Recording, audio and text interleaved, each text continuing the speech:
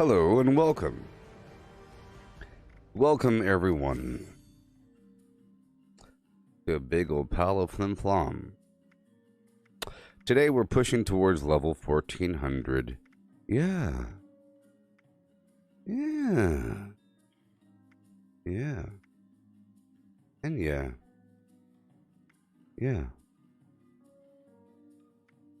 sure. That's what we're doing with my chair.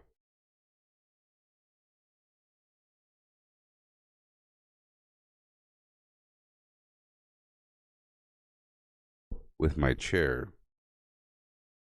Me and my chair.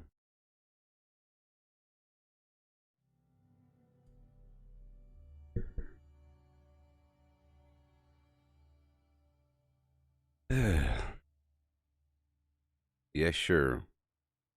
Level 1394, so it won't take too long. I just have to make sure I have the brain bombs. I'm pretty sure I have a few cranberry relish left, but I'll check it out.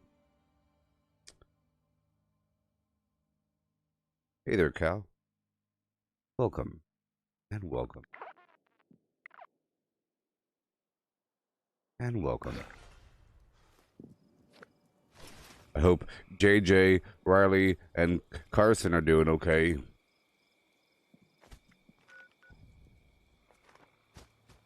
Okay, let's just see what I have. I'm pretty sure I don't have what I need. Pretty sure I have to go get more. Let's see here. Well, I do have brain bombs. Cool. Let's start it off right away. Cranberry relish, brain bombs, and some other garbage. Let's eat it good. And get right out there. Bubblegum, brain bombs, cranberry relish, and a few other things. Yeah.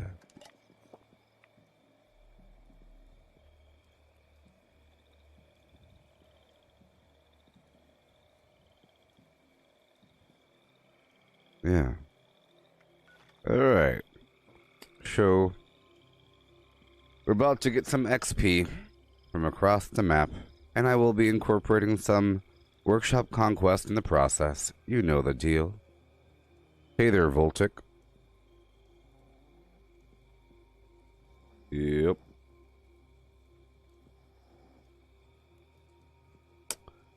Yep.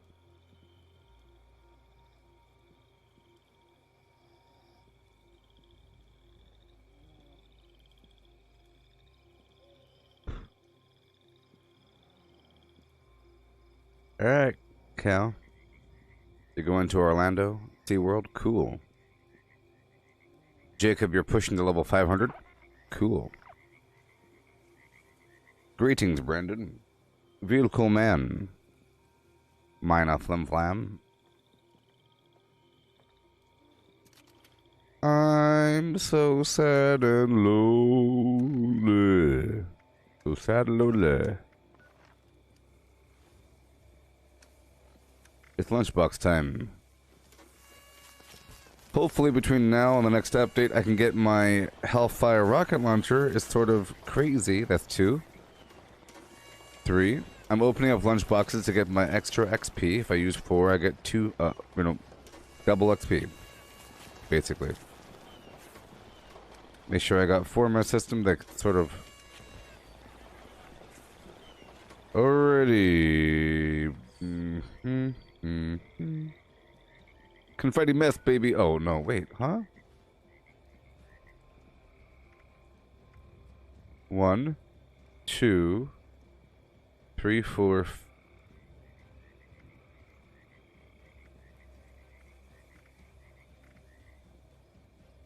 I just learned something.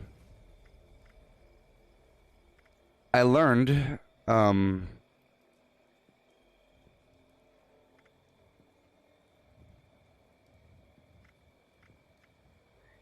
the lunchboxes stack beyond 4. It's just the XP bonus stacks up to 100%. You see? But look, I still have confetti mask for 4 more minutes. Confetti mask, gift bag, to-go punch, and so much cake. My previous bonuses have 4 minutes remaining. You see? But then I just gained finger trap, noisemaker, plastic animals, and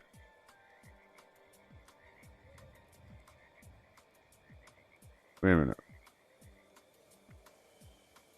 Plastic animals, noisemaker, finger trap, and acids.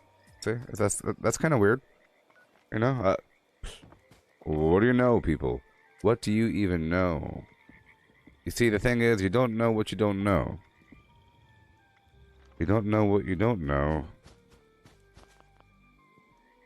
I'm gonna run down and get some dirty water.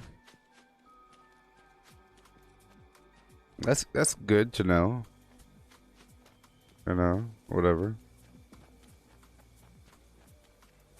In a perfect world where you had an infinite number of lunchboxes, you could just keep on using them until you get confetti mess.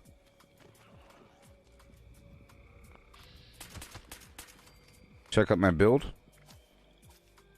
Okay. Right on down. Yeah.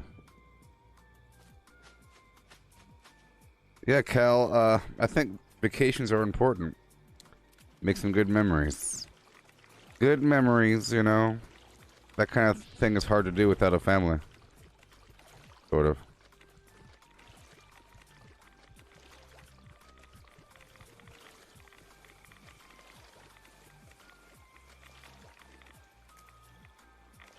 You know what? Let's get some tarberries. Maybe. While I wait for this team to join me. I don't have a team, so my stats are much lower. Well, what I'll do is, I'll do some farming here on this server, and then if nobody joins me on my team, then we'll swap servers. It'll be like a free server hop, even though I'm getting less XP, because, you know. A strange in numbers perk under intelligence increases the effectiveness of your mutations, including things that might give you more XP. Like herd mentality gives you more intelligence, and then herbivore doubles the effectiveness of your foods, but then with strange in numbers, it's more than double. It's like, it's 250% or something.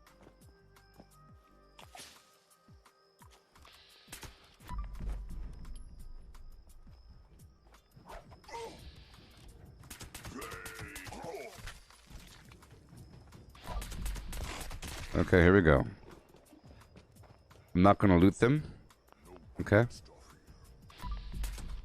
And I'm out of candy.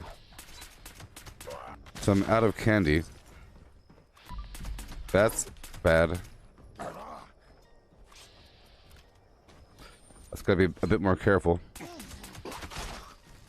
Just a bit more careful.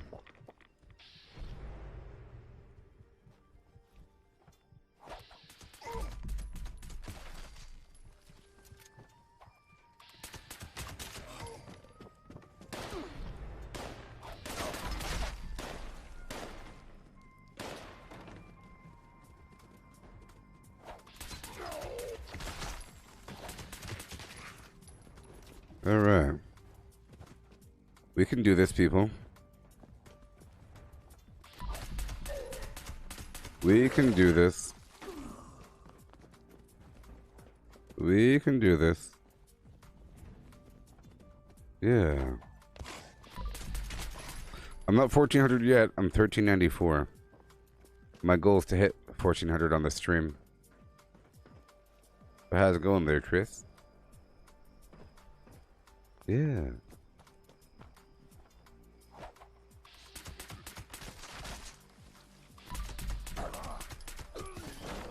I wish a buckethead would show up. I'd rip his legs clean off. Right, brother?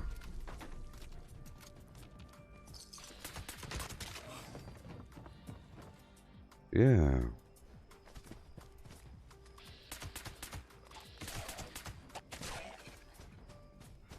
Yeah. Right on down to West Tech, home of the West Tech. I'll check the... There we go. That's what I was checking. Hey there, dragon. I win. Can't trust these other peeps.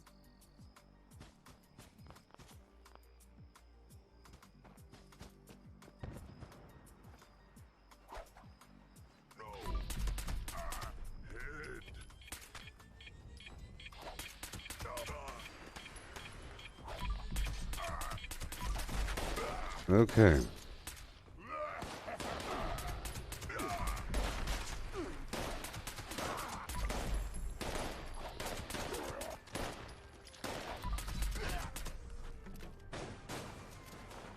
Right on down. There we go.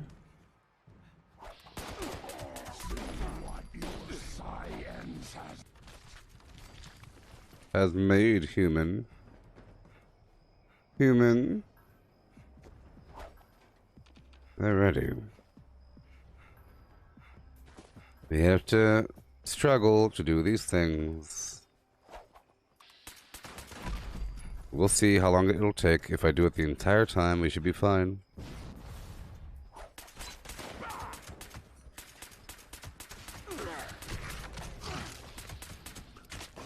Okay.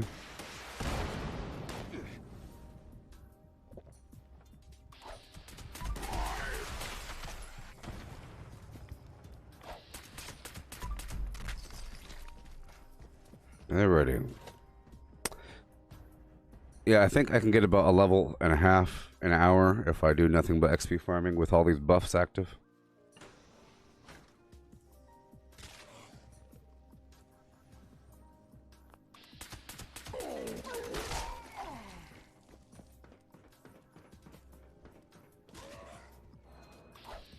I don't like hearing enemies die like that. Like, when they die for no reason. Oh, come on.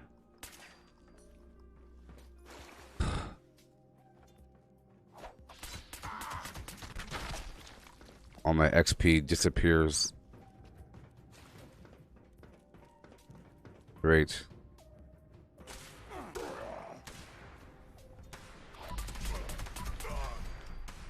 I think the previous wave of enemies was disappearing. And they got replaced. I think the new ones spawned, though. So I think we're fine. New ones spawned. Old ones went away, new ones spawned. But not all of them respawned. That's sort of the problem.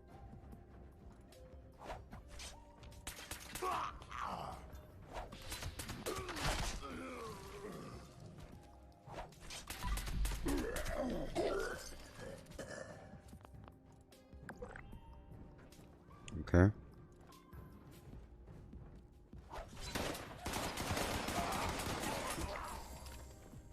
Okay.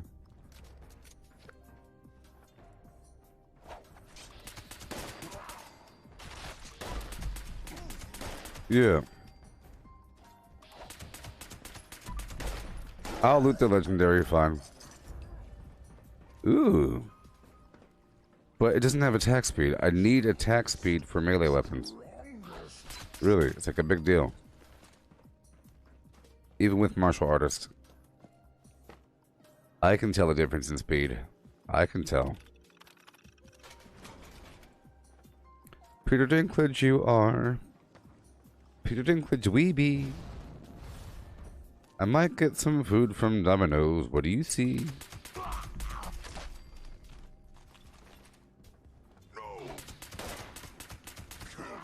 Immediately talking about food once I enter the stream.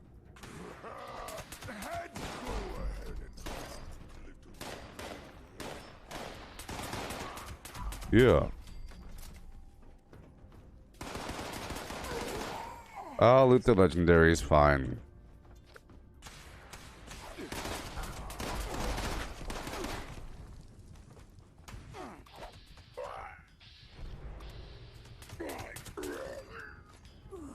You hit like flim flam. Alright, awesome. I got options.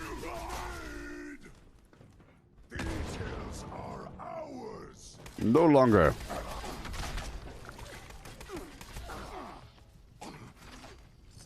Now loot the rest and break it down one time. What you say? Yeah.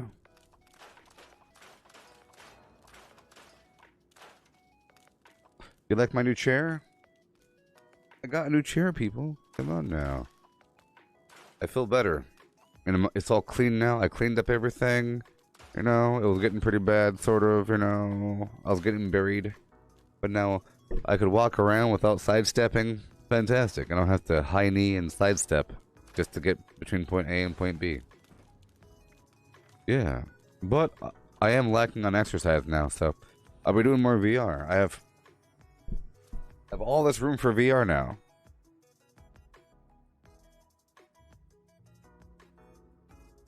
And today I'm getting my Stream Deck from Elgato with buttons on it. With buttons. Boop beep pop. Pop beep boop pop. Buttons. Can you imagine? Like a real thing.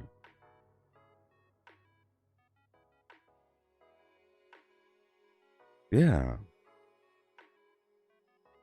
Okay. Hey, if you're watching on Facebook, I think one of you should give it a shot. I think people have stopped because of poor response. But I think one of you should maybe give it a shot sometime and share this to one of those Facebook groups. One of the Fallout 76 Facebook groups. All you're going to do is just scroll through one of the groups, and if anybody else is sharing anybody else, go ahead and share mine to that group. They can't make some weird exclusive rule for no darn reason because their mods are cheaters and trolls. You know? You should totally share this to one of those groups. It used to happen all the time, but now, I don't know. People have been discouraged and threatened. Threatened and discouraged. You not belong in Huntersville.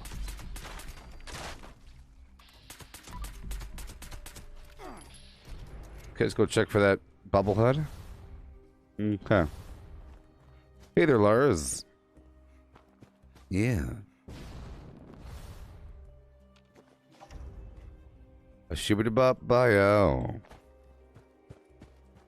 I played with Voltic there in Zombies last night. Voltic on YouTube over there. OG Voltic. It was good. But he tried giving me things toward the end there. I don't want anything. I like to experience the true damage of my weapons and everything.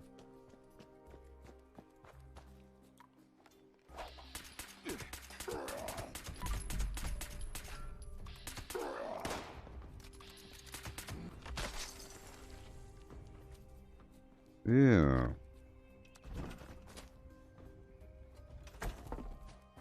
Perfect. Alright, now we go right on down to the abandoned bog town. Right on down to the boggy bog town.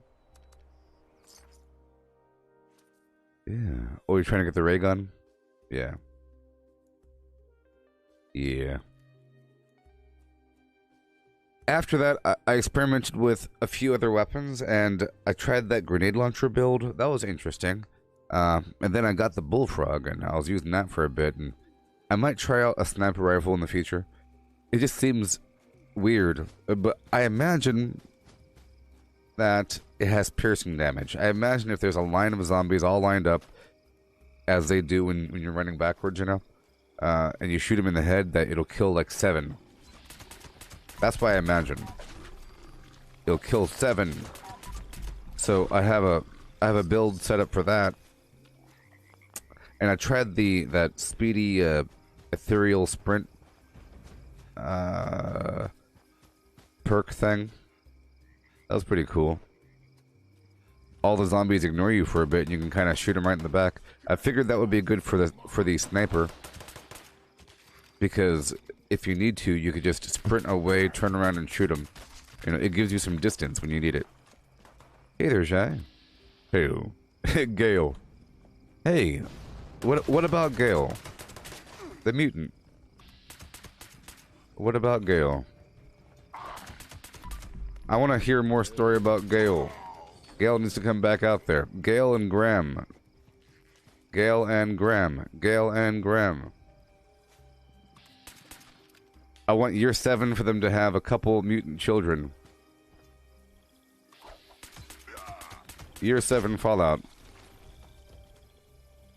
Great.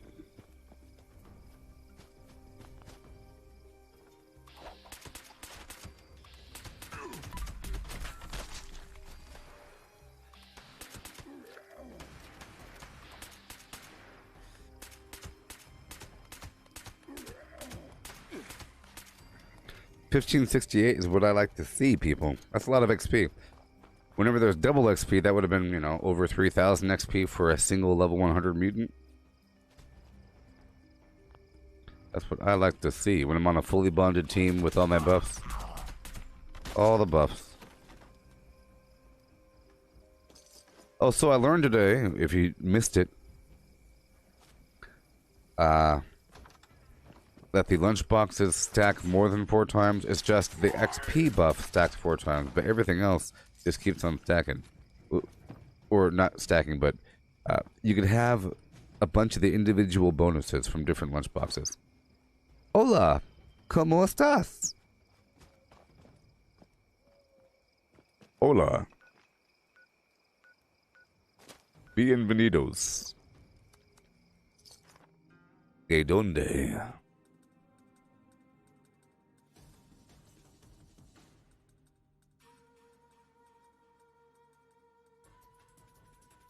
Oh, yeah. Look at my chair. Will no one appreciate my chair? I put together my chair the other day, and now I'm so much more comfortable. I have full back support, like I'm on an airplane. Oh, yeah. And because I spent a certain amount of money on it, and it wasn't necessarily cheap, I can tell where it would be cheaper, and I could tell how a more expensive chair would be improved. There's certain materials in the, you know, is it metal or plastic, for example? All of a sudden, the whole thing weighs a ton. I figure that the more expensive something is, the heavier it is. With chairs. With chairs. These graphics are looking pretty good right now. Right?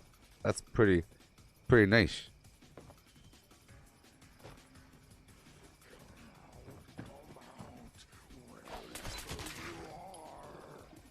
Stop hiding. I splatter your brains. Nah.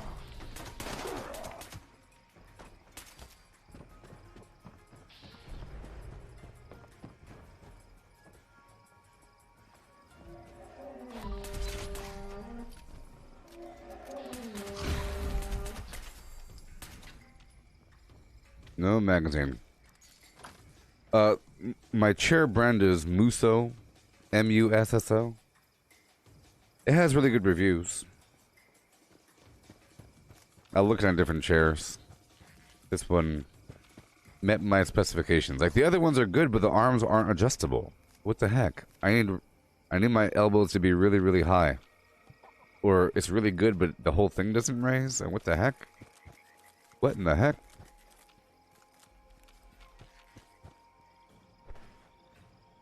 This one costs like $220. You can go one step higher and it'll be about $400 for some other chair brands. I was trying to look at it and say, does that scream $400? It better have like a USB port on the darn thing. I don't know, I'm joking. But you know. But now I understand. It's really about the materials, like how good are the wheels? You know? It's small things. ¿Dónde está? El biblioteca. Yeah.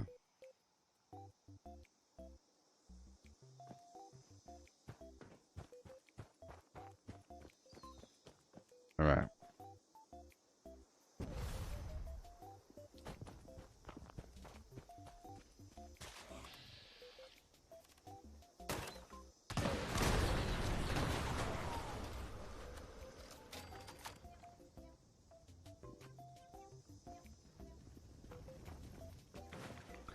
Yeah, I looked at the secret labs and, you know, also the leather thing.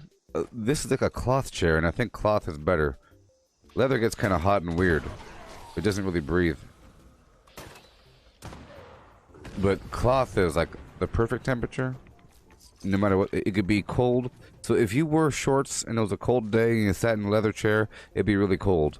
If you wear shorts and it's a hot day and you sat in a leather chair, it'll be a horrible, horrible, nasty mess. You'd be slipping and sliding. Hey there, John. What's going on?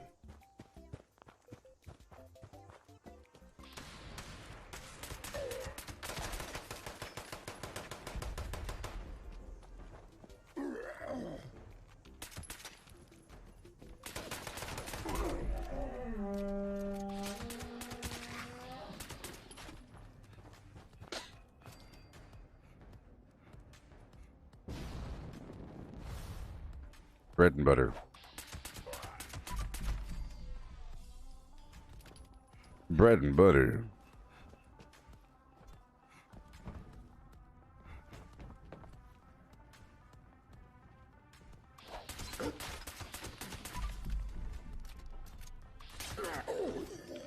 Okay, I am not looting them right now. I'm just killing them, you know.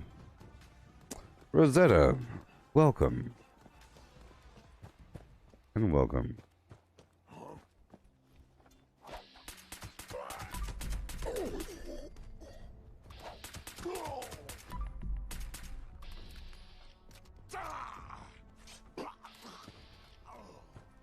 Yeah. Boeing?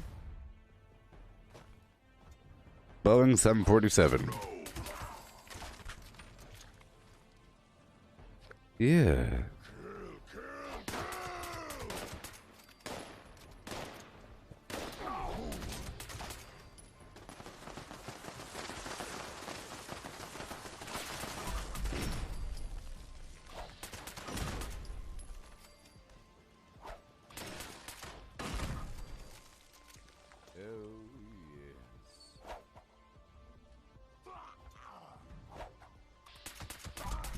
Oh, yeah.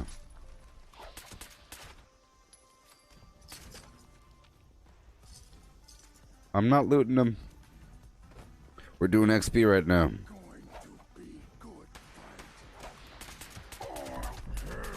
I'll take that, thank you.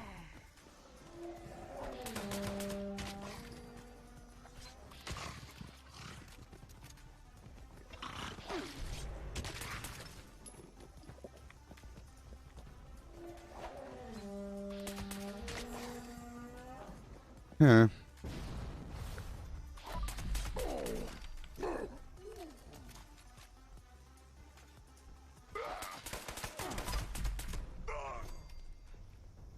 About to level up.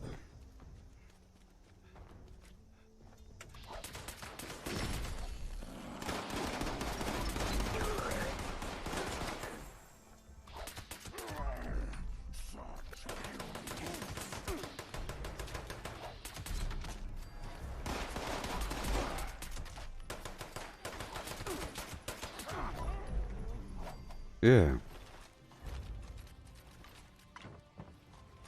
Cool. Break it all down. One time, hit up the burrows. Right now. Boing.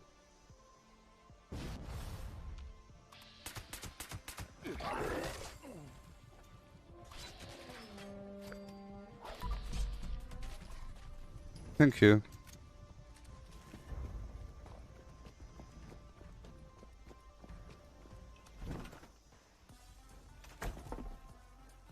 Yeah.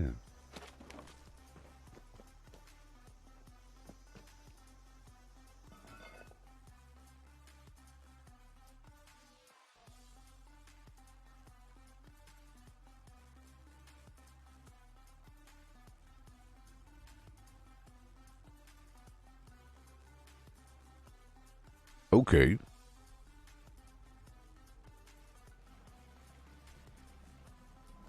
Yeah.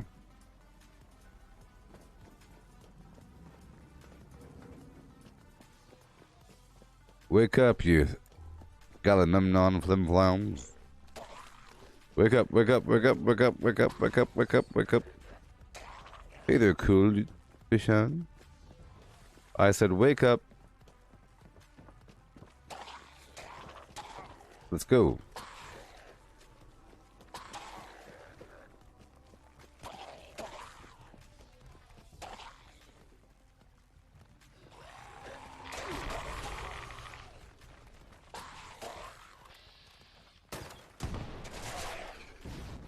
Beautiful.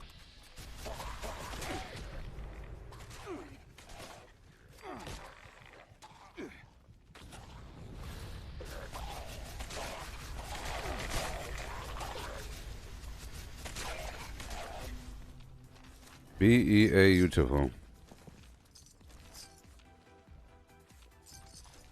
You come to me. You come to me.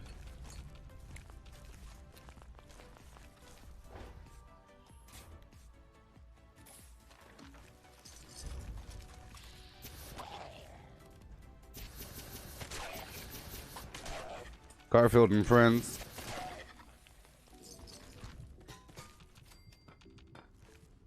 Okay. We can go right over here for a second. Uh-huh. Getting coffee.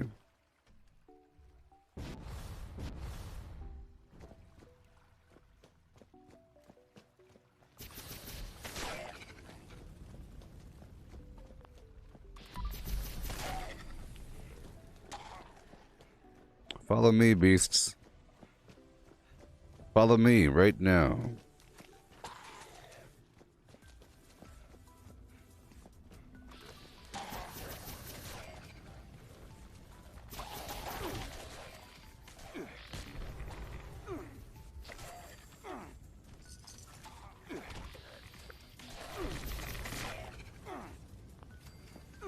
Alright. I'm out of purified water. But that's okay.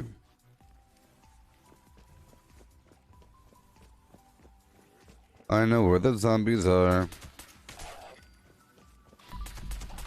Where the ghouls are. Don't you think that ghoul is worse? Well, I was trying to think what's worse, zombie or a ghoul? Ghoul means like you're a dead thing. But these guys aren't really dead. Maybe. But then there's ghoulish. It just means that you look like you're dead, you see. But zombies imply that you're brain dead. Like, you have no mind. You might as well be an animal, you know? Or you're a slave. So I think it's more derogatory.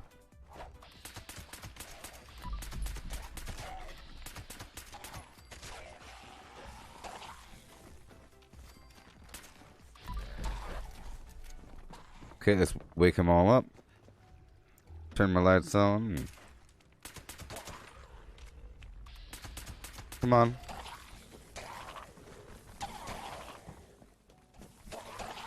There we go.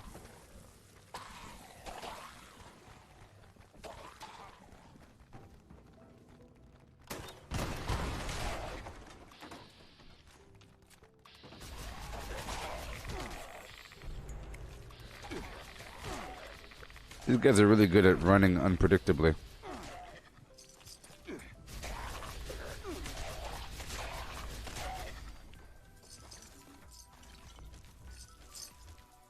Okay. Hello.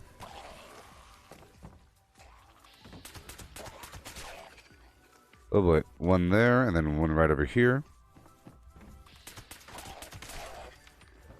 Okay.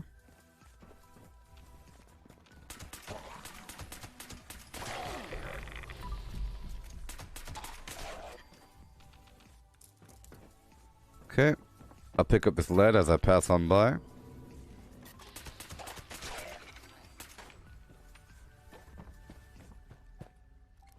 We'll roll. Hey there, Professor. Oh, Jai, this is a Crusader pistol. You get the plans from the daily op randomly. And once you get the plan, it then gives you a chance to get the item as a drop from any legendary source. So like an enemy or the purveyor. So you can't craft it directly, but you get the plan. Well, you can craft it, but it's not going to be legendary. But it's not like a Gauss shotgun or something. So you get the plan from Daily Op, and then after that, you'll get the item from events that drop legendaries or enemies. I got this specific pistol from that Forest Watch Alert Wolf Alpha quest over there by Tyler County Fairgrounds. I was out there at the fairgrounds, and then somebody else completed the event, and I just happened to be there, and then I got this weapon because I was standing there. But this is a bloodied version of that with the cryo mod. The cool thing is you could put, you know, different elemental mods on it. You get the mod plans from the gold vendor, the Secret Service vendor that sells all the other stuff. That sells the Secret Service armor. You know, up there at Vault 79, over there. Hey there, Brayden. You see, I'm specifically trying to go for the Hellfire rocket launcher plan. That's like the next big thing I want from the Daily Op. This was introduced with the last Brotherhood of Steel update, this weapon. And a couple other things. Oh, the new chair is doing just fine there, Professor. Yeah.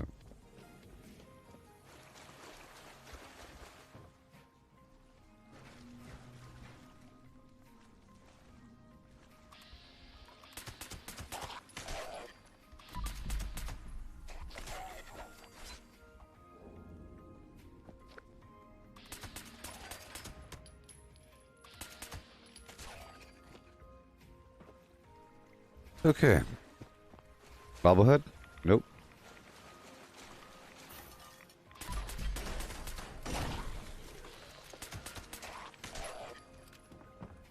Cool. And now we'll be going to the White Springs area. Areas over there. Oh yeah. Yeah, I got this funky build. I can kill him easily with my grenade launcher, but that's too loud, messy, and dangerous unless I have my dense chest mod on. I can kill him with the flamethrower, but that's just too easy. And the same thing with the plasma thrower, but so I use them when I have to. So instead I use the pistol and the tomahawk combo to be really quick and stealthy, which is good for the upcoming daily ups, because that's going to rely on stealth.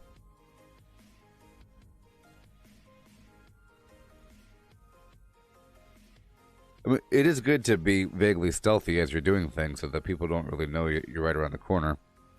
If players hear a bunch of boom boom bams, explosions, then they might come a sniffing. So let's wake up everybody in this building with my lights on. I'm going to sizzle them with my Plague Walker. Give myself a bit more health. Wake them up, wake them up. Wake them up, wake them up, wake them up.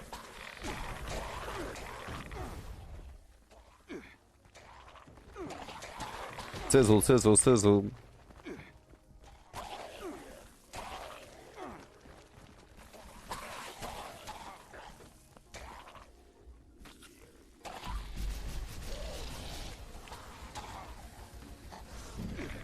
And here we go.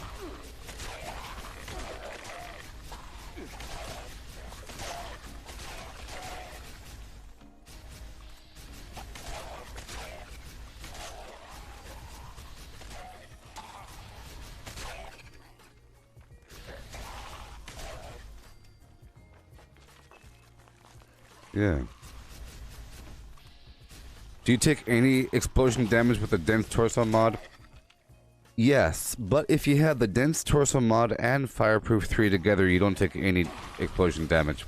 So whenever there's a volatile daily op, I swap out my chest for my bolstering piece, which has the dense torso mod on it.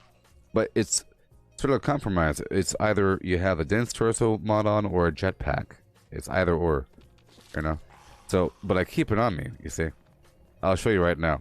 If I swap over to my other chest piece. Okay, and then I use this point blank. You better believe that would have killed me. So if there's ever a truly indoor area, there's no real need for a jetpack all that much.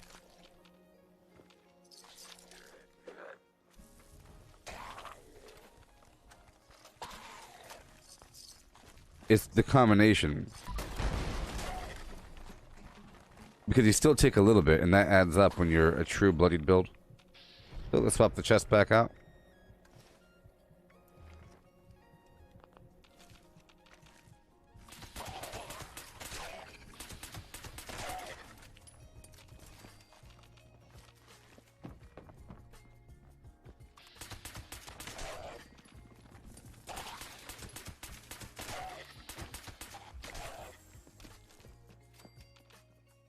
Okay, here we go.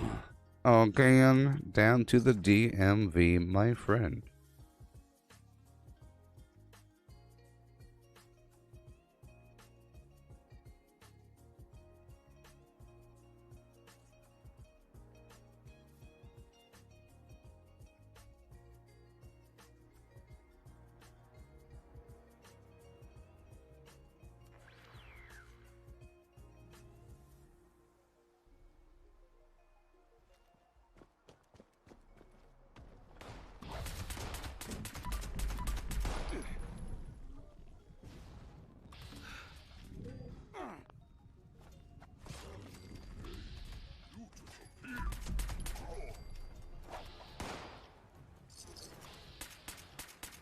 Hey there, Gino.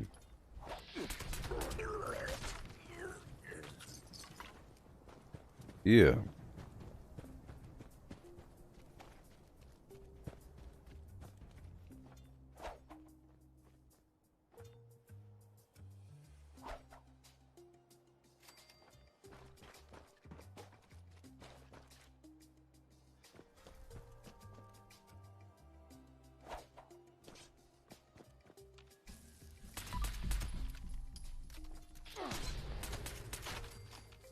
And down we go.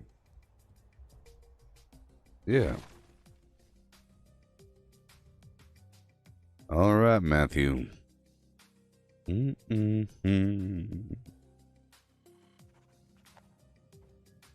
Oh, wireless headset? Well, this is a temporary thing. Okay? This is temporary. Temporary. I ordered a new headset and it's USB. This is my backup headset.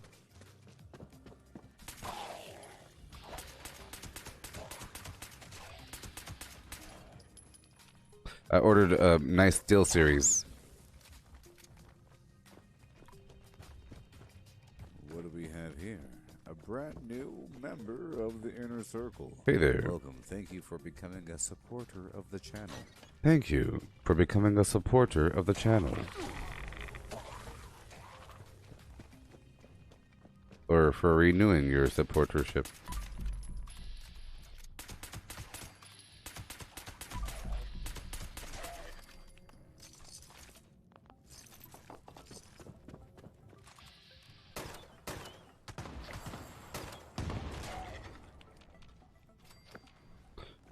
Get the downstairs. Lights on. Lights up.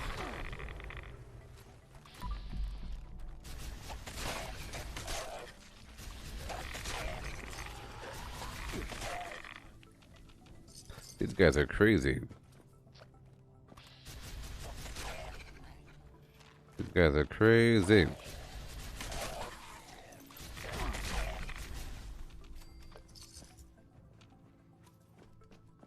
Okay.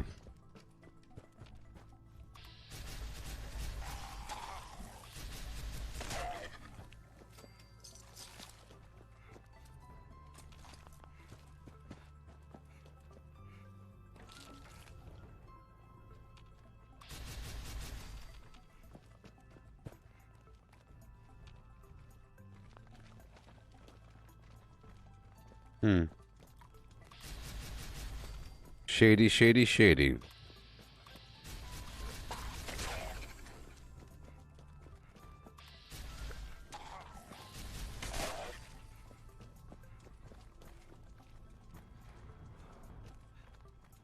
I'm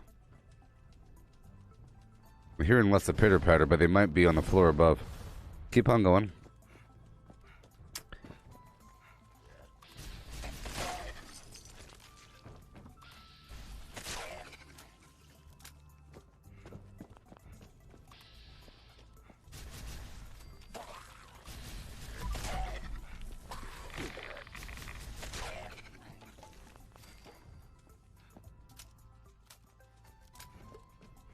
Okay.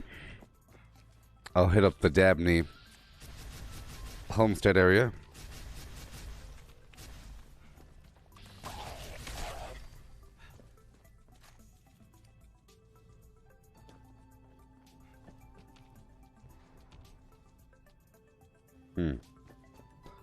Okay. Dabney homestead, here I come. Right now.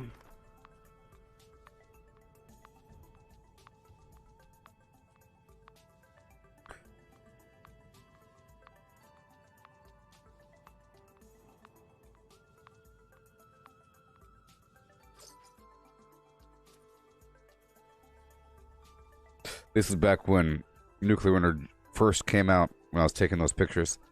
I think the first day. If only it didn't have such long loading times. If only there was some other mode besides Battle Royale. Some sort of mode where you respawn quickly. I like that.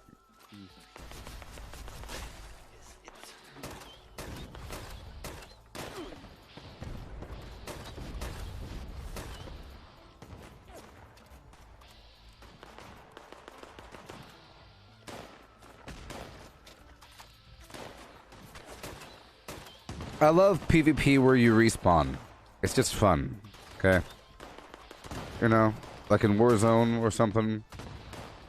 Because it makes you, or Battlefield, Battlefront sort of thing. Those sort of things. Or, you know, it's a good thing. Because you end up doing more heroic actions versus just hiding in the corner.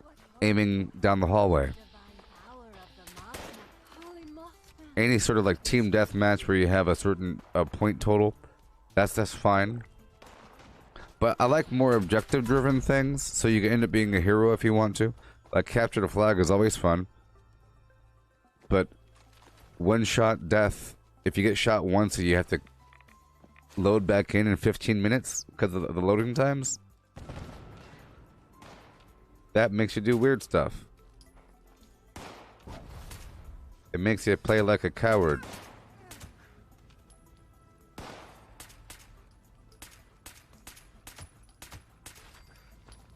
I'll tell you one thing though, there needs to be more scopes in this game. After playing Call of Duty and getting all those cool reticles, there needs to be reticle skins or something. A whole nice long list of them, because this is straight garbage. They have a couple scopes, and they have whatever they have. But, you know, pretty darn basic. Pretty basic. Pretty basic. No offense or anything, Bethesda. No offense, but, you know. Do I have any builds planned? Well, you know. Do I have any builds? Yeah, sure. Well, I'm excited to be able to build I'm excited to be able to have different loadouts for my perks. I'm excited for that. You know. I'm going to have dedicated builds for them tasks or for different weapon systems. I always have to make some sort of compromise, but in the future I won't have to necessarily. But we'll just see how that goes. You know? There's ways to maximize the damage on your weapons, I just never do that. But now, with perk loadouts, I won't have an excuse not to. I think it's vaguely a bad thing, because you have to make some major sacrifice in overall gameplay to have a min-maxed build for your weapon. But if I'm able to swap out my darn build between like a pack rat sort of farmy build, of course I want to have something that's super duper duper farmy for looting things and everything with all them crazy looting perks on. Just have it all decked out. Or whatever. A bunch of stuff, of course. Depending on what I'm doing. I don't want to plan it out early because things are dynamic usually. And if you start planning things out, you say, well, I have a plan, I gotta stick to it, which means you're not flexible anymore. When you start planning for things. You should have a ballpark understanding of what you kind of want, but once you set things in stone, you can't shift with the tide. Because what if you get some cool weapon, you're like, cool, I want to make a build over this, and then all of a sudden, you tell yourself, well, I'll make that build after these other builds I already planned out. No, you make your build, and then whatever happens.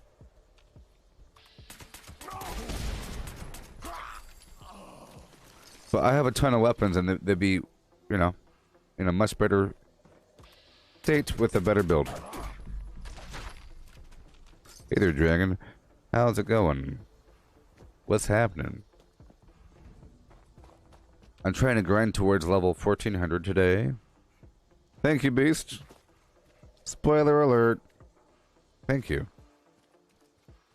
I'll give you the eyebrows. 1, 2, 3, 4, 5. Pause. 1, 2, 3, 4. Woo! 5. 1, 2, 3, 4, 5. Man. It's hard work. Give you the eyebrows. We go take over the Thunder Mountain here really quick. The Power Mac plant. What you say, what you really gotta say. Oh no, here we go today. This is Squire Rosen. Thunder Mountain Shut up. offline. Repeat, Thunder Mountain is offline. Let's hurry the heck up. With a background in engineering, report to the plant for immediate repairs. What's my routine? Well, I have a route, you know. I have a couple hot spots I go by, but depending on the dynamic of the map, I can't do it back to back because somebody else might already be in one of my spots. I try to avoid server hopping all the time, but sometimes I'm forced to because of whatever. But then, in the process, I get to refarm an area that I just went to. But, you know, West Tech, Huntersville, the National Isolated Radio Array, Harper's Ferry and the Burrows, White Spring, DMV, Abandoned Bogtown, Dabney Homestead area are the spots I just went to. Somebody was already at Fisher Prime, otherwise I would have went there. Then you have half of the Fisher sites are pretty good for XP. But I'm going to take over some workshops in the process. So here I am at the Thunder Mountain area, which happens to have level 75 enemies, so it's fine. You know, it's fine.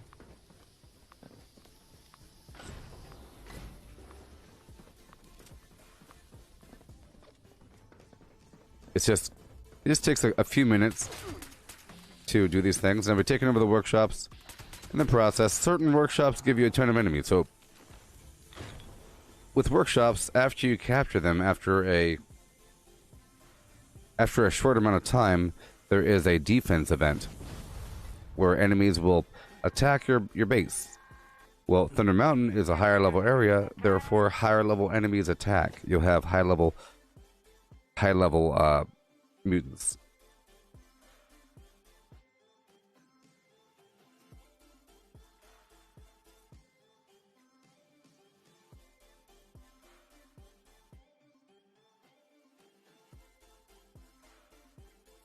If I'm leveling, do I concentrate on workshops? Not all the time, because certain workshops aren't all that lucrative. It's like sort of, you know? Workshops serve as a nice backbone when all the other stuff is done. You can come back to a workshop and kill a predictable, reliable set of enemies. It'll say, defeat the mutants here, defeat the fog crawlers there. And if it says the abandoned bog town, and it says defeat the mutants, that means you're about to get 3 waves of max level mutants, just like West Tech. So basically, a whole West Tech worth of enemies comes at you at certain workshops. But other workshops, it's like lower level stuff. But it still adds up, you know? It still adds up. Now, if you're doing workshop conquest and you are the party leader and you have the ability to change the team goal, you know, but I'm not the leader, so I can't do that, then it's good to swap between event group and casual group. Casual group for killing the enemies, but once you finish the defense event or the retake event, quickly swap over to the event group, and that'll give you double XP.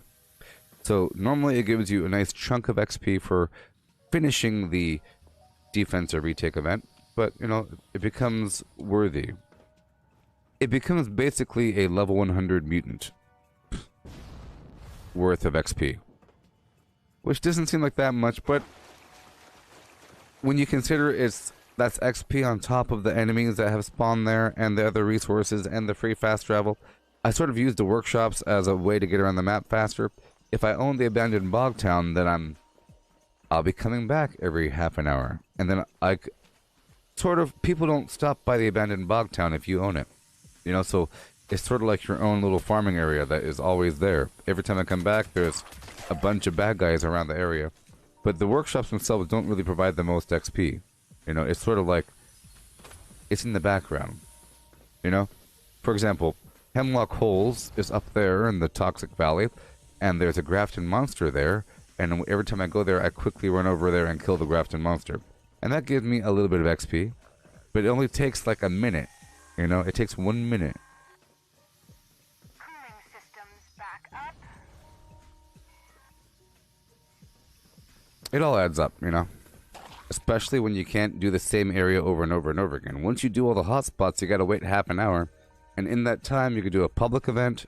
So I like to do some public events are good for XP, like the Palace of the Winding Path, Line in the Sand, any event that has tons of bad guys. But some events are better than others, and some just take too long. Some events take too long, and it's not really providing that much relative to being able to go all the way across the map and do things. Professor.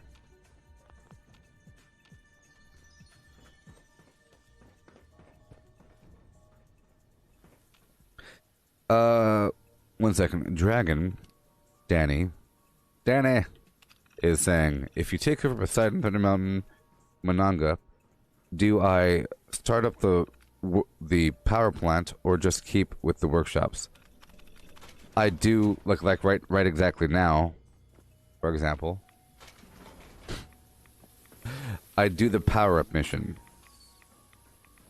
That's why I sort of save these workshops for the end, but the main reason why I came here at Thunder Mountain is because Thunder Mountain is right next to the Crevasse Dam. The Crevasse Dam is like a mini West Tech because it has level 75 and level 100 mutants.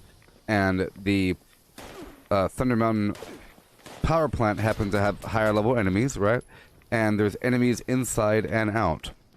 You know, there's enemies inside and out. So during this power-up event, I'm killing a bunch of enemies. Therefore, it's worth it. But normally, I save the power plants until the very end because I feel obligated to bring the power plants online. Mainly because I don't want somebody else doing it. Remember, this is a competitive world, and I'm trying to make sure that somebody else isn't bored, sees the event on the map, stops on by to bring the power plant online, and then goes and captures my workshop. So whenever I come here, step one, I clear out the bad guys on the surface, right? Okay. Once I clear out the bad guys, the game allows me to take over the workshop, but I don't. I don't take over the workshop yet because, as you know, one second. All systems nominal. Control room. You are clear to restart. Once you take over a workshop, in a short while there is a defense event. And the defense event sort of invites other players. Okay? And if there's a defense event going while the power-up event is going, a player might feel obligated to go join in on the power-up event. and whenever other players enter the power-up event, it slows it down. I do it really quickly, you see? So you can't see, but I don't go for 100% completion. I go for a completion. It doesn't really matter overall. Get more quest bonuses at the end, you know, but it doesn't really matter. See, now it's online, right?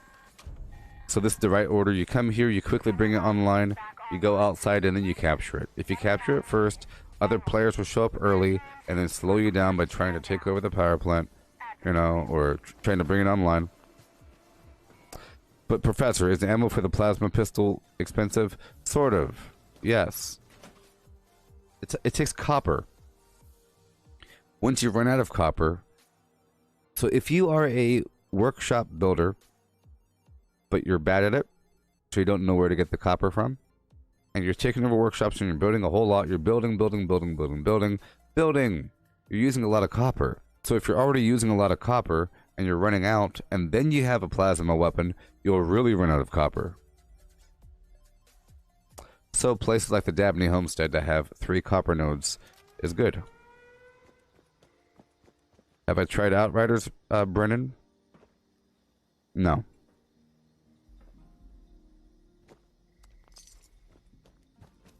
I heard that it carries supremacist ideologies, and I want nothing to do with that. So now I'm taking over the actual workshop itself. You see the plant is online. If I destroy this, repair it, boom. I'll put down my single building and bounce.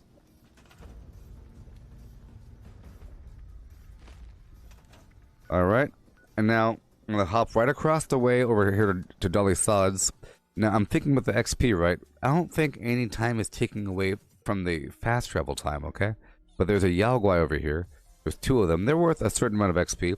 And then there's a handful of creatures over at the workshop itself. And in reality, you see, it doesn't take that long at all to capture workshops. That's the whole thing. Because it takes very, very, very little time to capture a workshop, why not do it? It's basically transparent. You know what I mean? It's basically a transparent action in the larger scheme of things because it takes very little time. So, in the time it takes you to, like, mess around in a building, you could have taken over 5 workshops or something, which sets you up for more XP in the future. So, towards the beginning of a stream, if you are staying on a server and you are taking over workshops, it's slower. But then towards the end, it gets really fast because you always have something to do. You know, if you take over, let's say, 15 workshops out of 21, you will always have something to do. You go to your hotspots, you go to your public events, you go clear 3 workshops that, you know, you fast travel to a workshop, you kill 3 enemies, it gives you a big bonus, you collect your sugar bombs from your Collectron, or in the future, Nuka-Colas. Y'all hear that we're going to have a Nuka-Cola Collectron in the future? That's pretty awesome. Come on.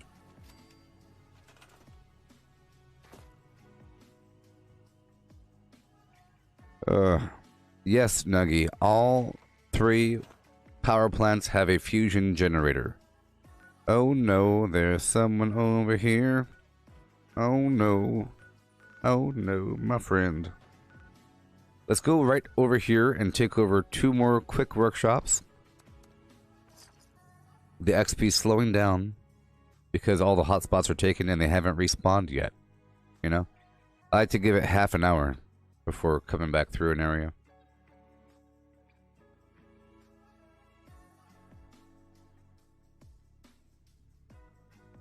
Oh no. Oh no. Yeah, so all 3 power plants have fusion generators, fusion core generators that produce 3 fusion cores over the course of like half an hour or something. Okay, but they fill up their capacities at 3, so you have to keep on coming through to get more.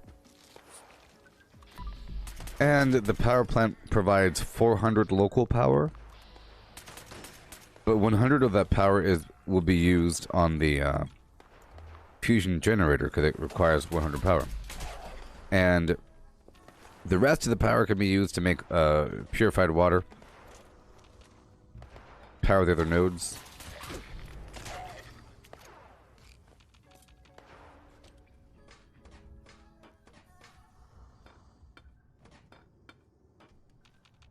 And certain power plants power up external workshops, okay? So external workshops are powered by power plants. But not all of them. My map shows you which ones, okay? I have a map at the Gooboberti Collective Facebook group. At the Gooboberti Collective Facebook group that shows you all this garbage. I posted it here on YouTube as well. So if you check my whatever, it'll be in there. Oh, come on, what? Whatever. Gotta kill those dudes fast. They don't take much damage from my Crusader pistol. I have to get them with my explosives or the plasma.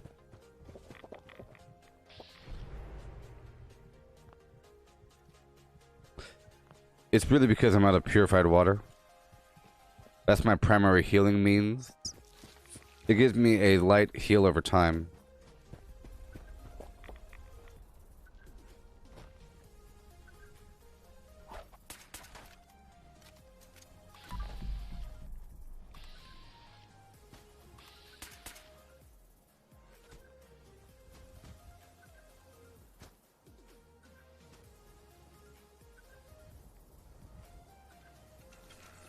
Okay.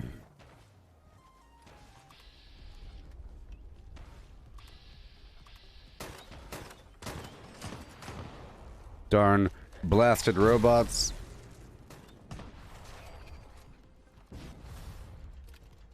Let's go. For me, it's really about the greater scheme of things. It's not all just about XP, even though sometimes it is. You know. It's about the focus, but you should never stop doing certain things. You should never stop getting more resources, even though it's all about the XP.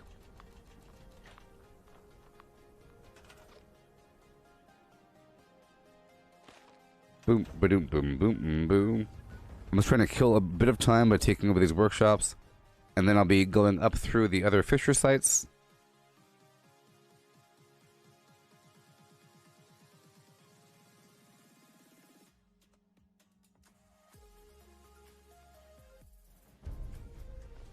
Yeah. Did you know that I have a beard? I do. Did you know that? The secret. I guess it's not a secret anymore because I told you. And now you know what to look for. This whole time you thought it was a shadow. But now you know it's a real beard. Ain't no glue around here.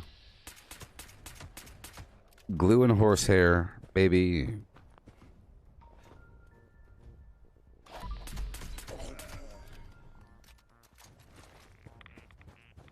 Let me check my buffs. An hour comes and goes. See, the hour is already done. The hour just ended. So my XP buffs have ended, which is fine because now I'm doing this little workshop thing. So it's sort of the appropriate timing.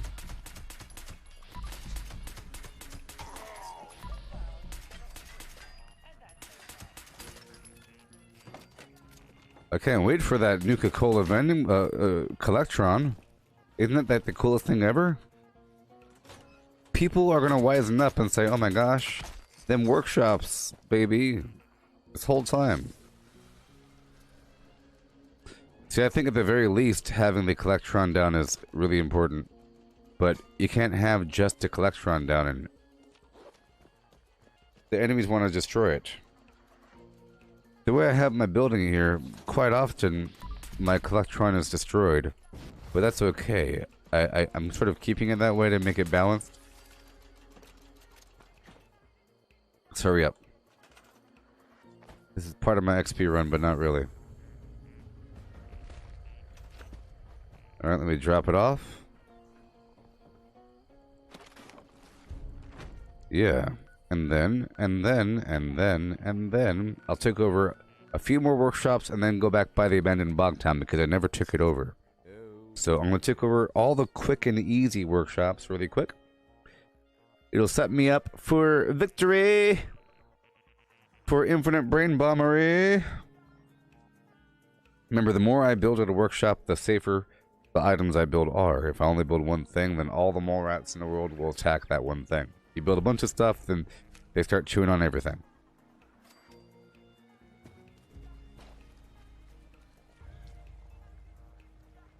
Very soon we'll have a lot of workshops. I've already done my XP run for an hour. Leveled up almost 2 times. Like a level and a half, like I said. A level and a half, like I said. See, some of these workshops don't involve anything. I got here, I'm taking it over in less than a minute because all the enemies are already dead. It's really easy. So if you're like level 20, 30, you should be taking over this workshop every single day. Lakeside Cabins. Or level 30, 40, okay?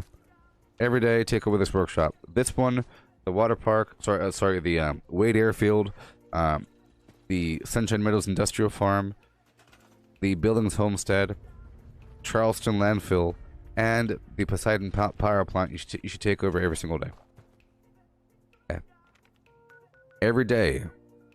Okay, you hear me, beasts? No excuse.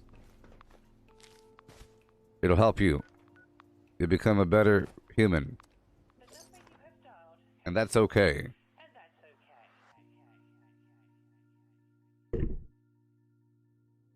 It'll help you to be a person with a shoulder that ain't broken. Oh, man.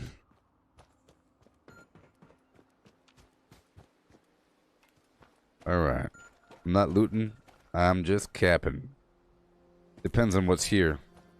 Might be easy. This one is a bit slower, okay? Because the enemies are spread out. They are spread out. Inside and outside. Okay? Certain workshops are fast. This one is 2% slower. Wake up. So the guided meditation event is now queuing up, and that's a pretty good event for XP. If there's people there, there's a ton of enemies. If you have the ammo, and you have the AP, there we go.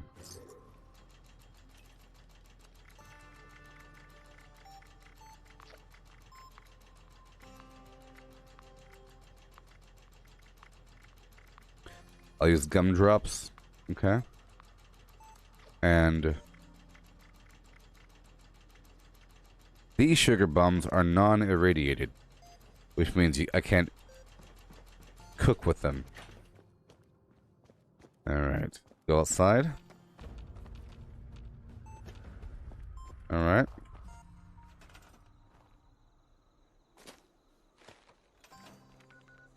Rolling. See, you could, if you come from top down, there's a bunch of stuff there. If you go from bottom up, it's quick and easy. So, I'll go from bottom up. I'm trying to capture this stuff quickly. If you go from Silva Homestead down, you have to kind of farm the corn. There's a building with a bunch of stuff in it and a bobblehead sometimes. The other building has a bobblehead and a magazine. The other building has a magazine sometimes and some other garbage. So there's a bunch of stuff. So it takes a second or two to farm. I'm not trying to get any produce here. Yeah, so I think today's going to be a pizza day. And I think I've sworn off the pineapple. I'm no longer doing pineapple pizza. It gets kind of weird after a while. Like microwaving pineapple and pepperoni pizza is kind of weird. Or putting it in a toaster oven. I don't know. It's okay to have it kind of... I like how I like this sweet combination of the savory, umami, and the sweetness. I understand. Okay, let's hurry the heck up. And I could make some razor grain flour. I can't wait for batch crafting, people. My whole life will change once we get batch crafting. Oh, man. I just realized that the last 2 collectrons I put down were the wrong collectron. Maybe even the last 3 collectrons. Let's find out. Let's go back over here to Lakeside Cabins and see if I put down the wrong one. I gotta put down the other one. I have a blueprint that has a fast travel mat and the correct collectron down.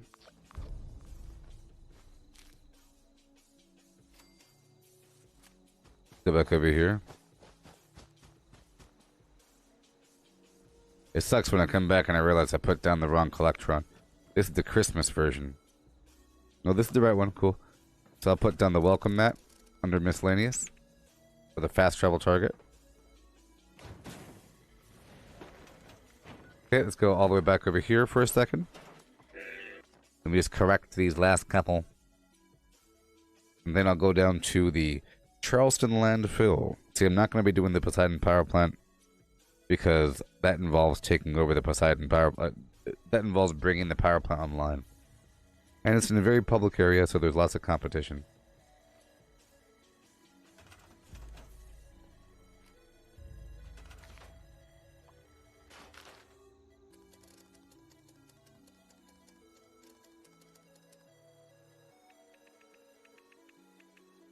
Oh, man. Wouldn't it be cool if certain workshops let you put down more than one collectron? Depending on how large the workshop is. You know?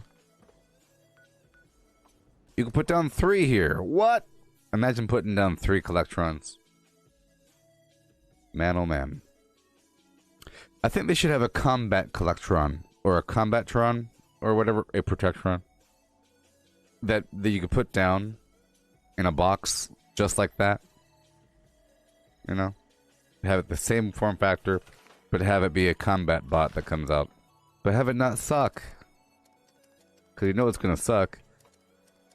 You know what? It'd be better if you had like a gigantic sentry bot. I think a sentry bot would be much better for a workshop because they can kind of dish out some damage and they have a lot of resistance. And it's kind of an epic thing. Give me a sentry bot.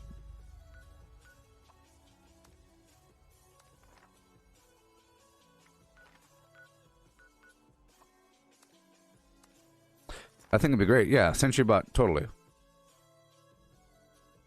I want a sentry bot to defend my workshops. Maybe 3 sentry bots?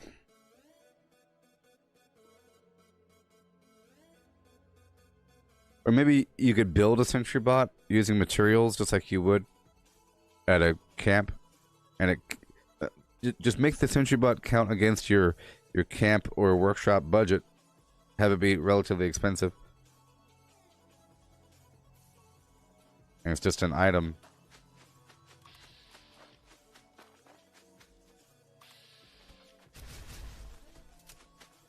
How do you get unhostile with the raiders? R. Jones, you have to grind reputation. So, the raiders and settlers will both have daily quests. So as you do those daily quests, you get a bit more reputation. Okay? There's a couple quests. So the raiders offer a couple, right? And it'll be a lady standing by the bus wearing a trench coat. She'll offer you a bounty mission. And then there's another lady with a little afro inside the side building, and she'll offer you another mission daily to go find some coils or whatever, some fuses. Okay? But on top of that, you have this other spot. So I'm telling you, you have to grind XP. So you have to grind reputation forever. You have the Ohio River Adventures. If you go here, there's a lady called Black Eye. She wants some Mirelurk parts. So you'll have a daily objective to kill Mirelurk queens every single day. So if you give her Mirelurk eggs and the Mirelurk queen meat, you get a bunch of reputation. So, Daly's over there, Daly's over here. Plus, you have over here in Sutton, okay?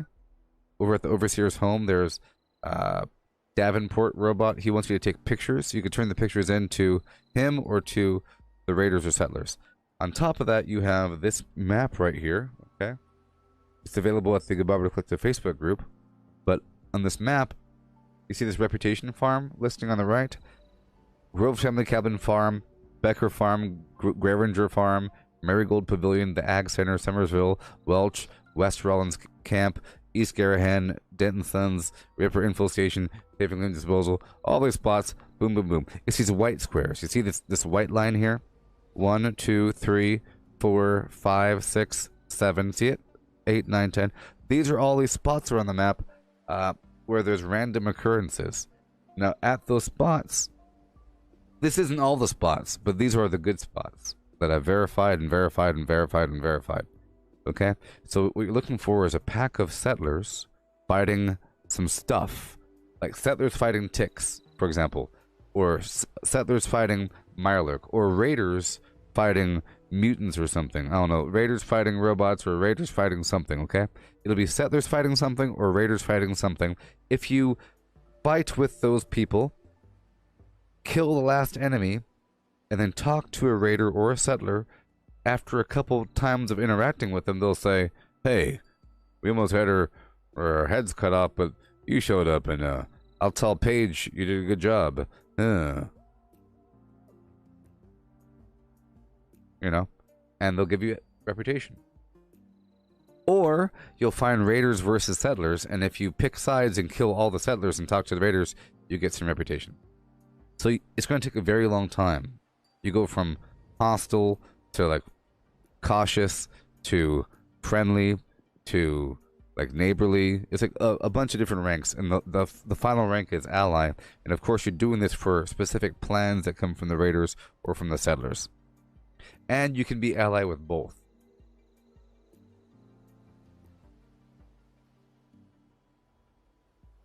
But R. Jones, you're saying you completed Rose's quests. How do you become unhostile with the raiders? Well, Rose has nothing to do with the actual raiders, believe it or not. The top of the world Rose quests with Madigan, following Madigan's trail, she's telling you all about the different kinds of raiders. But that was in the game before the raiders came back. Before the Wastelanders expansion, there was already Rose. She has nothing to do with those other raiders. So you have to kind of deal with the crater people. Eventually you'll be told to go interact with the crater with the actual raiders, you know, and the actual settlers. After you do the wayward stuff, like once you do the wayward mission and all that garbage, and it might help if you walked over here to the crater and see what happens. Unless they attack you on sight or something. But just know that the Rose stuff isn't really connected with the rest of the Raider stuff. But I really forget the exact sequence of events to take you towards the Raiders or towards the Settlers. It's a bunch of stuff that adds up, you know. I don't know what level you are. Not like it matters. It might matter. Things might be cut off. But I'm pretty sure you have to do the wayward stuff first, you know? If you can hear me, R. Jones. Give me Domino's, give me McDonald's. Oh no, Domino's, McDonald's. Domino's, McDonald's.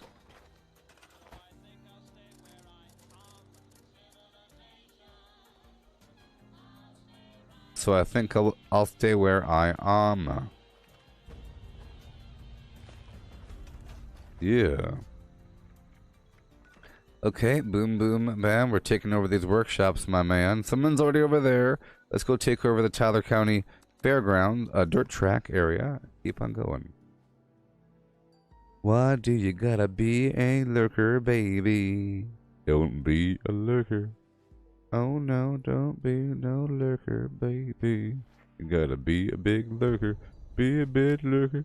Doing Luca things. Anybody order like Chili's or Applebee's or TGI Fridays or any sort of restaurant from DoorDash? Does your food show up a soggy, horrible mess? If you order a burger, is it like, is a burger now liquid? Liquid bun from all the sauces?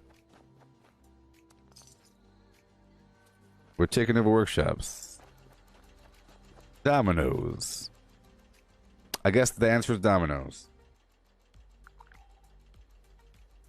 With a 1 and 2 and 1 and 3 and a 1. Is the answer Domino's?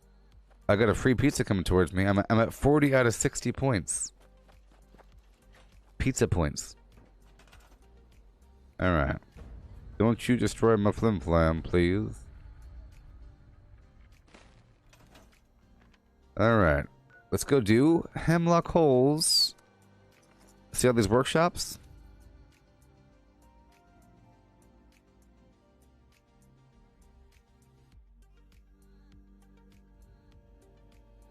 Order the perfect combo deal. No.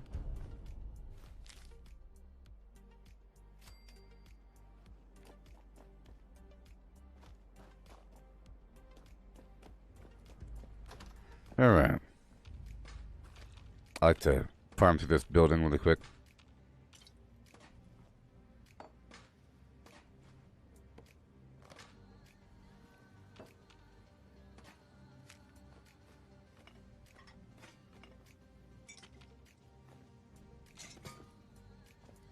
So yesterday, got to round 8 in the zombie outbreak mode, which is pretty good. It gets pretty hard at a certain point. Could have went further, but it was, you know, getting kind of late, sort of.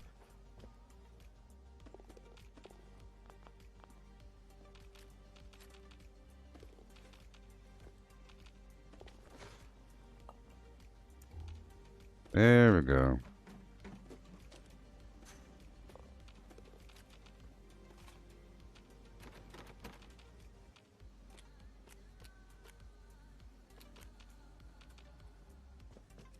Yay. See, I took off Woodchucker. And I moved that point back over to Strength. Yesterday, because it was the melee daily. Or the melee daily up. The melee daily. You know, I could just eat some cookies for lunch. I still have a bunch of chocolate chip cookies from the last time I ordered McDonald's. The cool thing is McDonald's now has this 13 cookie tote where they, you know, it's like 13 cookies in a big old tray. Amazing.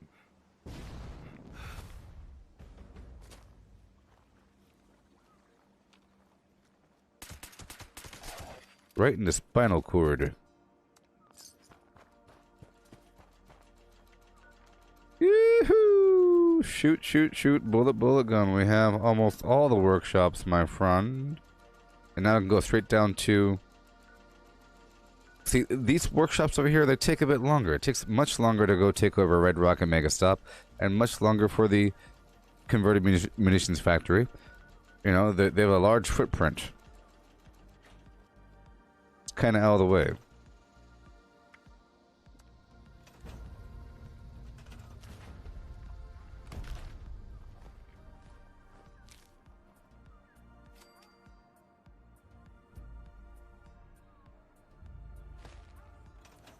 Okay, and now I'll go all the way across to another workshop. Let's go do the Berkeley Springs. Berkeley Springs. By way of Toxic Lowries. Meet and Go. Bosco Garbanzo. I'm blue, da boo dee da boo da, da boo dee da boo da, da boo dee da boo da, da boo dee.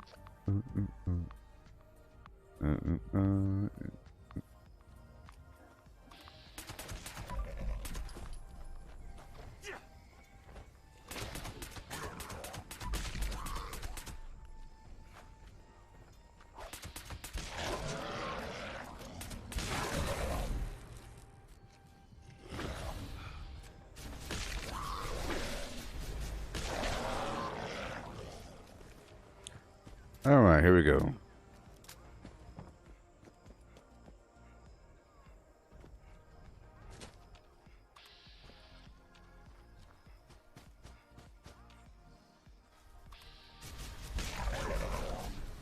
Boom. Alright, so we're just under the 2-hour mark. Just under. So I guess I can take over these other workshops. We did an hour of XP farming. And now we're about to go do another hour.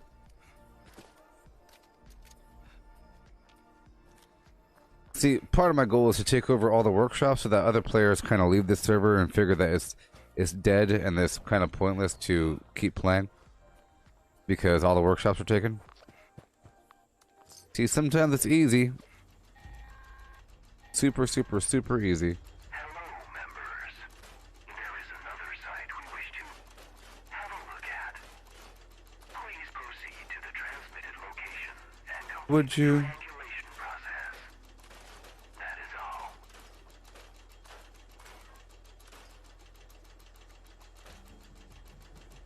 Yeah. So I really like the idea of food delivery service that you order straight from the restaurant and then the restaurant contacts their service to go get a delivery person versus contacting some other service to then contact a person to then place an order from a restaurant. You know what I mean? The big difference. Hi, we're a service and we have people that will pick up food for you from any restaurant. Any restaurant. I would like this big old complicated order, and you force that person to go place a complicated order, and then if they don't have the item, they have to call you back and forth. But if it's straight to the restaurant can somehow inform you that they don't have that thing. And then I like it from the restaurant out, not from the person out. Person in. You know? Let me get these pumpkins and then go over here to Red Rocket. Bring it online.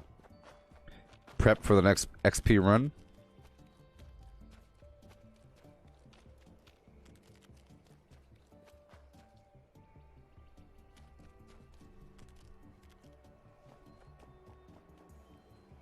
It's weird how, you know, if the game gives you some wiggle room, you take it. I was about to say it'd be nice if eventually you had the ability to carry as much as you wanted, but how much do you want? Thousands? Apparently, you want thousands of something, because that's how much you can carry before you get over encumbered. But people want more and more and more. You know, it's not good enough to carry 200 berry mentats or something.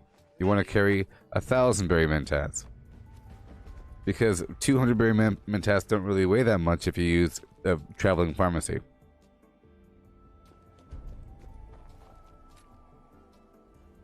All that. You really can carry as much food as you want, and water and chems, if you have the right perks.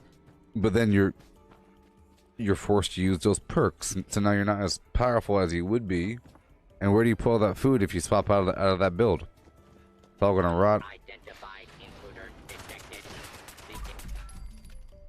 Well, you'd hope that you have more storage capacity, but they gave us that.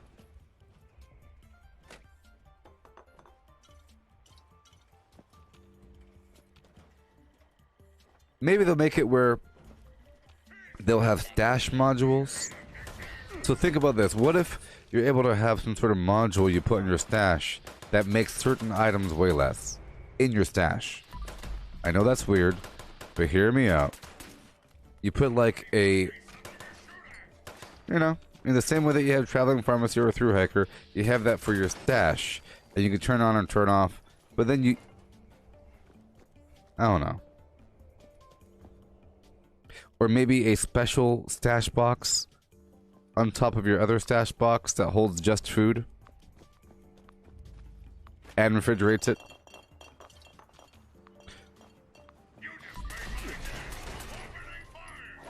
Or something. Or the idea that we had earlier where you have sort of a preserve station that includes creating jerky, like salting food, making jams, making like hard candy out of juice, drying meat, of course, and perhaps like freeze drying, which would then shrink the volume of the item. Think about that. If you freeze dry or dehydrate or whatever, you then shrunk the weight, right? And then if you have a food dehydrator and then a food rehydrator or something like that, you could make food weigh nothing, but then it's not usable until you rehydrate it. So that's a good idea. To make it balanced, you make food be dehydrated, but then you can't use it until you put it back in your rehydration machine, and make it take some time. Make it take a little bit of time. Yeah. Make it take the same amount of time that it will take to ferment some food. There you go. There's an idea. You have a dehydrator and a rehydrator. Just like a fermenter, okay? Where if you dehydrate your food, you could reduce its weight by 90%. Or something like that, and then you could store it and it doesn't spoil. So it doesn't spoil, weight is reduced. But you can't use the food until you put it in a rehydrator, but you can only do like 15 items at a time. Or 10 items at a time, just like the fermenter. And it takes a while. It takes like, not a while, but the same time it will take to ferment. Or spoil. And that'll be balanced. Right?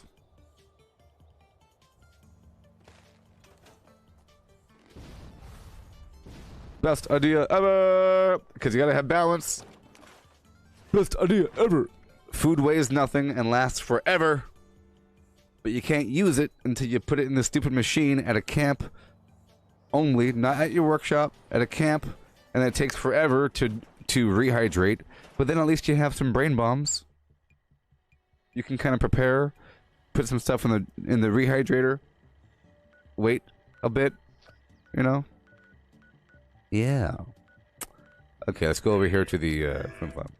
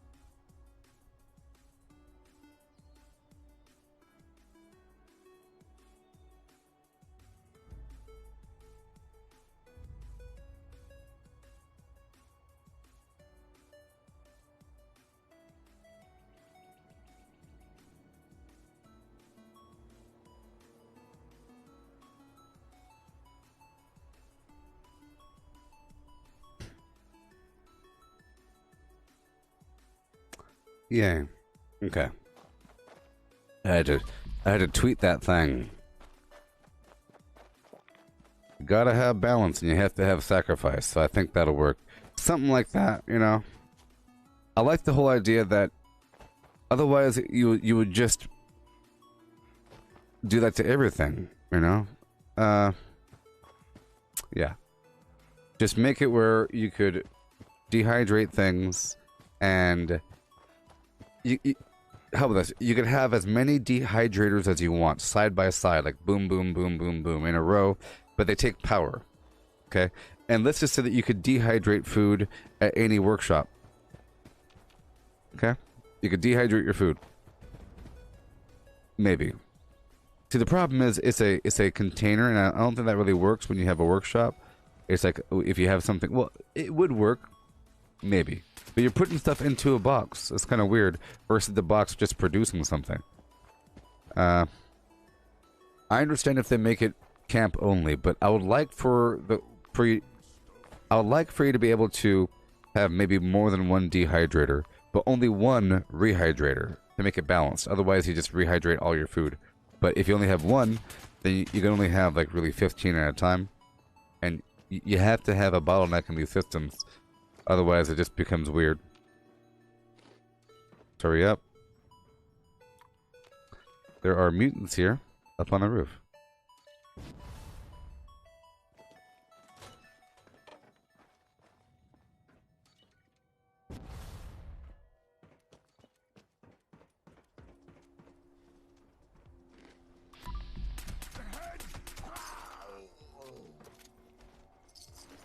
But I do like the idea of turning fruit juice into candy, into a hard candy, because all you gotta do is just boil it, right? It's already basically candy, it's just liquefied candy. You add some sugar, and then you make a hard candy. And now it doesn't spoil, right? Fruit juice spoils, hard candy doesn't. And then it'll be just like an AP food that you eat, but it gives you the effect. Sort of. Or like some sort of diluted effect.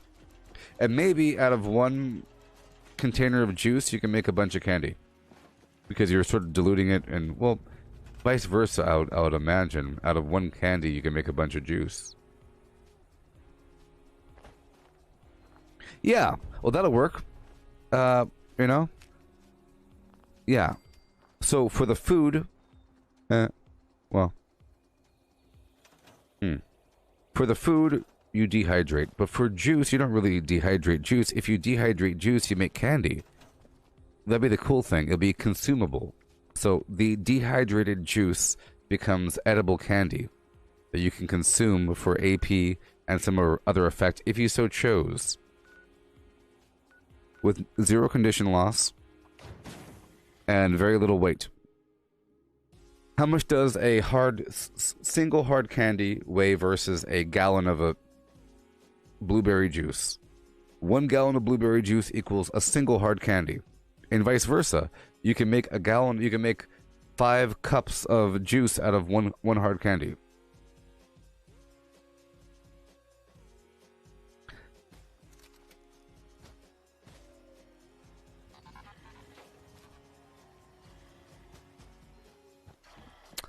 What's the best stealth perks? Well, you know, Escape Artist only costs 1 point under agility and makes you turn invisible every time you squat.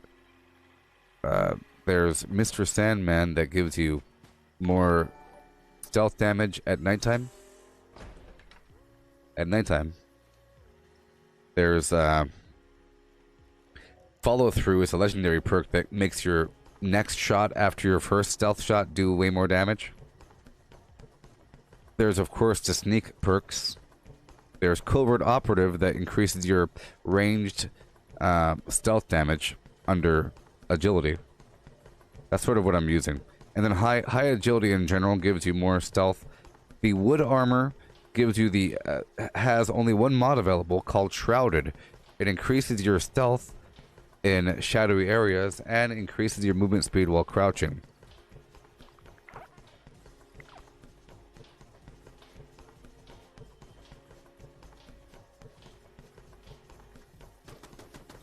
Yeah. That stacks with other things. Yeah.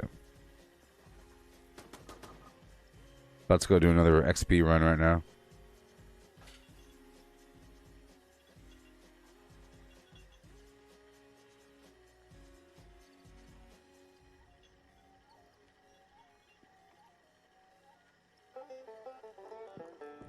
I need to visit Flatwoods again sometime soon.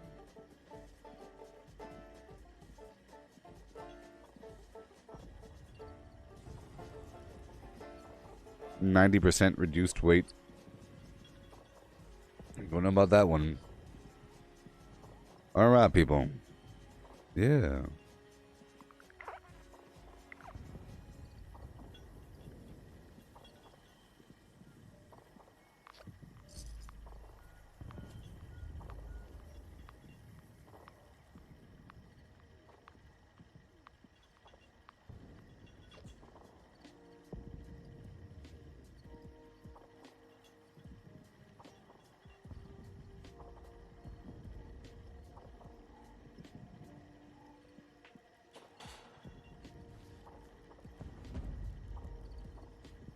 Hemlock holes. Alright. So we're about to level up a bit more. 1396. 4 more levels until 1400, yeah.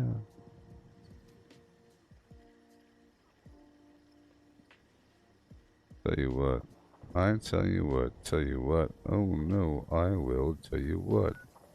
Tell you what. Oh no. I will tell you what.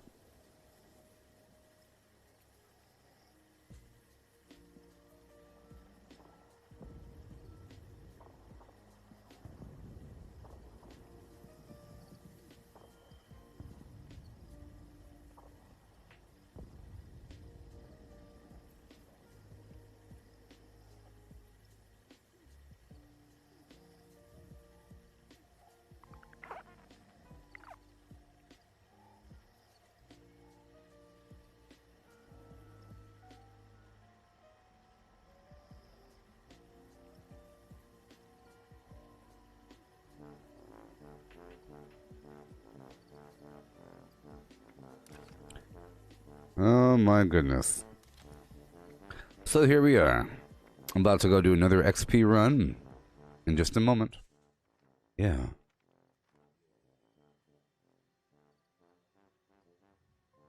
Hey, catch you later there, nuggyprofessor.org.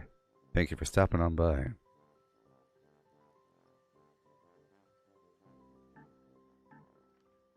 So here's a list of things to do in Fallout 76 as read by my deepfake voice clone. Yeah. Craft legendaries with modules. Sell to NPC vendors. Daily quests. Workshop conquest. Lucky hole mine. Power plants. Farm fusion cores. Public events. XP run. Toxic goo harvest. Rebuild camp. Move camp. Repair armor. Repair weapons. Craft ammo. Lift weights. Sleep. Play music. Stock refrigerators. Stock vendors. Transfer items between characters. Bury Mentat run. Dump caps at vendor if over 20,000. U.S. requisition holotape. Garahan building farm. Reputation root farm. Iron or South Ash heap. Multiply crops at workshop. Purified water at workshop. Tanagra town crickets. Faction dailies. Spend gold. Razorgrain flower farm. Scorch beast farm. Grafton monster farm. Sheep squatch farm. Convert ammo at the ammo converter. Deathclaw farm. Snalligaster farm. Tarberry farm. Flatwood siltbeam. Check keyword status. Nukes Findingo Colossus for a cursed weapon. Sugar Run. Nuka-Cola Farm. Concrete. Late at Monorail. Abandoned Bog Town Secret Floor. Farm Mole Miners for Aluminum. Top of the World Aluminum Farm. Ski Poles. Enclave Code Piece. Keycard Search. Somerville Bookhouse. Watoga High School Plastic Farm. Chem Farm. Enclave Events. Wood Farm. Dogwood Farm. Smelt ore. Smelt spoiled vegetables and fruit. Cook food close to spoiling. Mirelurk Egg Farm. Mothman Egg Farm. Nuka-Cola Factory Farm. Sunshine Well Farm. Daily Ops. Get a high bounty by picking locks. Lure player to camp with a high bounty to force vendor transactions. Hunt down wanted players. Honey Farm. Convert perks into coins. Purchase lunchboxes with gold. Harvest flux from a legitimate nuke. Purchase gold with treasury notes. Purchase gold with caps from Smiley. Stock Nuka-Cola vending machine. Candy bowl and punch bowl. Refine camp and workshop blueprints. Craft legendaries with modules. Sell to NPC vendors. Daily quests. Workshop conquest. Lucky hole mine. Power plants. Farm fusion cores. Public events. XP run. Toxic goo harvest. Rebuild camp. Move camp. Repair armor. Repair weapons. Craft ammo. Lift weights. Sleep. Play music. Stock refrigerators. Stock vendors. Transfer items between characters. Bury Mentat run. Dump caps at vendor if over 20,000. U.S. requisition holotape. Garahan building farm. Reputation root farm. Iron or South Ash heap. Multiply crops at workshop. Purified water at workshop. Tanagra town crickets. Faction dailies. Spend gold. Razorgrain flower farm. Scorch beast farm. Grafton monster farm. Sheep squatch farm. Convert ammo at the ammo converter. Deathclaw farm. Snalligaster farm. Tarberry farm. Flatwood siltbeam. Check keyword status. Nukes Findingo Colossus for a cursed weapon. Sugar Run. Nuka-Cola Farm. Concrete. Late at Monorail. Abandoned Bog Town Secret Floor. Farm Mole Miners for Aluminum. Top of the World Aluminum Farm.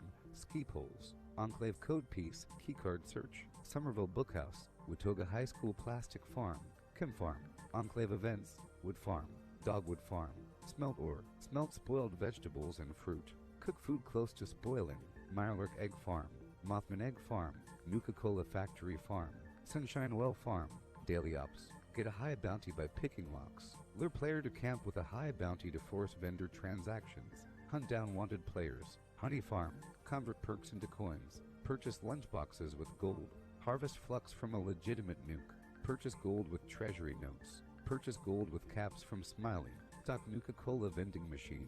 Candy bowl and punch bowl. Refine camp and workshop blueprints. Craft legendaries with modules. Sell to NPC vendors. Daily quests. Workshop conquest. Lucky hole mine. Power plants. Farm fusion cores. Public events. XP run. Toxic goo harvest. Rebuild camp. Move camp. Repair armor. Repair weapons. Craft ammo. Lift weights. Sleep. Play music. Stock refrigerators. Stock vendors. Transfer items between characters. Bury Mentat run. Dump caps at vendor if over 20,000. U.S. requisition holotape. Garahan building farm. Reputation root farm. Iron or South Ash heap. Multiply crops at workshop. Purified water at workshop.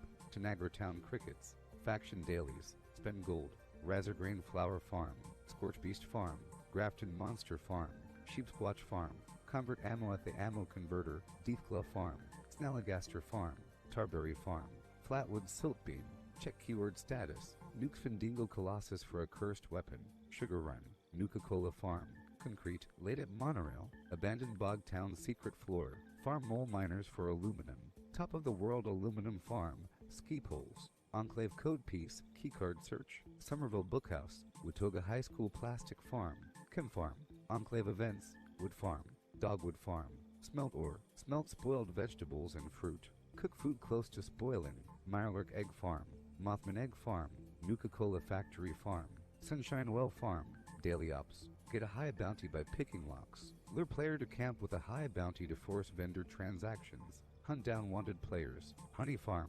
Convert perks into coins. Purchase lunchboxes with gold. Harvest flux from a legitimate nuke. Purchase gold with treasury notes. Purchase gold with caps from Smiley.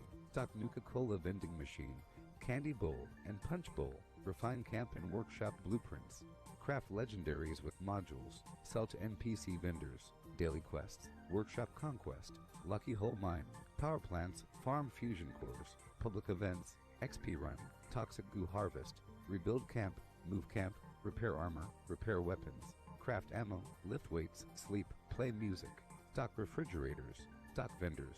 Transfer items between characters. Bury Mentat run. Dump caps at vendor if over 20,000. U.S. requisition holotape. Garahan building farm. Reputation root farm. Iron or South Ash heap. Multiply crops at workshop. Purified water at workshop. Tanagra Town crickets. Faction dailies. Spend gold. Razorgrain flower farm. Scorch beast farm. Grafton monster farm.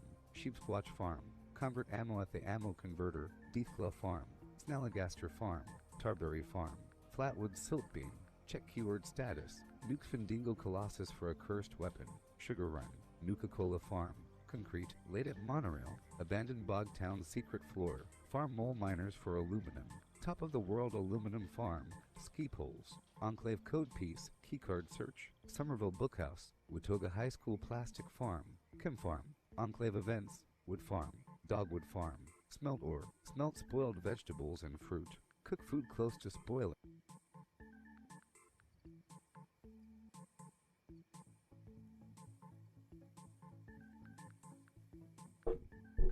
Hello.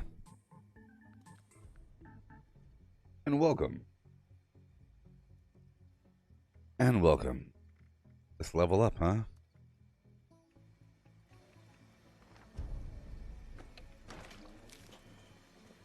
Really should start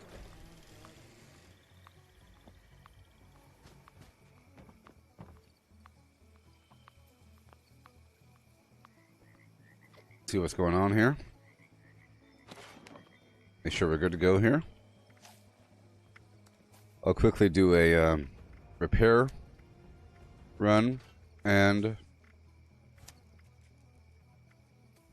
make some more tomahawks. I'll grab my purified water. Okay.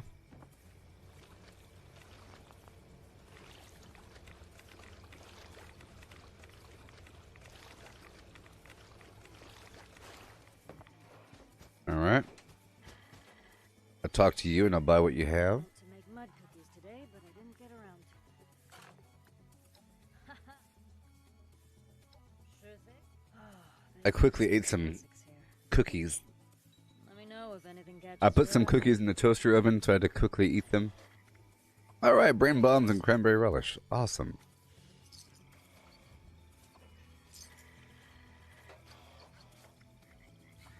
Thank you.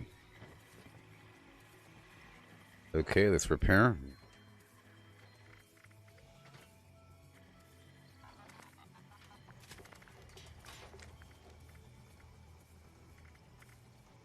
Okay, repair.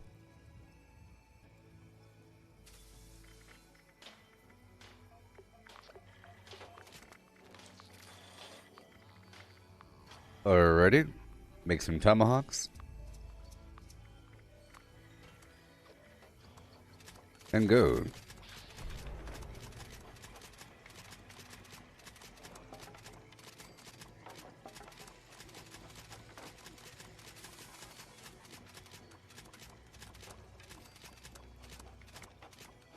Do I want to do free range? No. I don't.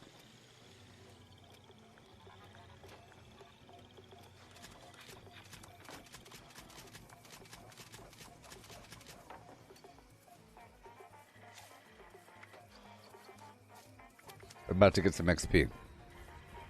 And don't you step on my toes.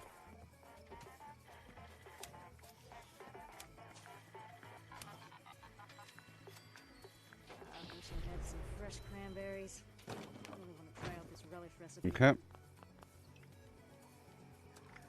Purified water.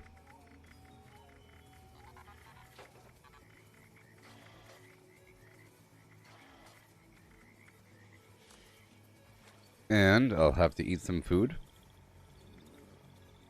I'm gonna put in these brain bombs and exchange the almost expired brain bombs. Eat.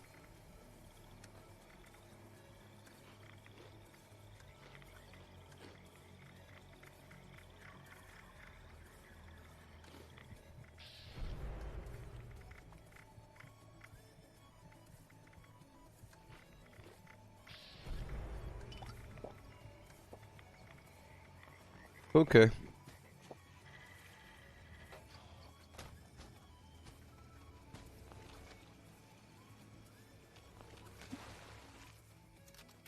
And I'm ready. Lunchboxes.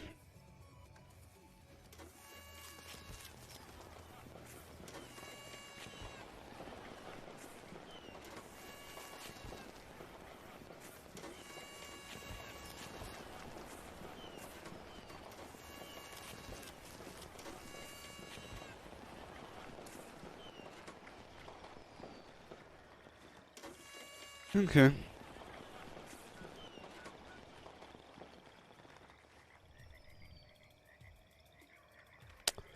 Alrighty. And I roll.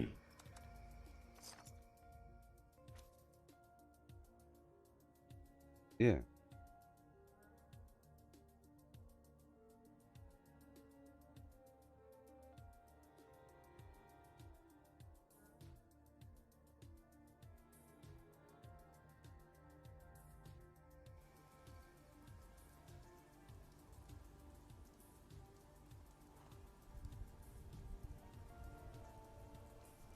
Okay.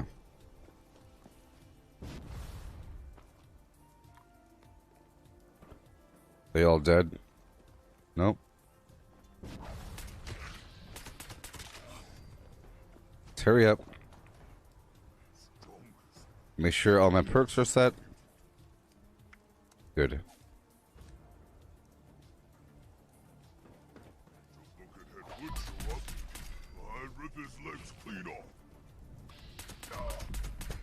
Gonna blaze right on through.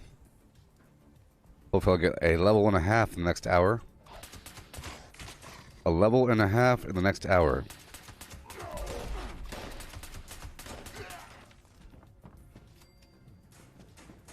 Yes.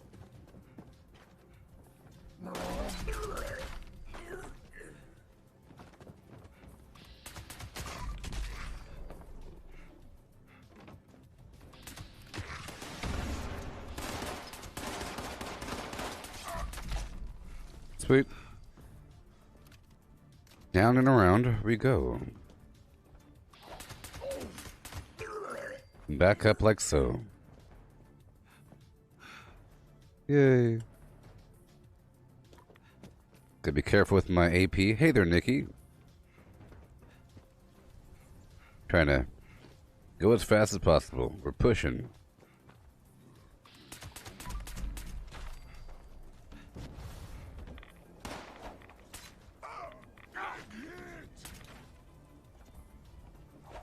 Ugh.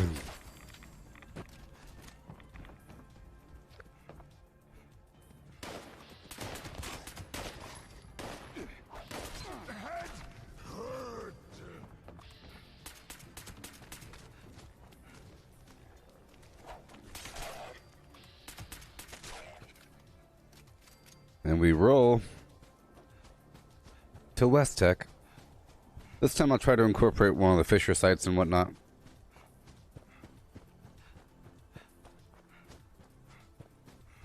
Hey, Matthew, if you're still on in an hour after this next XP run, I'll do the daily op if you're ready.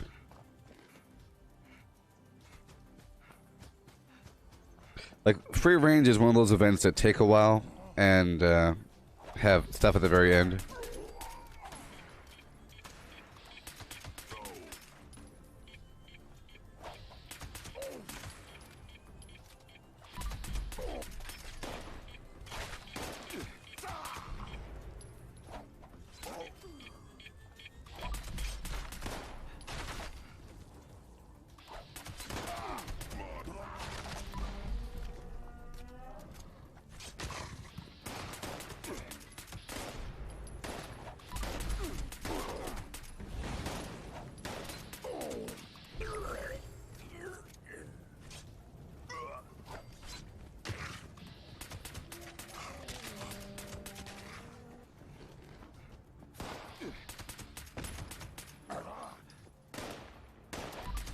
I mean, it really is the issue with AP. I really do use a ton of AP normally.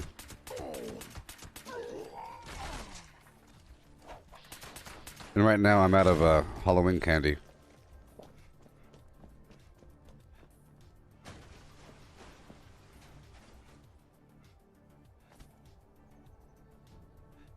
Hey Nikki, you hit level 745 last night and your charisma was 9. Nice. So now you can share level 3 perks.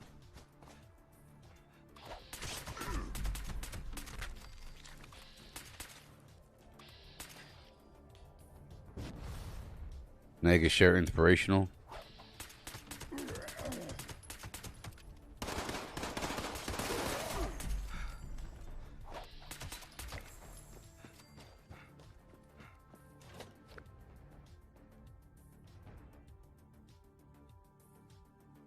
Gotta run.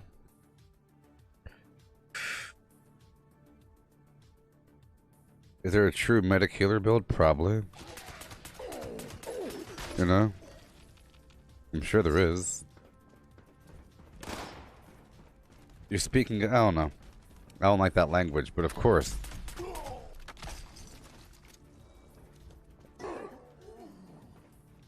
Of course there is.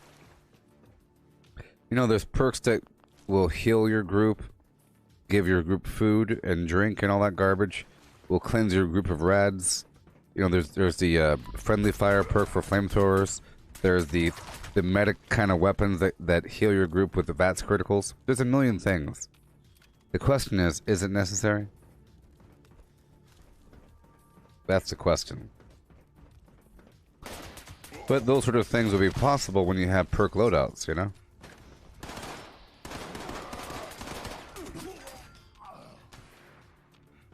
becomes possible with perk loadouts. You could say, well, sometimes it's important. Like, for example, for the free range event, it's important to heal the cows. Right? For certain events, it's important to make sure that certain enemies are alive. Like, for Fostnocht and free range are the two reasons I could think of.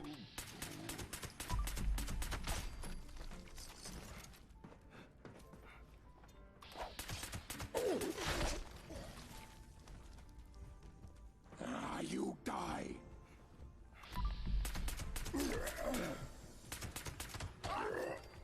Maybe in the future when the enemies get a bit harder, but right now it's not that bad. I can imagine in the future it might be really important to have a tank. Like if it, but daily ops aren't that hard to warrant that. If they're level like 300 enemies and they had this huge hit sink, a pool, you know, and for example, if the Swindingle Colossus or the Scorch Beast Queen one-shot you when they hit you, unless you had the right damage, then you might want to have a tank. But it doesn't. It's just, once your damage is or defense is above a certain point, you can kind of survive if you're doing the right things. Other games you can't really survive, like in World of Warcraft, you need to have a tank. Because the enemies do too much damage and it's just not balanced, so it's balanced to have a team sort of thing. But you can, once you get strong enough, just to go through and tank everything, you know. But for current level content, like not doing old content, of course you can go through an old raid or dungeon and clear through it solo, but you're not supposed to solo current things. But right here, you can solo current things. Sort of.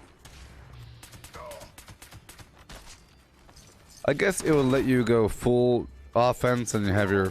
Maybe if you had like a berserker build and your teammate is supporting you with a bunch of heals or something weird like that. Or if you're glued to the hip with your teammate.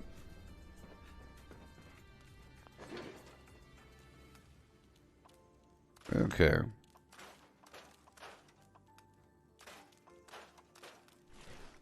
Alrighty.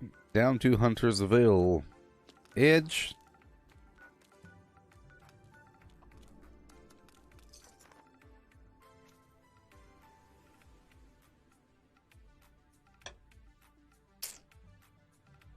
So I'd love to do a VR stream in the upcoming eons. I'll be ready soon enough. I think I have enough room now. I just can't go ham at it. I like to go ham. I like to have a lot of room to do a VR stream. But in all the examples I've shown you, I had a little bit of room. But I can move a lot within a little bit of room. I just keep my left foot planted and I pivot around. I pivot back and forth with my other foot and go to my knee and everything. And you could turn around. But when you have like a whole room, you could really just walk or do a little slight jog. Or a quick scramble across the room. It's a big deal. It's really, really awesome. It really is awesome. I really hope that more of you do VR in the future. It'd be really, really cool. You understand? If this was VR and the enemy's right there, you can quickly... You could use your D-pad to move around. But you could also just run behind the... You could just quickly take 3 steps to your right and then crouch behind this wall. Like, you could move to the side and crouch. You could do this, but you would do it in physical reality first. You know?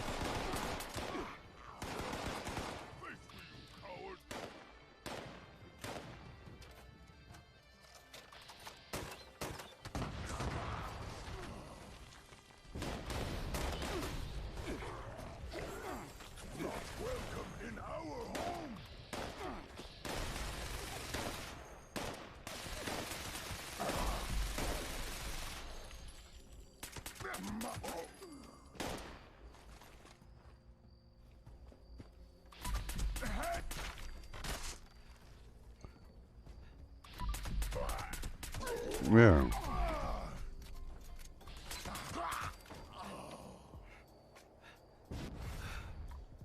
I've already searched for the bobbleheads.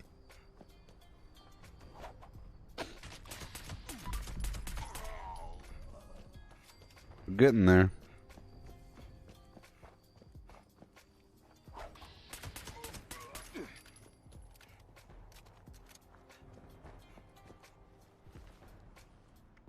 Okay. Now I go straight down to the Fisher Site Prime. Oh my. How long can I play before feeling sick? Forever. If you have good VR, you don't get sick. In my opinion. I don't know. I already have my VR legs. My brain understands the difference. Or doesn't understand the difference, you know.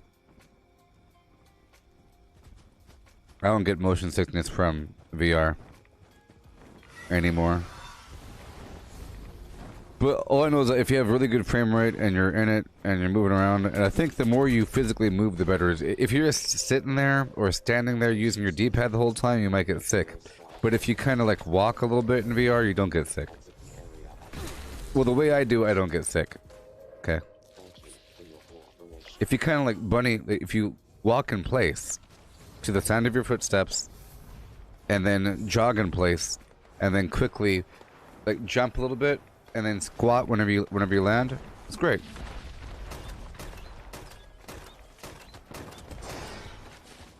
What the heck? What in the world? Whoa.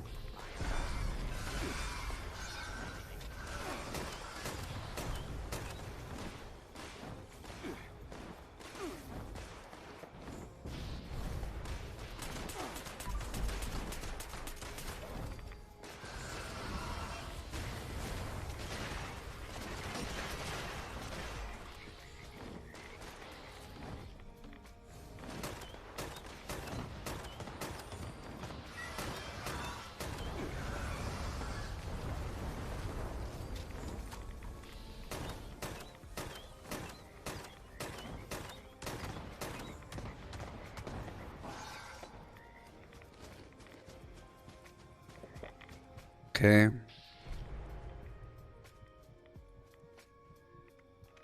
a player nearby. I don't want that. Come on.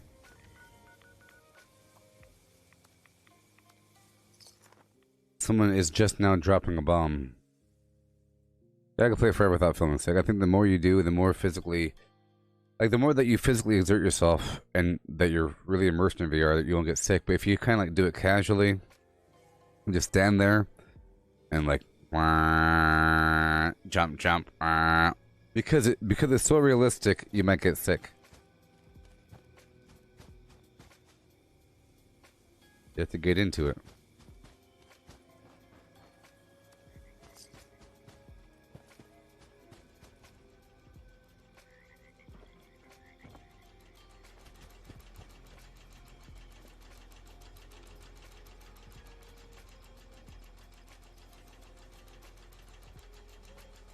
You started playing 4 days ago, you're level 22. Do I have any tips for a new player? Or things you should look out for? Yes. Joake to heart. You should break down all weapons and armor that you pick up, but the non-legendary stuff. Every time you break down or scrap weapons and armor at a workbench, you have a chance to learn a mod belonging to that item. Okay? For your junk, if you're getting overwhelmed with junk, you want to go down to a tinkerer's workbench. Okay? A tinkerer's workbench. And bulk your junk. There's an area called bulk, and you take plastic to bundle up your junk. It makes a lot of your junk way less, and then you're able to sell it to a vendor. Try to avoid going across the map too early, because it'll ruin your gameplay. Try to stick to your main storyline. You don't want to backtrack afterwards. I know you want to play with the big kids, but you just have to stick to your main storyline. It gives you money, it gives you XP, it'll give you items that won't mean anything later on. If you come back after your level whatever and you come back to the main storyline, whatever items you get will be trash. But if you get them in the course of your gameplay, they'll feel really, really good. Trust me.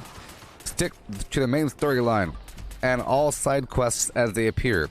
Otherwise, you'll have this infinite list of quests and it'll feel overwhelming. And then you'll stop doing them and you'll start leveling up. And you'll say, well, I got this big old list of garbage, but I don't care about that. You know, just stick to the stuff and do it as it comes. Okay?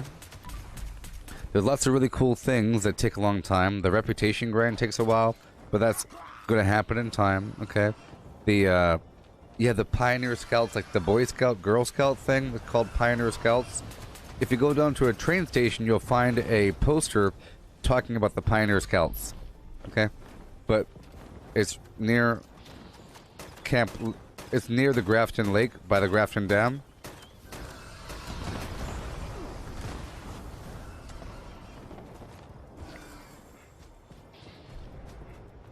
Right over here is the Boy Scout thing. Right over here at the Pioneer Scout Camp. You want to do that because you eventually unlock backpacks and everything. And if you see workshops, try to experiment with some workshops. Do the workshops. They're good.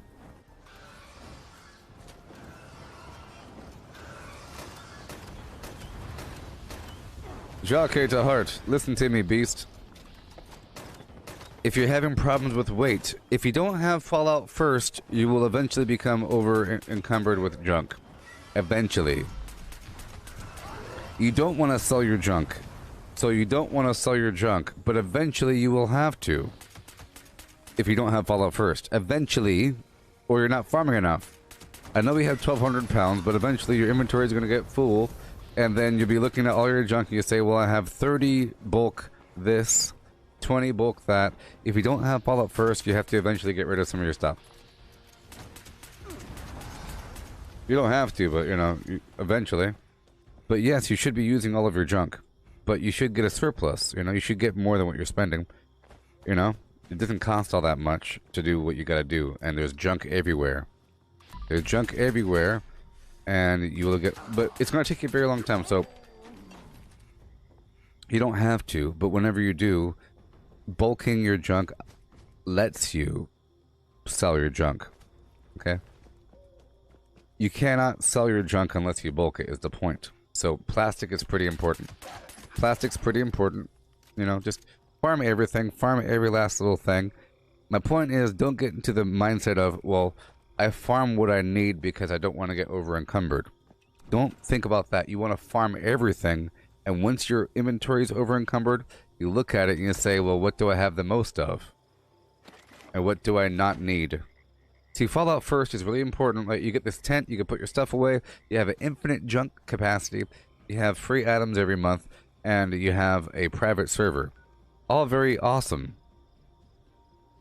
But I think you shouldn't get Fallout first until you play for a bit longer, so you could really appreciate it. At that point, it no longer matters. Of course, I don't sell my junk. Never sell my junk. Because I have infinite junk capacity. But yeah, stick to the main story. Okay? Whenever you see a workshop, take it over. It's really easy. There's like a workshop there. And there's a workshop here. When you're first starting, you were told to go by Flatwoods. Right down the road, there's a workshop. You can take that over. It's really easy. And it'll give you waves of enemies and resources over time. And free fast travel to that location.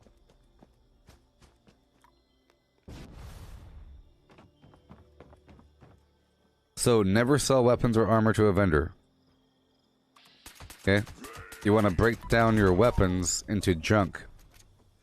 But, yes, you shouldn't sell your junk, okay? Only if you need to. But you could sell a bunch of produce, okay?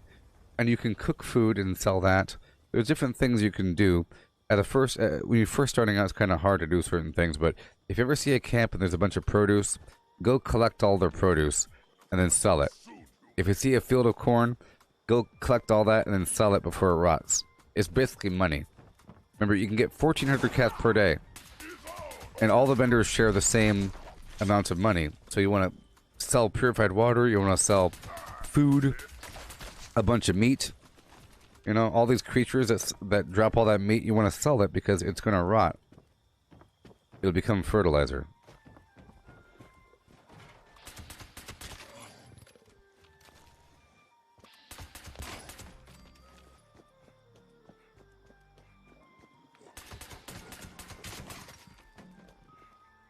Are workshops going to attract other people that will want to kill you? They're not going to kill you. You're level 20.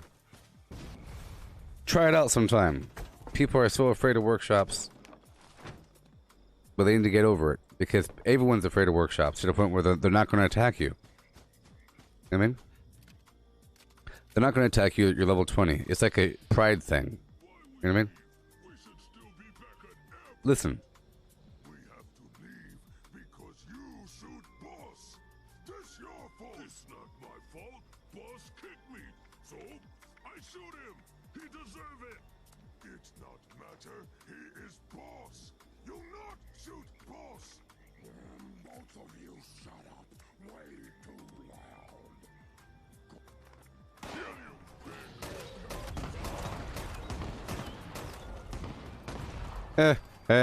you, Yeah, people don't... Look, I want you to try it out because you have to build up your confidence. And the way you do it is you just keep checking the map. When you're at a workshop, it's dangerous because other players can attack you. But you're level 20, so they're not going to. There's other workshops.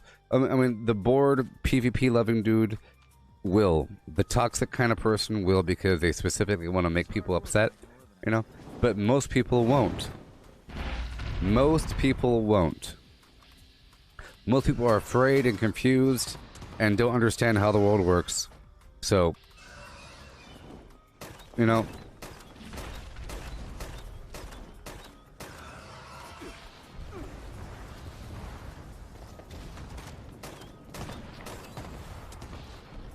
You know, I think I'm more likely to be attacked than you. I'm level 1396, and if a person sees me at a workshop, I'm a really good target. I am an honorable kill.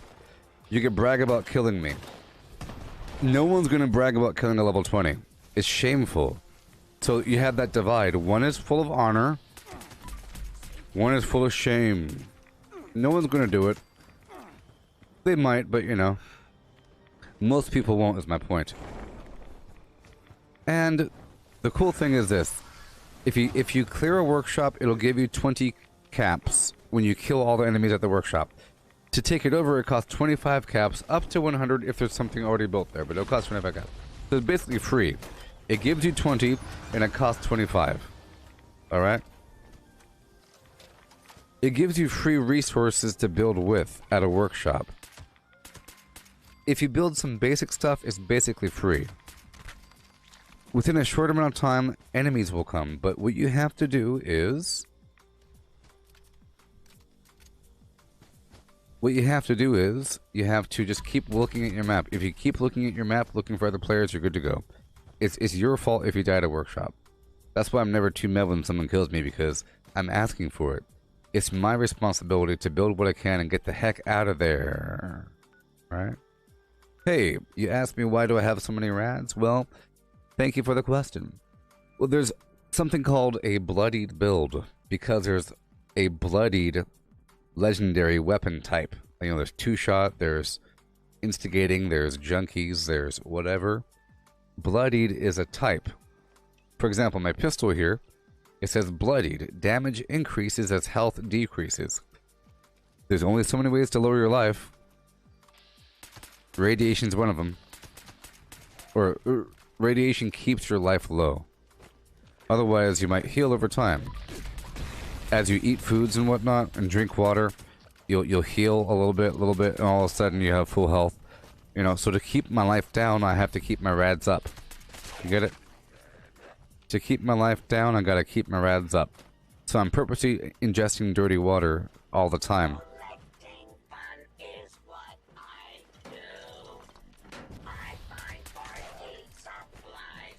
Now, in addition, there's a perk called Nerd Rage that increases your damage, your resistances, and your AP regen, which is like your stamina or mana, or like, you know, your energy down there. If you're below 20%, you're below 20% health, you do more damage. have more defenses, and you have more AP regen. Yeah.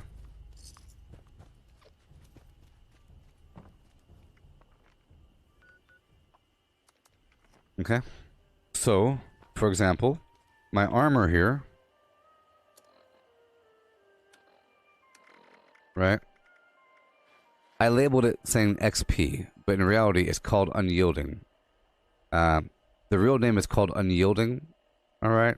But I labeled it. Let me just, boom. See, Unyielding Stabilized Secret. That's the real name. Okay, but it's the XP, right arm, poison, junk. Okay. But see, gain up to +3 to all stats when at low health. So if you have a full set of Unyielding, you'll have +15 to all of your stats. Hey there, Julie. A slug buster? What are you talking about? Shotgun? Is that a specific weird stupid named weapon? Oh, yes. Slug buster? What are you talking about?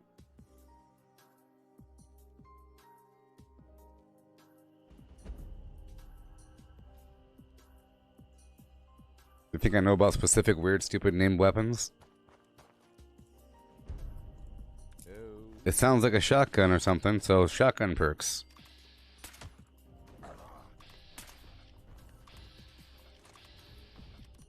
So, +15 all your stats besides the plasma weapon? Well then, whatever.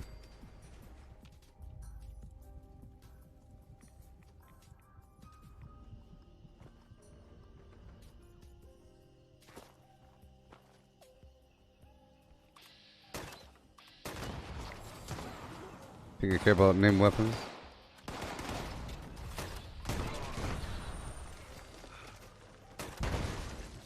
Yikes. Yeah. So, for example, perception increases your VATS accuracy and accuracy in general, and the range at which you see the red dot, and so forth. Strength increases your melee damage and your carry capacity. Okay. Charisma affects your vendor sales. Okay. It's cheaper and so forth. Intelligence gives you more XP, which is why I'm in the armor right now. That's why I called it XP, so I get like a lot of XP. And I'm specifically eating an intelligence food, and you see how the enemies are pink?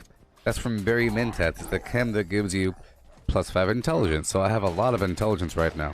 Plus, I'm on a casual team, so I'm about to have +4 intelligence from all that. Oh, I don't remember what the weapon. It all depends on the weapon type. I don't know what weapon type it is, so I don't know. The slug buster thing, I don't know.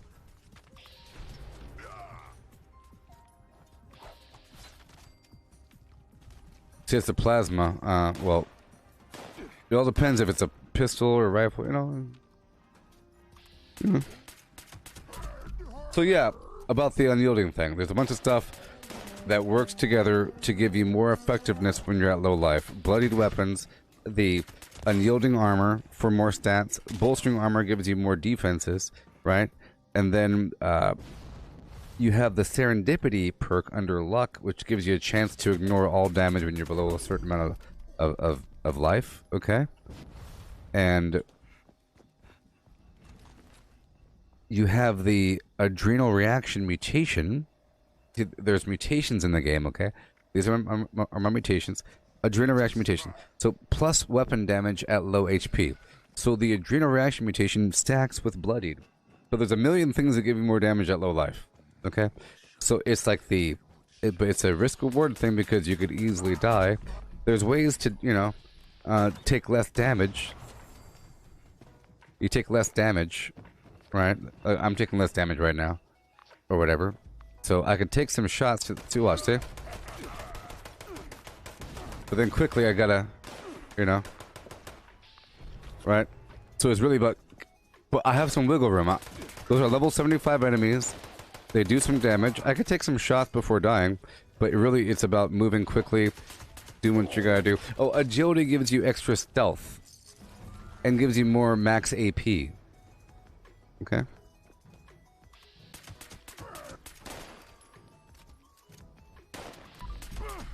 Luck. You see how I'm using VATS? See that critical bar? How it's full? If I press space bar, that guarantees that my next shot will become a critical. But the rate at which that critical bar fills is dependent upon your luck.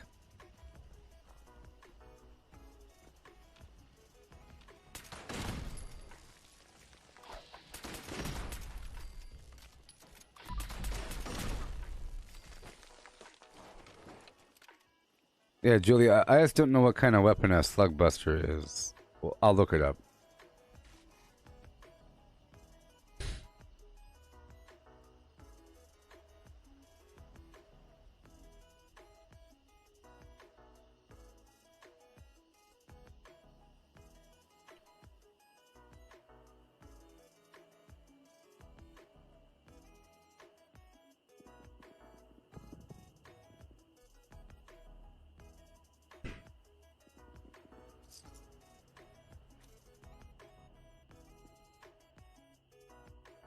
Okay, well, it's a plasma gun, okay? So, I looked it up. No, that's what it's called. It's a plasma rifle. It's available from that quest you mentioned, from the rah-rah thing, and it has the hidden effect that gives you less VATS activation cost. So, it's a plasma weapon, so it could become a pistol or a rifle, right? And then that can become a plasma thrower or a sniper rifle, whatever. You know, like this right here is a plasma weapon, but it's turned into a pistol. So that weapon could become a pistol, but having less VATS activation is nice. You know? If you had like an actual sniper rifle set to that, would be kind of better, because then... So it's basically, it gives you a free legendary effect. And it has a nice name. So, if it's a rifle, you know, and using VATS, you want to have the concentrated fire perk on, so you can target the head here. I like level 2. And you'll want tank killer to, if it's a rifle, you want tank killer under perception to ignore armor and stagger. The tormentor perk under luck gives you a chance to cripple with rifles, so that's kind of optional.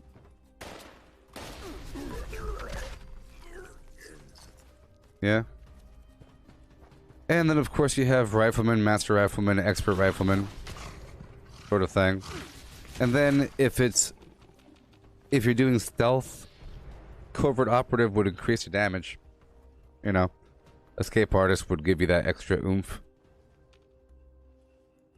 sort of thing. And of course you got bloody mess and all that. And if you have the adrenal reaction mutation and nerd rage, you do more damage. Hey there, Chris. Hey, Joaquin on YouTube. If you're in power armor and you, so right now I have this unyielding armor on. If the second I get into power armor, all the effects from my normal armor go away, and my under armor. So it's like you're not even wearing any. So your under armor and your armor bonuses are not in effect when you're in power armor. Same thing applies for all the perks. So if there's a perk that says no power armor, you know, it's sort of a whole different build. And there are no legendary power armor mods or pieces, but there will be in the future. But in exchange, power armor's pretty good.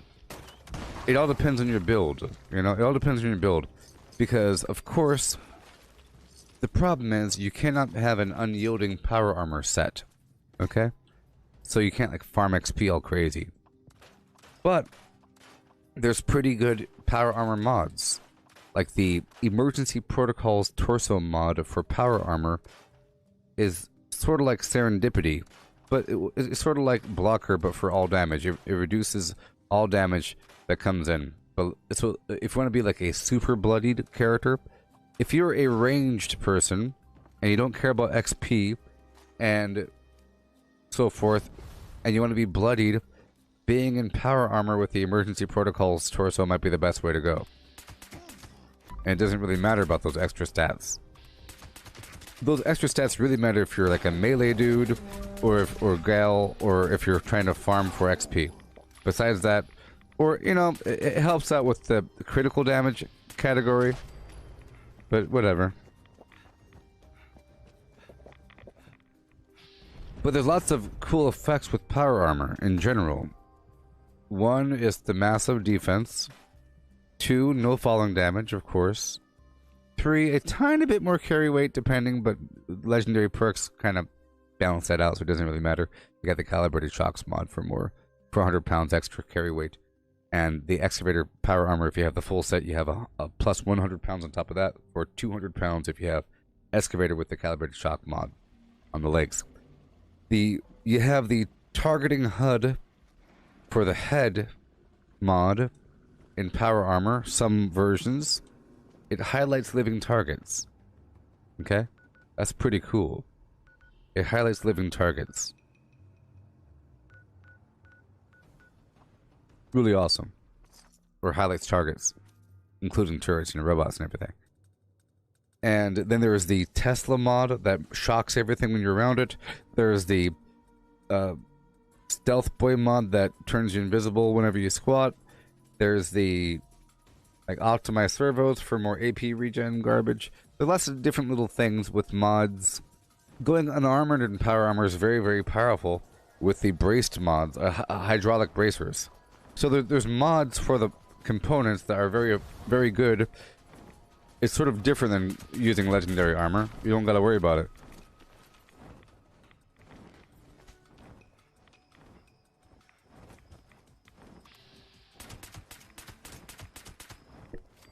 But you got some Raider power armor, Jacques? You like it? Yeah, like a power armor has a nice feeling to it, you know? Trouncing around.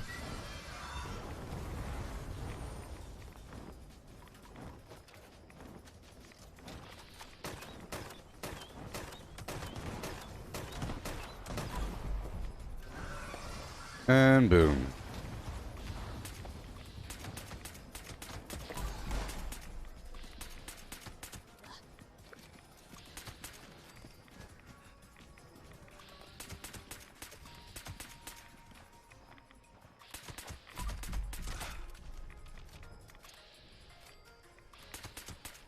See, I told you, just, oh boy. Yikes. Hour and a half. Sorry, a level and a half an hour.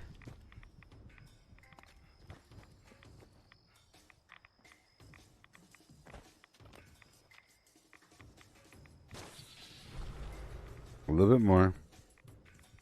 One more go around.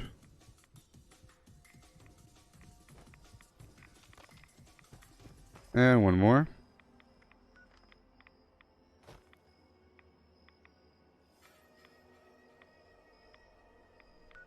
Yeah, it feels pretty powerful when you're in power armor. Let's go defeat these fog crawlers over here, then stop by the crevasse dam, and then clear out the other workshops along the way. I'll clear out Dully Sods, clear out Thunder Mountain, and then go stop by Moss Town. Yeah, so power armor also amplifies heavy weapons, so that's another thing that makes power armor good. It makes it worthwhile not having legendary perks. Is there's a stabilize, I know this is like an information overload, but hey, you're asking questions.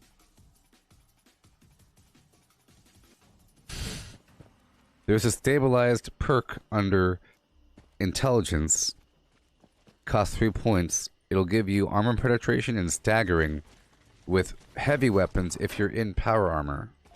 You see. And some heavy weapons really need that stabilization because they're really sloppy. It really tightens up the shot group and really adds a lot of damage when you're adding that extra armor penetration. For example, if I was in power armor, this would be doing way more damage. It makes sense, you're like a mobile platform.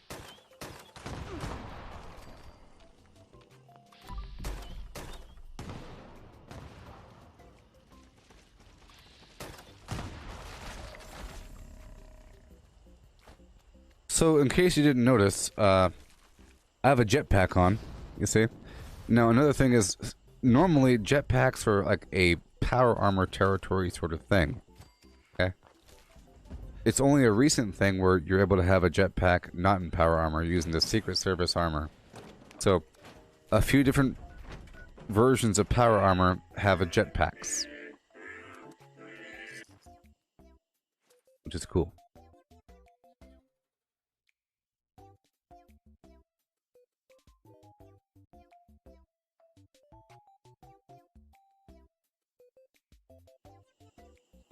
I have a couple sets of power armor that I used to use with my previous builds.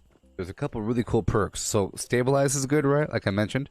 Then there's the pain train perk under luck. It costs 3 points for maxed out, and it's worth it. It's a really cool effect. When you're fighting level 50 enemies, or when you're fighting the lower spectrum of enemies, and you run through them, it kills them. It kills most things that are lower level. So if you're above level 100, and you're fighting a level 50, and there's a bunch of ghouls, and you run through them, they all die. Higher level enemies take more than one pass, but all you gotta do is run by them, run by them, run by them, they all die. It makes a cool clang noise when you run into them. Clang! So, when I had my unarmed power armor build, so I had a build where I wasn't using weapons, I was just punching them with my hands. I was using Pain Train on top of that because it's really, really powerful. You slam into them and punch them at the same time. Boom! Boom! Boom! It's really good. If you do a full sprint, slam into them, it does all kinds of extra damage, and it feels super powerful when you're in power armor. It feels like your actual tank train thing, Pain Train, marching through the enemy.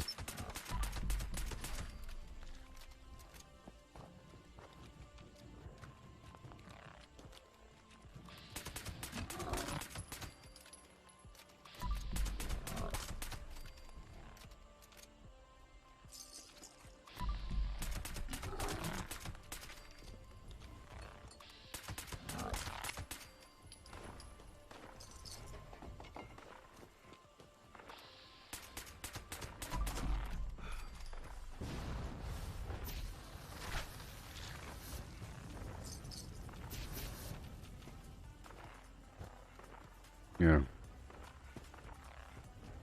Come on, you're underground.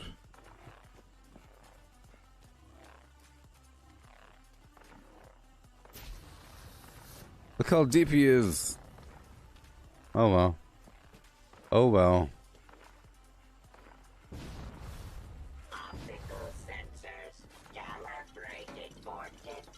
Thank you. Okay, we're going down to Moss Town. Going down to Moss Town. We're going down, down, baby. Your street in a Range Rover. Street sweeper, baby.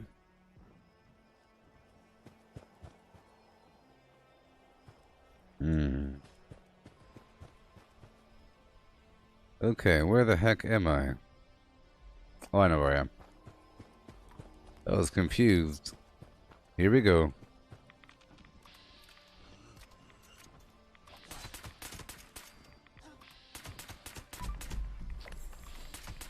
So in my build, if I kill 6 enemies, I do more damage. So I have to quickly kill these other dudes before I kill the big flying bat slag beast up there.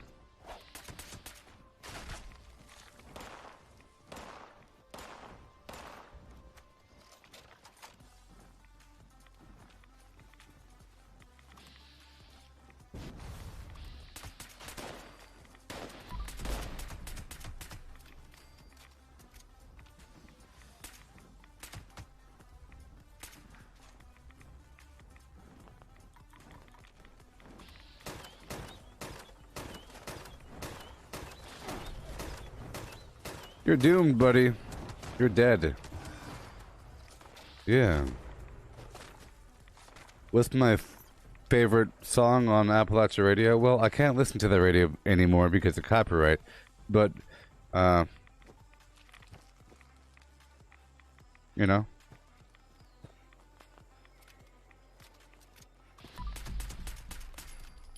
Civilization by the Andrew sisters and Danny Kaye, whatever. Civilization, all up in your face. And this song. He's hacking. Oh my. Back in the days before I turned off that radio, I used to use the meat hook with extra hooks, and that song would be nice as I killed things. Attention citizens, nuclear strike imminent. Please exit the area at your earliest convenience. Rock on! Let's go clear out Berkeley Springs. You see, I'm clearing out these areas. I already cleared out the hotspots, and now I'm clearing out my workshops. Okay? Right on through, which will then trigger another defensive event, and I'll collect my resources along the way. This hour is almost up, you know? Takes you about an hour. Takes you about an hour.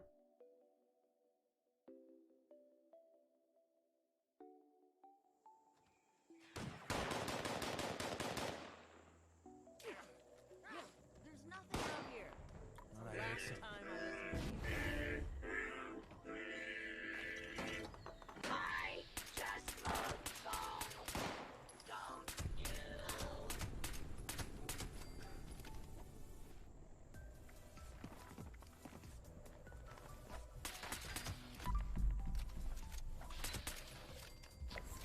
Alright. I feel like my hour is up. No, we have 16 minutes left. Okay. Let's go real quick down the road. And then I'll do the other stuff. Let's go do White Spring really quick.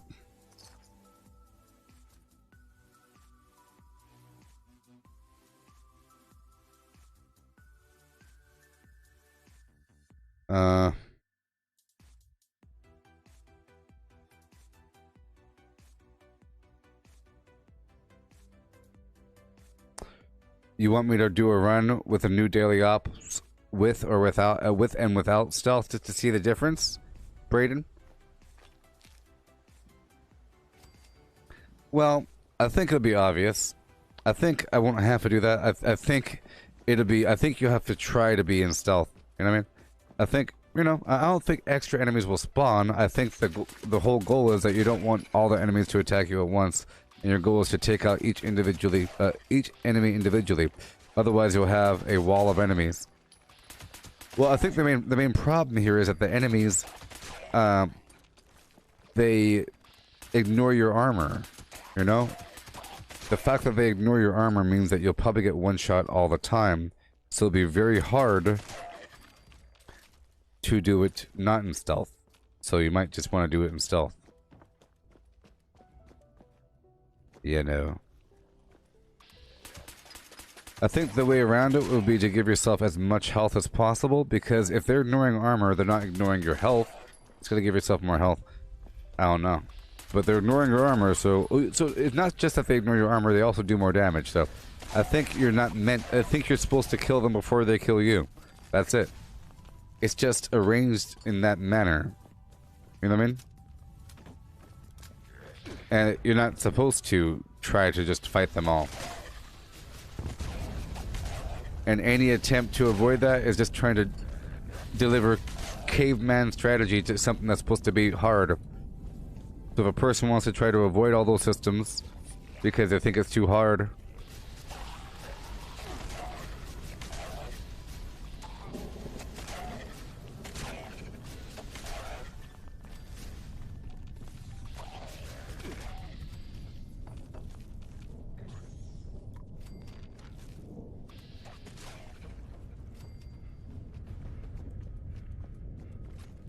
this weapon's almost out of ammo.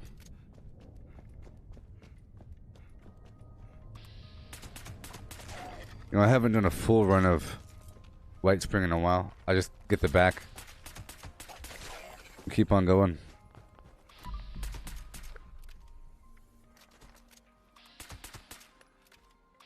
Hello. What?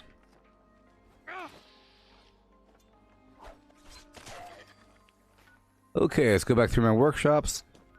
Starting with Hemlock Holes. My XP buffs are about to go away, so I'll just clear through these workshops. Yeah. Hey, catch you later, Jacques. Yeah, buddy. Tell your friends. Tell your friends, beast. Or I'll beat you.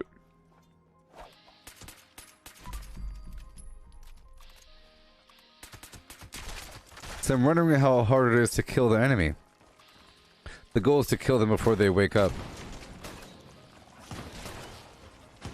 And I'm wondering if you're able to go back into stealth after you break stealth. So if you whip out this weapon and go ba ba ba ba ba, and all the enemies start showing up, are you able to go back into stealth somehow? Probably. You could probably re-enter stealth through traditional means. By like back and slinking off into the corner and...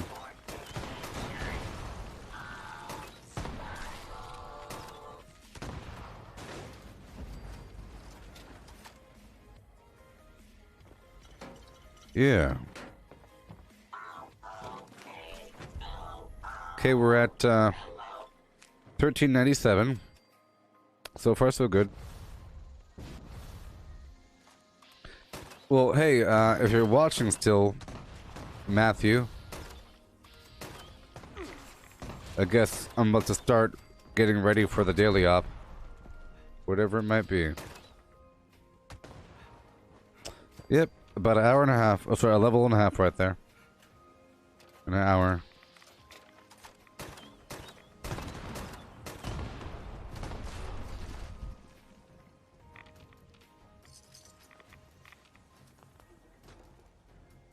Yeah, this is the bloodied version. A bloodied version of this pistol there. Nordry.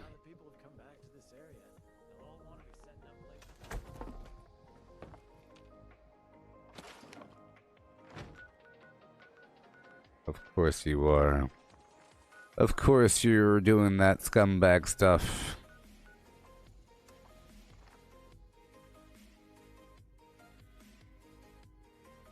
Let me just get ready really quick. Connect with Chester the Cheetah. Connect with Chester Cheater. Chester Cheater.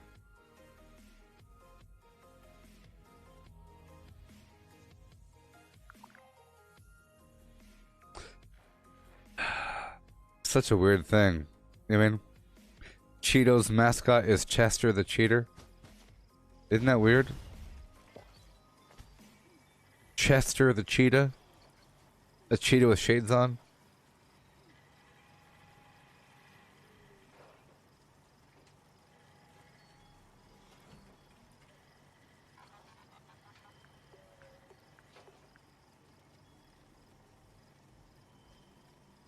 Thanks. Alright, what do we got?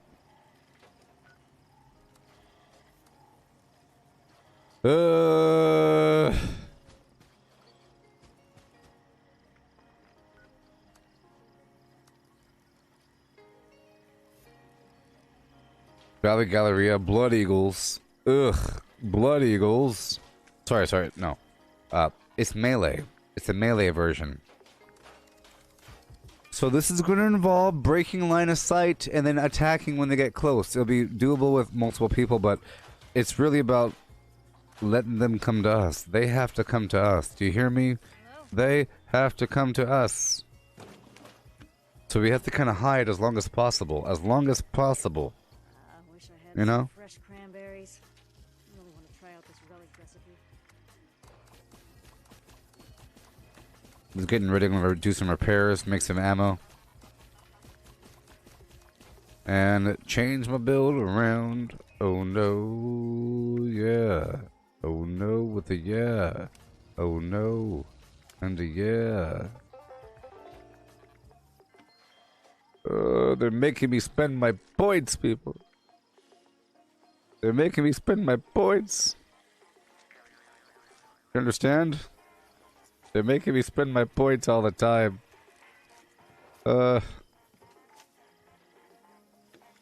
Insides are martial artist. Good thing I have this. Hi there.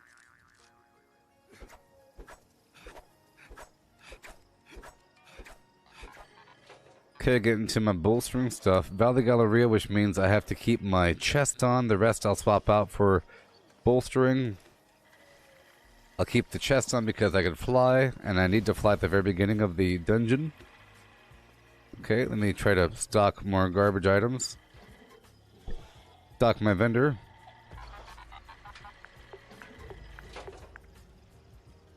Let me get rid of some of these normal plans here. I have a bunch of garbage plans I kind of threw into the mix here.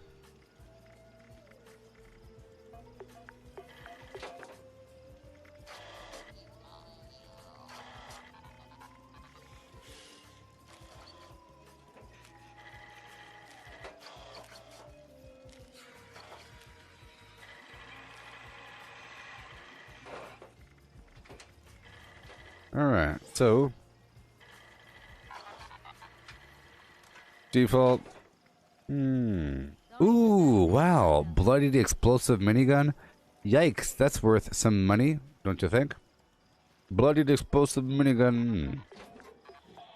Bloodied explosive minigun. Coming right up. Step right up, and get your 14,000 cap item. But it weighs too much. So I'll pull out all my grenades here.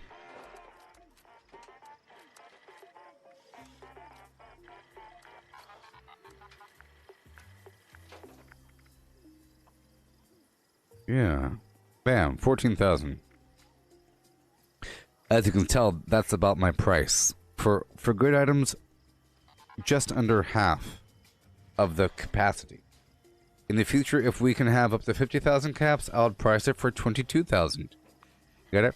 Like just under half the total capacity. Right now it's 30,000 caps, therefore I price it for 14,000 or something like that.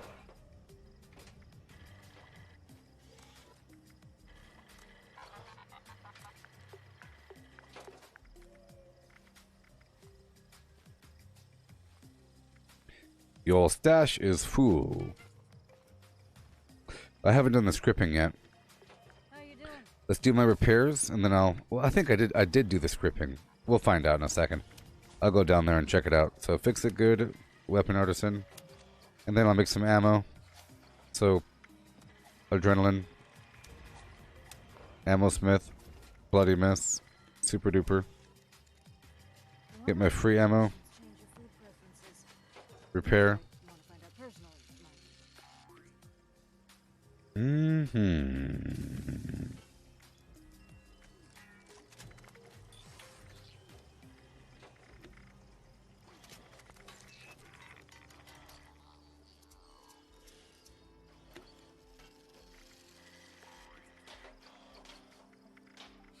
Okay.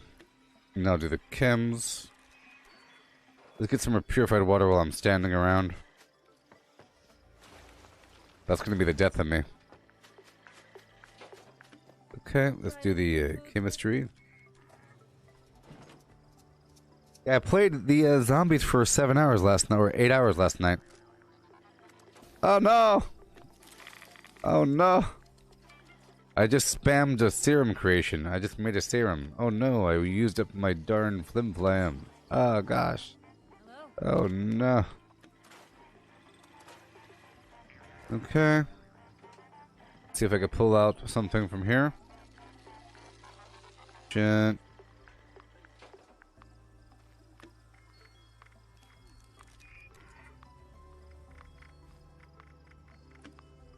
Okay. I'm gonna put away this other weapon. Batman.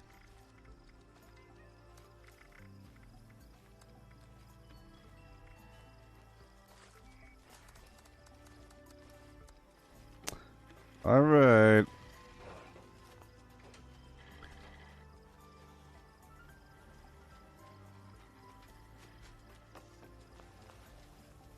think I'm good to go.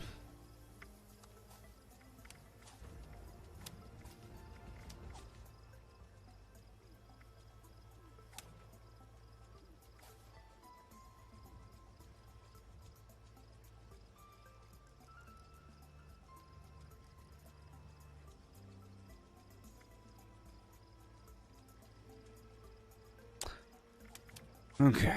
There's lots of potential with my build in the future. Or for my build in the future. A lot of potential. A lot of potential. Okay. Okay.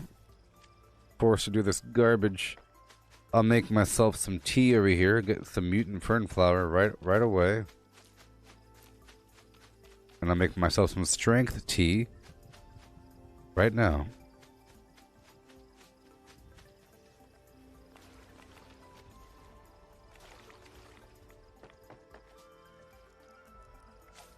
Yep, steep fever blossom tea. Yes, Matthew. 10 days left until the next update. Yep. I'm glad that, you know, I played the game more. Sometimes I take some breaks. I was playing Valheim for a while. And we thoroughly got back into this game. For a while, I was playing just Valheim for like a week and a half or something like that. Or maybe even a month. I don't know. It was a bit of me playing just Valheim. Waking up every morning playing Valheim. Because I had all these projects. I really enjoy projects, you know. Reach a point of stagnation. But that was a while ago now. And I've leveled up quite a bit since then. Quite a bit.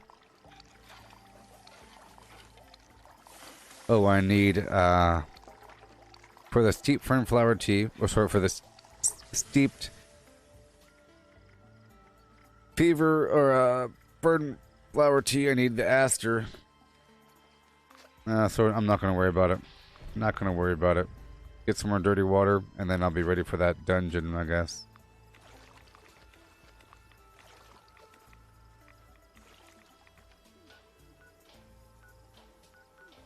I guess the thing just ended. So I'm gonna lift weights, do my thing. And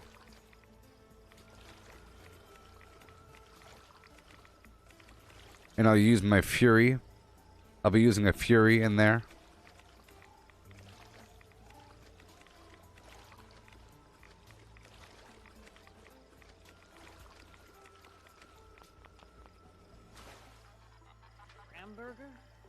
Okay. Alrighty.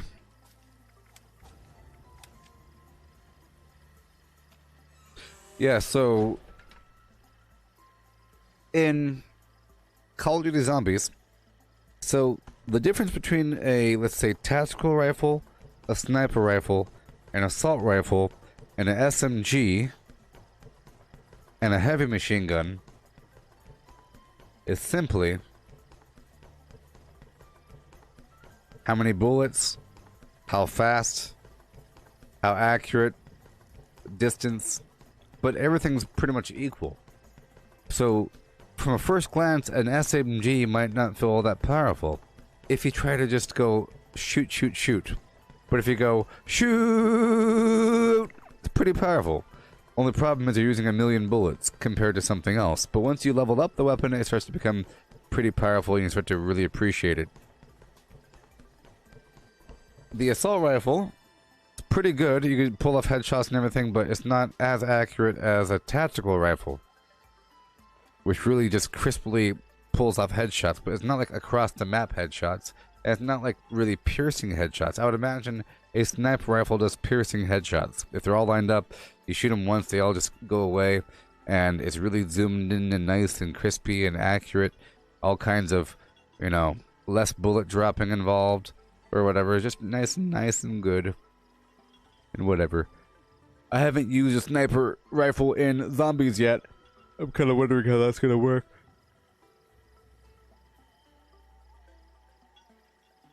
Oh yeah.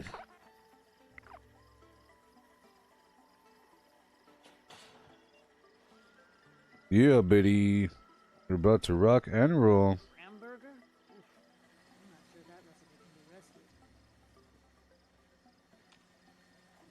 let the sunshine. Oh, you better let that sunshine in your face. So whenever I do a daily op, the most stressful part, or sort of stressful, most stressful, the very beginning when you have to hit that first radio, I have to get to that room as fast as possible and hit that first radio emitter, right? But the problem is there's enemies in that room. So, if they happen to hit me with melee when I'm hitting that radio button, they'll knock me off the radio emitter. And that wastes a handful of seconds. So I have to quickly get up in there and do my thing as soon. Hey there, big VGV. What it really doing?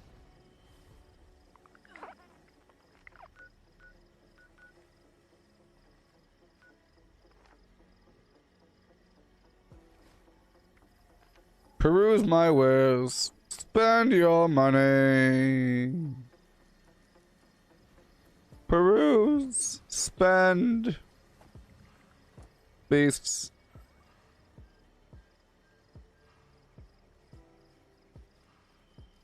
You better peruse and spend ho. You gotta spend your dough. Spend your money, yo. Spend your money. And peruse my wares. Yeah. Yes. Darn toots, macagoots. Darn right. You might want to cover up that abdomen of yours. It's offensive. Nobody wants to see that stomach of yours. It's gross. You hear me? Cover it up, or I'll dash you against the rocks. Cover it up.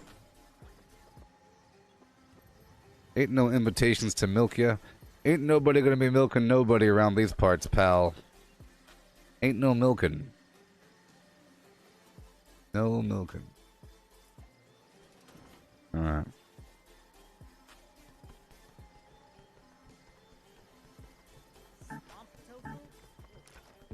Um.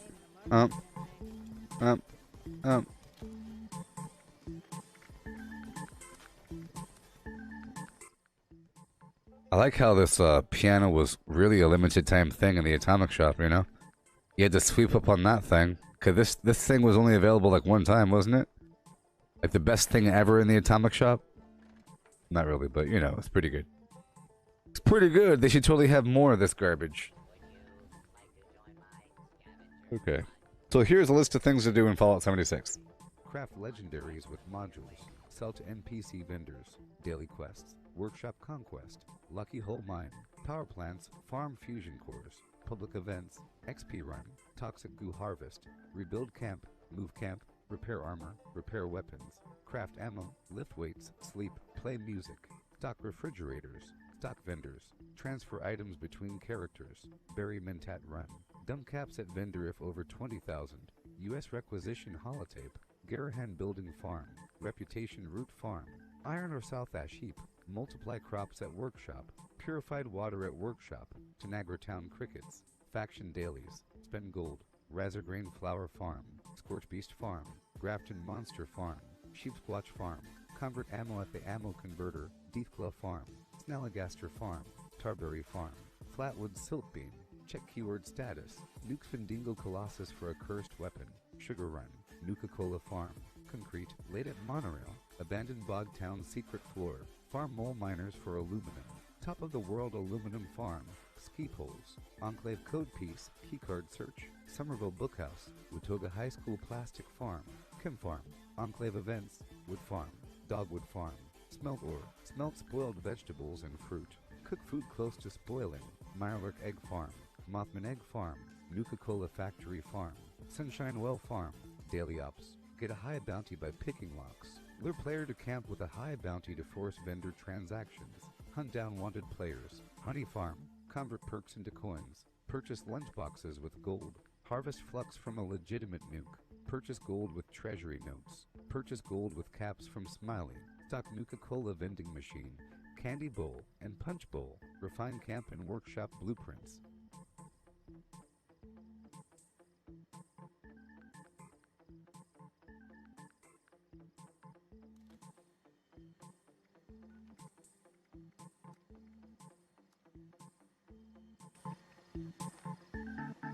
Okay. Okay. I used to say I'd try anything once. And okay. There we go. There we go. There we go. Oh no.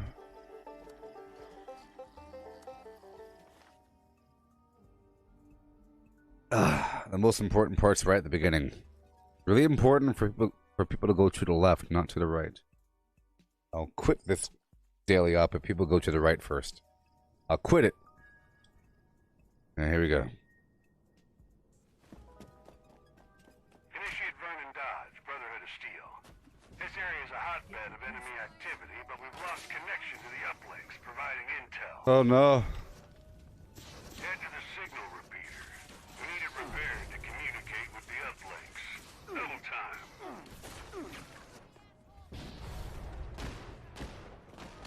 Why are you fighting them? Why are you fighting them?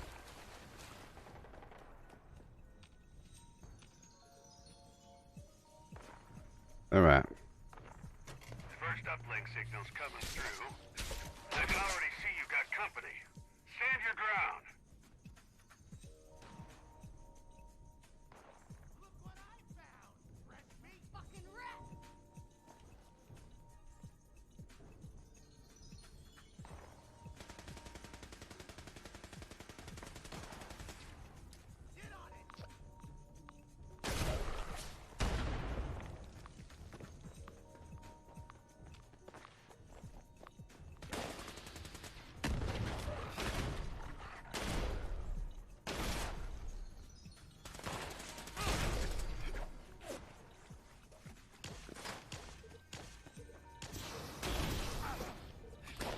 Shooting them does nothing, beast. Nothing!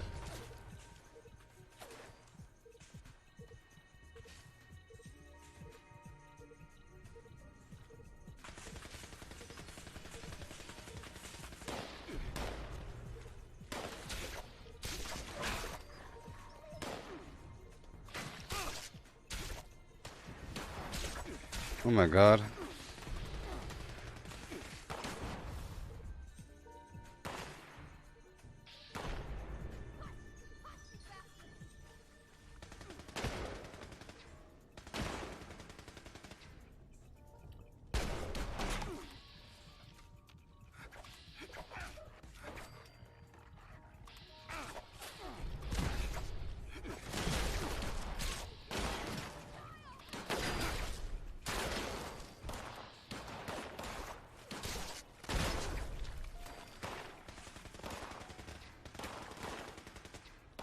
Blows my mind when people use ranged weapons during this daily op.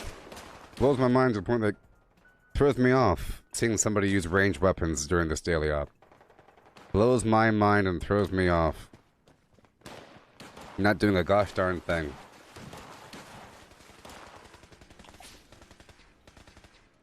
One uplink signal is calibrated. Head to the other before you lose your ground.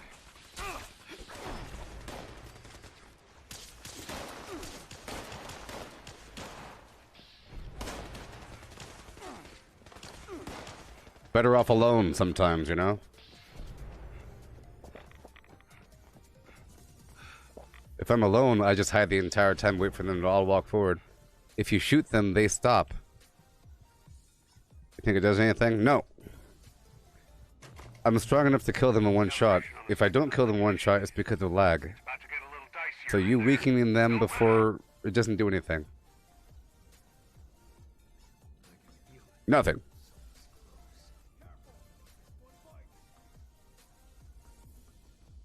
I know you know.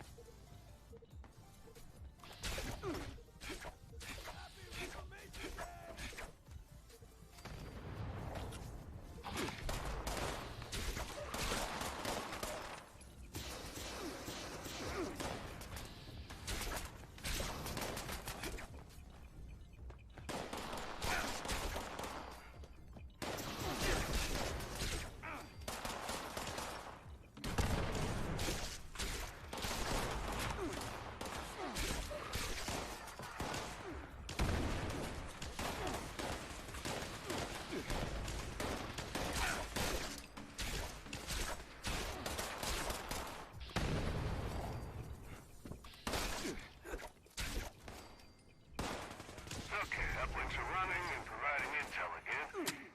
And, well, that doesn't look great. It's downright dangerous, actually. Thanks in advance.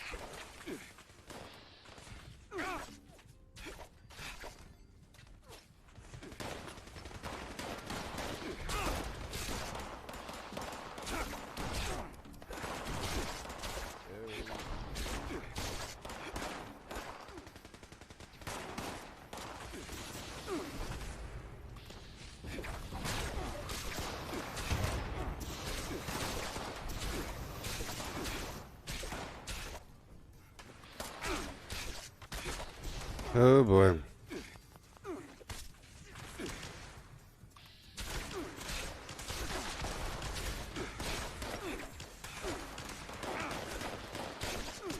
Oh my god. I think you know your orders, team.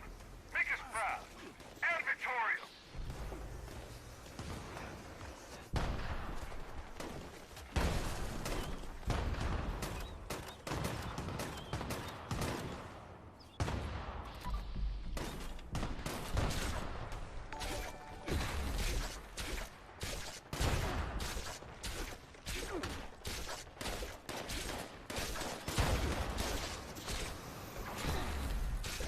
Brotherhood will need these uplinks to better understand threats like this. You've done us a great service. Ad Victorium. Yay. Dodge out.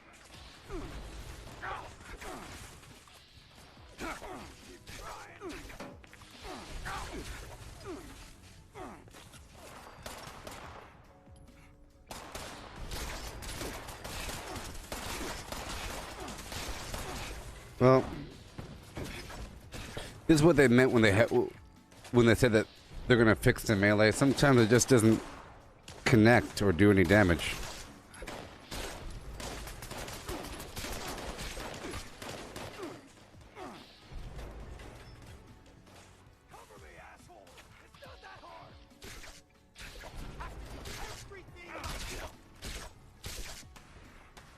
Okay. All done.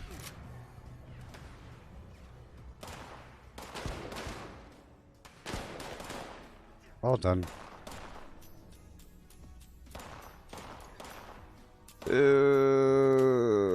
3-star bloodied laser sight pistol. Oh my gosh.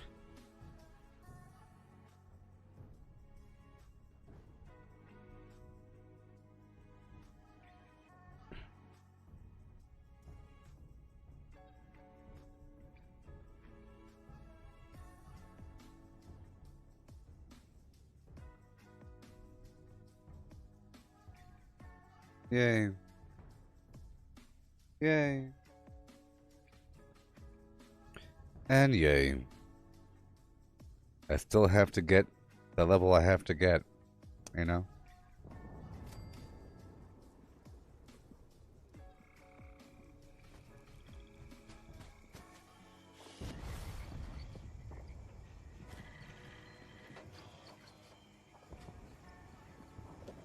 Okay.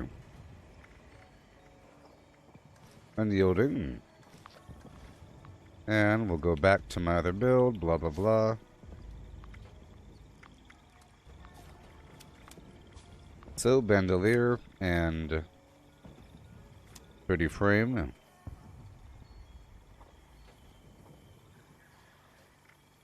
Darn game is wasting my coins. Wasting my coins. I just had to swap that over yesterday. There we go, all good to go.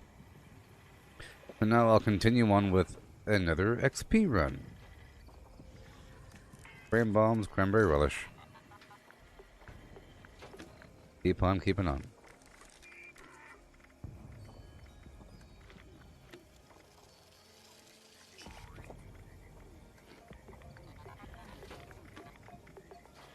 Alright.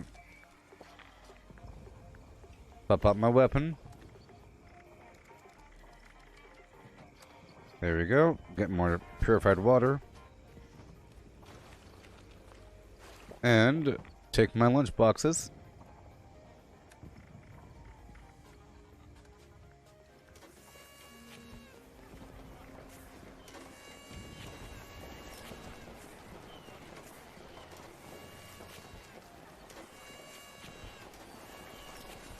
And we go.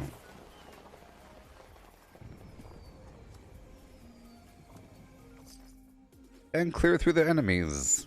Once I hit level 1400, I'll be good to go.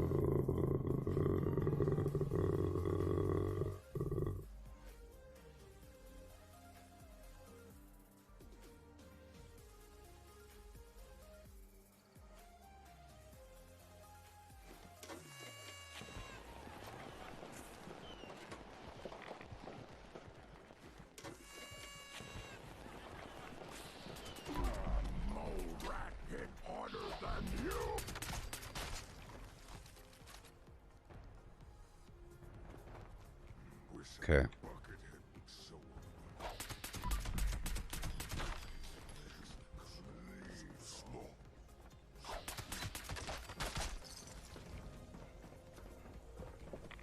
And boom.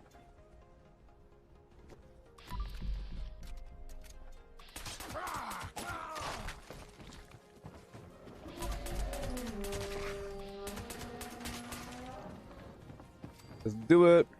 So I'll be level 1399 soon enough.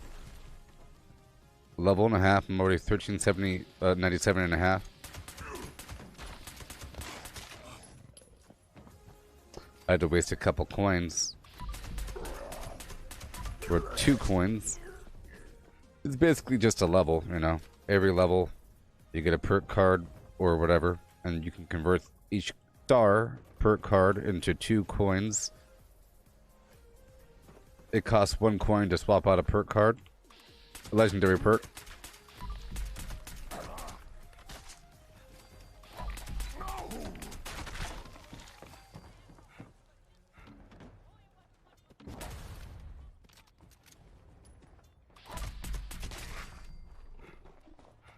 Yeah.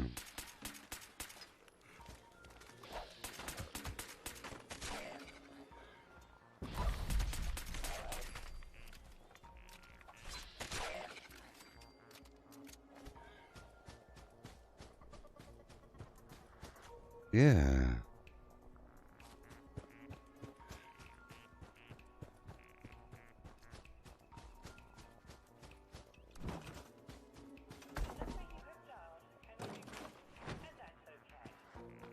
Mm-mm-mm.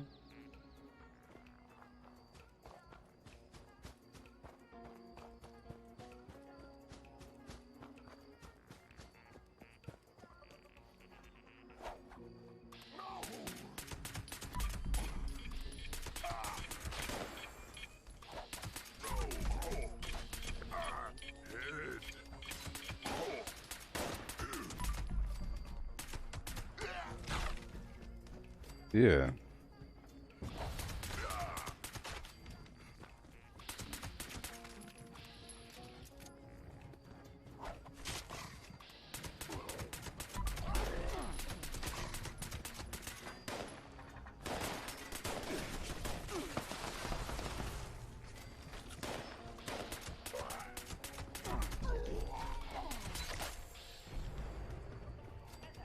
I'm not looting the material. My normal build for normal gameplay when I'm not doing an XP farm involves 2 pieces of full string that have weapon weight reduction so I could loot more.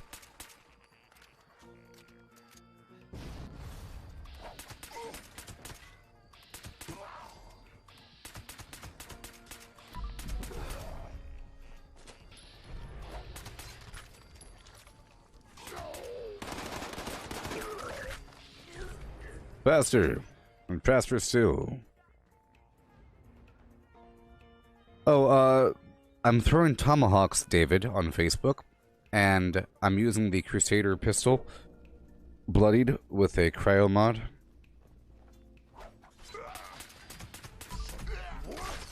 Who's there?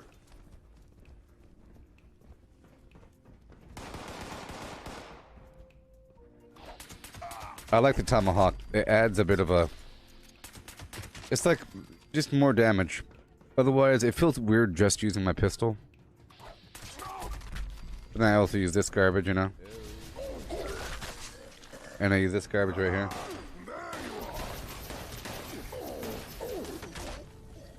But I like this.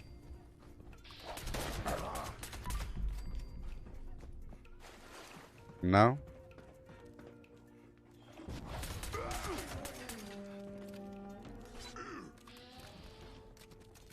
Because I'm using Tenderizer and Follow Through for more damage after my first hit.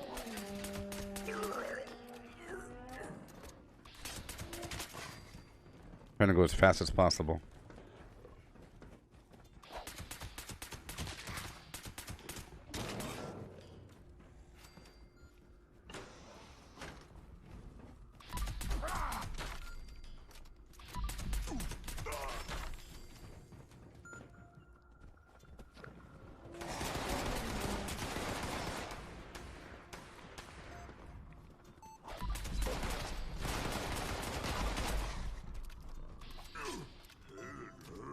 Yeah.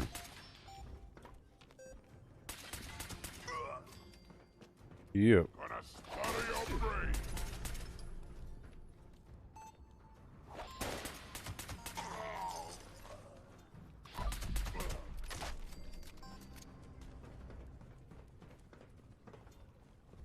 Let's play.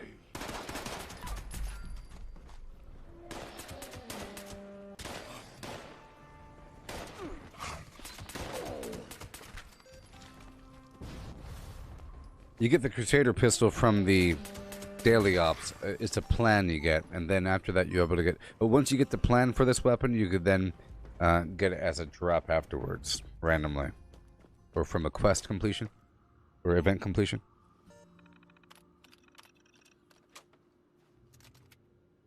I like to supplement VATS with tomahawks. To make it feel less cheap.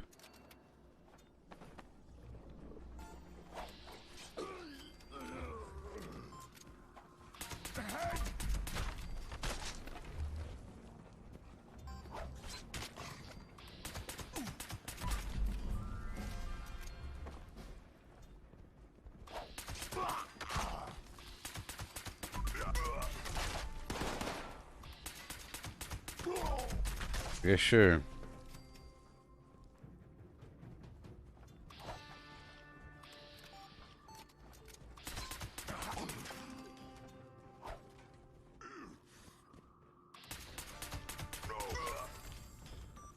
Huh?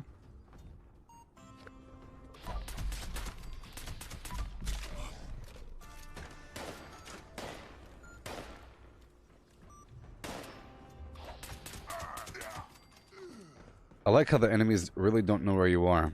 This game has really good pathfinding for enemies, really fantastic enemy AI, and the stealth is pretty realistic how they do their search patterns, how you could like lose them and everything. What I mean is by realism, it's not all that realistic, but the enemies don't just know where you are. They use their perception systems. I think the enemy uses their eyeballs and their ears to figure out where you are, as opposed to just knowing where you are using the game code. And they do their search patterns and locate you, and then they communicate, sort of. You know, if you can get them before they make any noise, other enemies don't show up. But if you attack one and he starts yelling or shooting, all the other enemies show up. This is all good to know whenever the stealth becomes really important with the new daily ops. Here we go. This is Huntersville, another nice spot. I have all these spots, and I have all these workshops I took over, as you can tell by all of these retake events. You see all these retake events? That means, look, all these creatures are just waiting for me to kill them. Whenever I'm done with my primary hotspots for XP, I go there.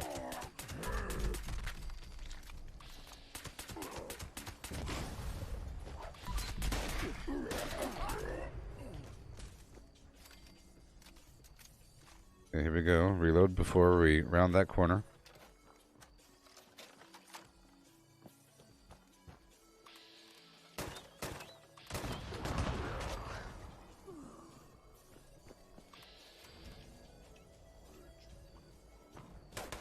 Going to find you. Going to kill you.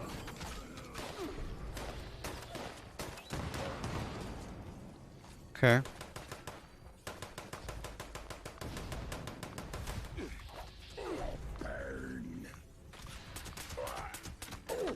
Not your arm, I want your head.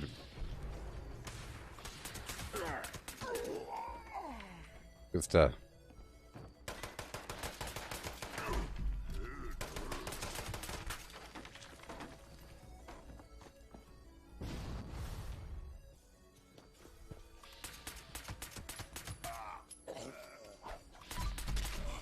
Yay.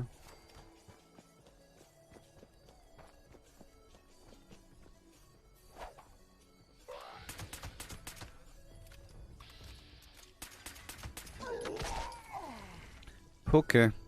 And now we go do the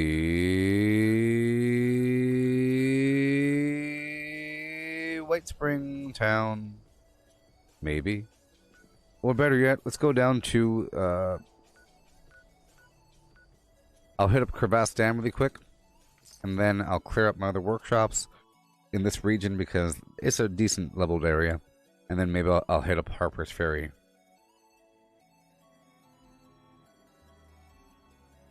I would love if the map had a timer showing, like showing or indicating how long it's been since the last time you've been to a certain part of the map.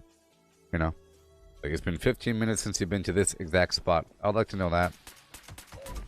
Maybe just with a general color indicator.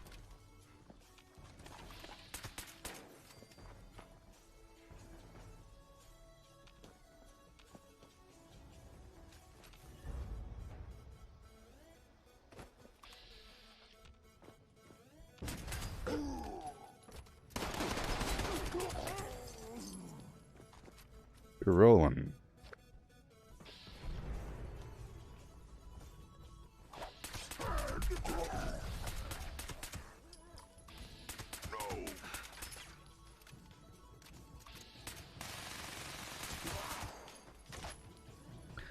Okay, let's go clear out these liberators. It won't be too many, but it might be a certain amount. And then I'll hit up the Fisher site up north and then the Moss Town next to me. I'm pretty sure they've respawned by then. You know what I mean? By then. Yeah. Yeah. Okay.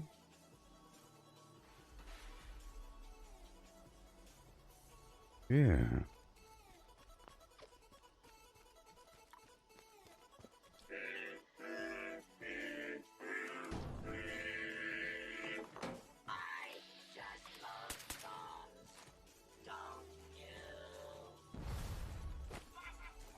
Oh my gosh.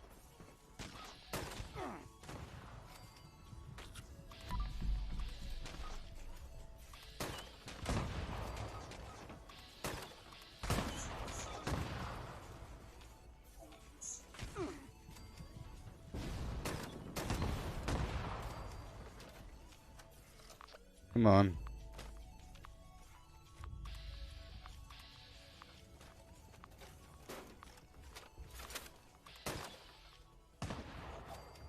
Are we done? We're done.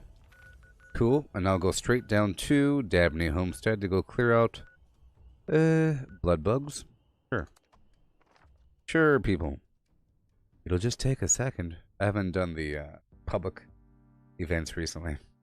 You know? Yeah.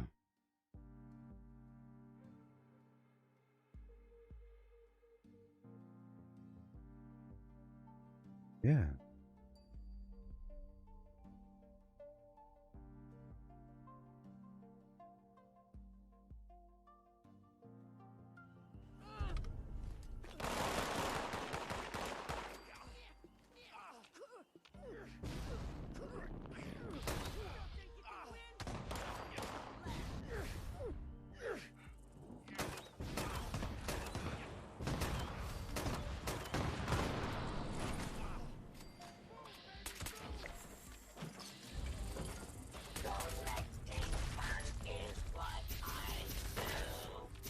Gotta burn them bugs.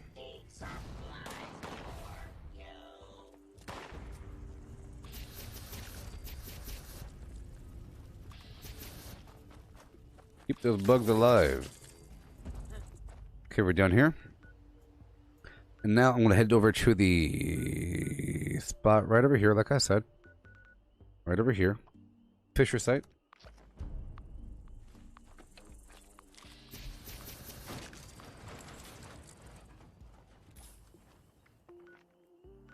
Moving on.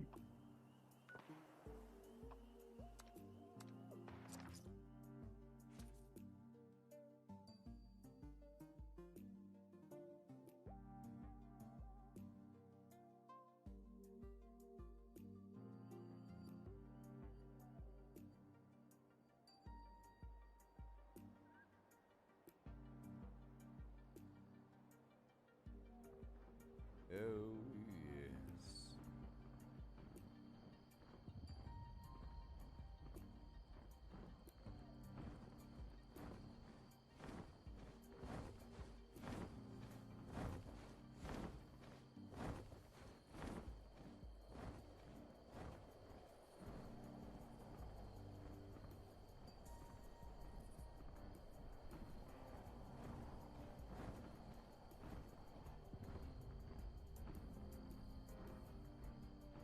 Yeah.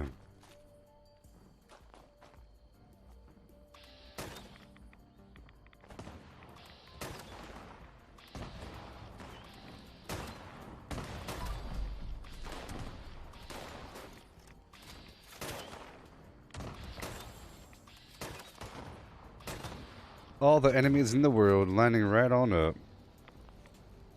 Look all these. What the heck? There's like 4 scorch beasts in the sky. Why are there so many scorch beasts? Oh my gosh. Let me get these guys to come on down.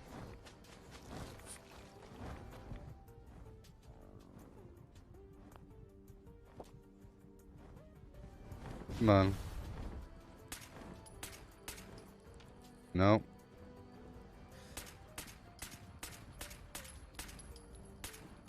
Come on.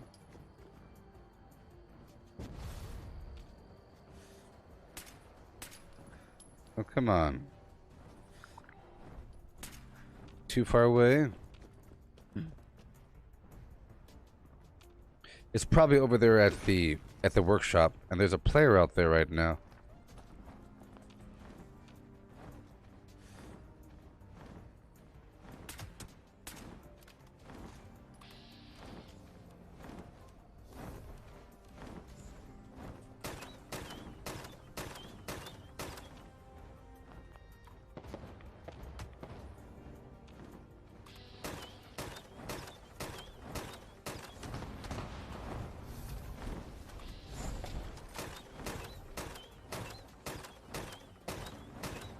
What is going on over here?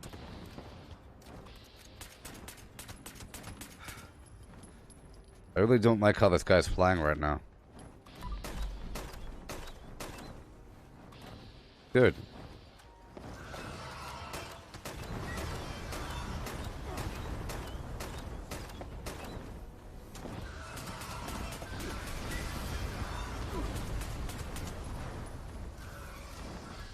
Whoa. But now they come. Now they want to come.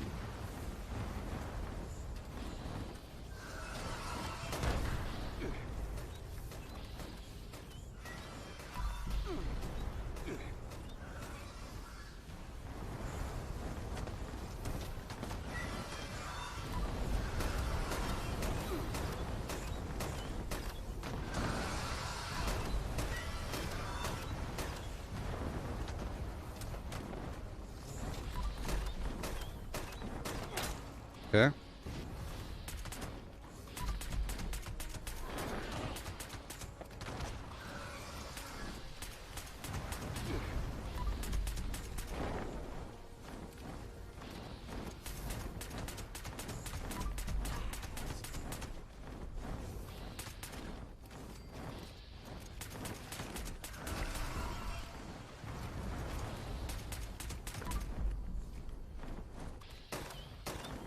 There you go, buddy.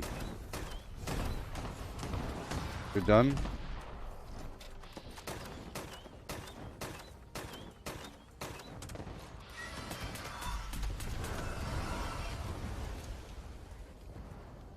Yay, well that was worth it. 85 quintillion enemies. Yep. Head on down to the next Fisher site by mosshome.org. What you say, what you know. Oh no. Lost Town. Home of Lost Town. Hmm. Hmm. Hmm. Hmm. Hmm. Hmm. Hmm. Hmm. Hmm.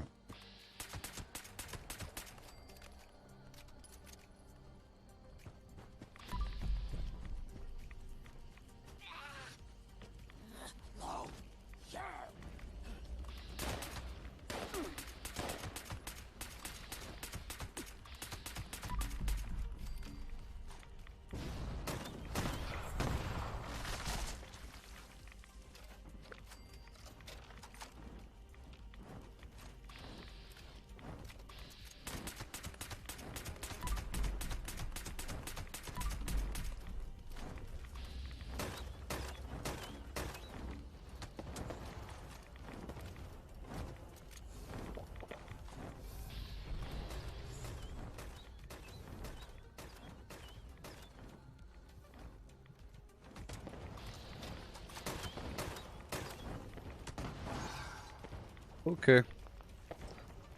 Right on, right on. Let's march on down to Harper's Ferry right now. There's a bunch of enemies here along with the event. The Enclave event. You know.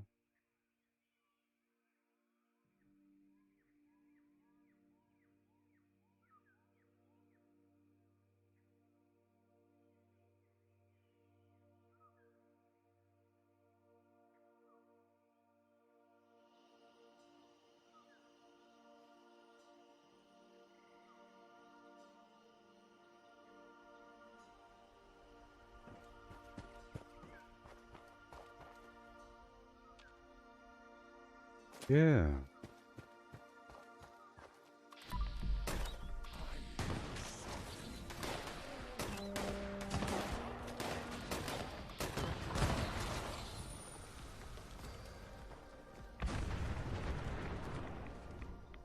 Move right on through. Reload in the air.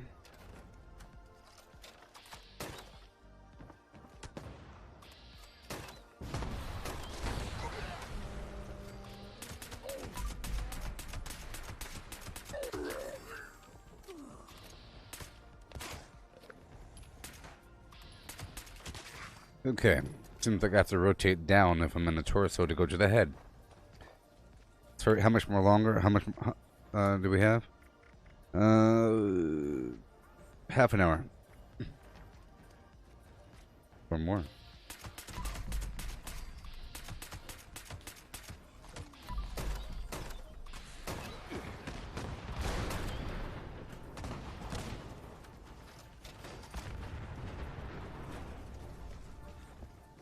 Yeah. I think the event is no longer here, maybe. Or am I not in the event?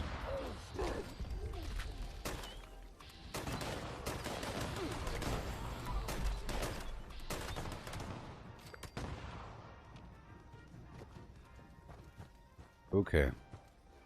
Let's click on the event so I can enter it, huh? Fast traveling.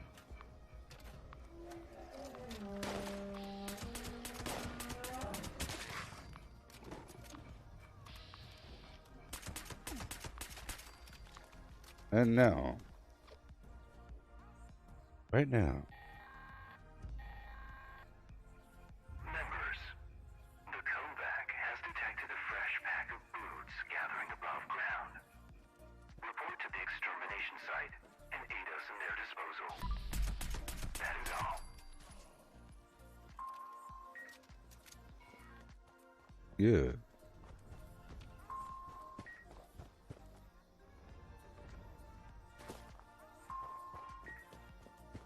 Perfect.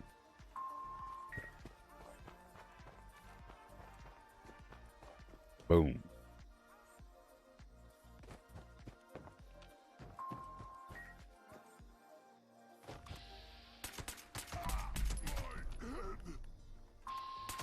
All the main components engaged. Activating targeting protocols. Please stand by.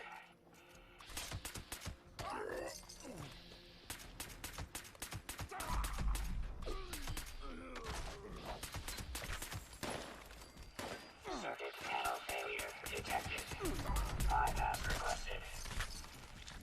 Oh, it takes as long as it has to take. I'll go ahead and loot everything here. I've been avoiding that. It hurts me when I do these long-term XP farms. Nice try. Users, component signal lost. Recalibration requested. Notice to all users. Gear jam detected. Mechanical support ticket issued.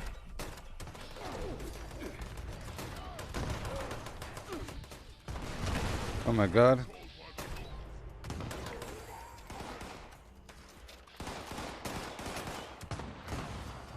See, these Enclave events are great. When there's another player, there's a lot of enemies sometimes. Like a lot of them.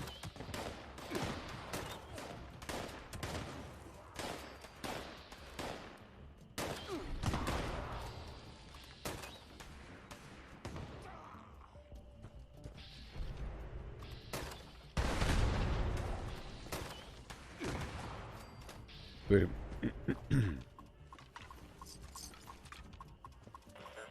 Yeah. Restored. Resuming connection process. Component bypass detected. Resuming function. Yay. Clear through all these enemies and clear through the rest of the town. Yep.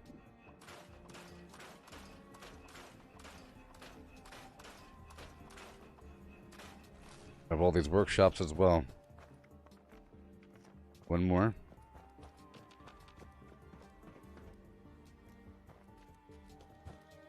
Dealer.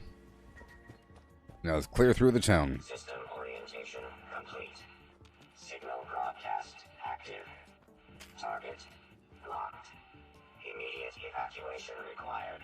Repeat. Please retreat to a safe distance immediately.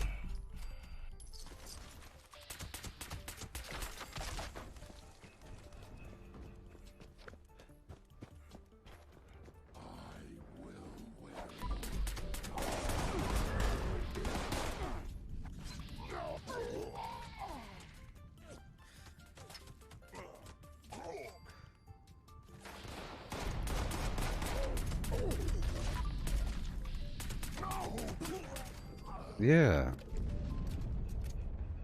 Almost $13.99.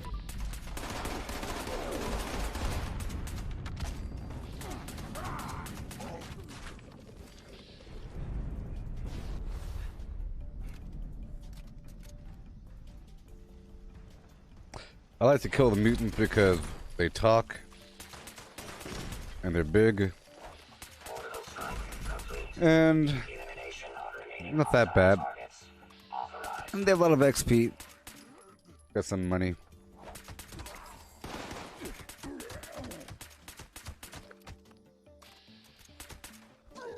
There's one enemy left. There's one enemy left. Let's go over here and kill that final enemy. It looks like I'm starving because of parasites or something. Oh boy. It's because there's a camp close by. That's why there's so many enemies. Usually there's more enemies for the Enclave event if there's other players here. You know? There really is a lot of loot that these dudes drop here. Hey there, Lorraine. Specified hostiles eliminated. Infestation cleared. Thank you for your participation.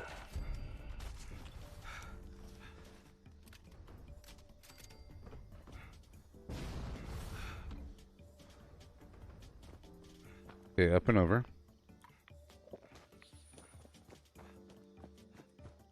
And over.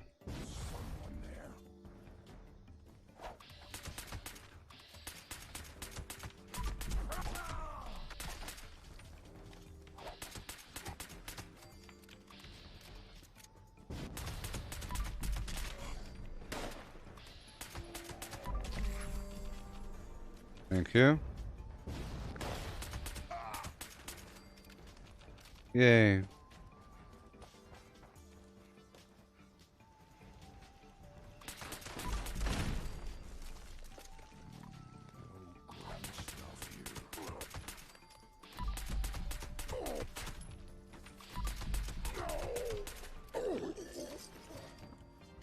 Okay, I'm gonna break all this down and then head on into the burrows. It's only okay because there's a million enemies down there. Each enemy doesn't have as much XP as a mutant.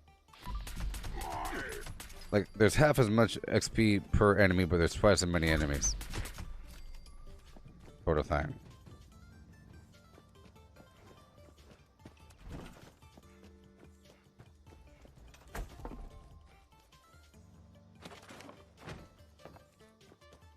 Yay. Look at my new chair, Lori.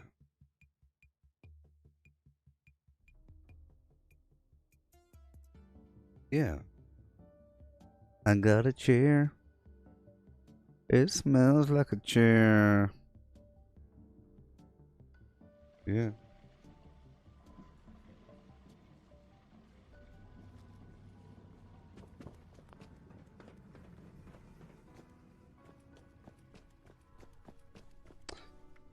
Enemies are dead. I got a chair.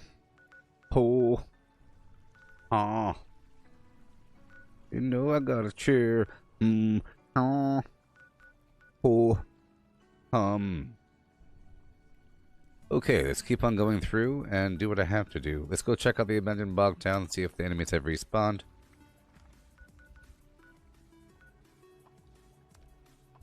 And then I guess I could sweep through my other workshops. Yeah.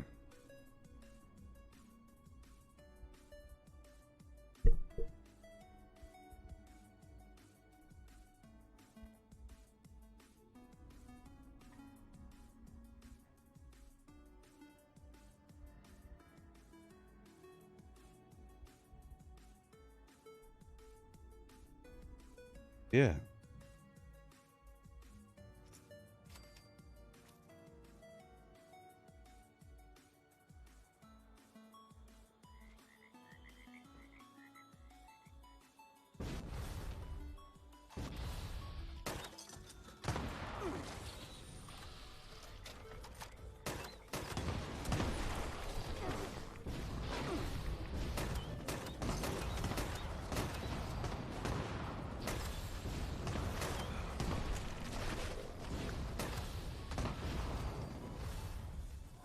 Get my goodies.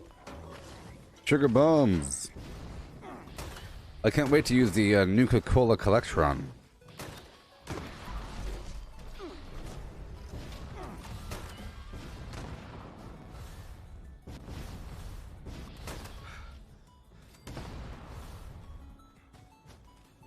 The Nuka-Cola Collectron. Oh yeah.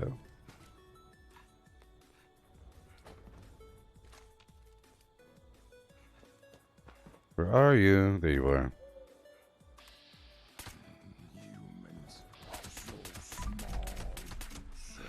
No, no. Did I get him before they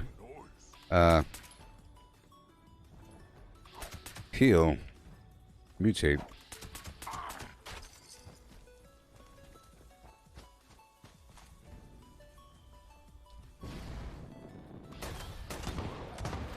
Yeah.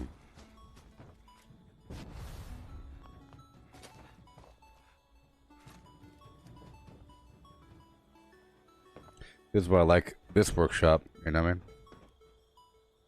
That's why.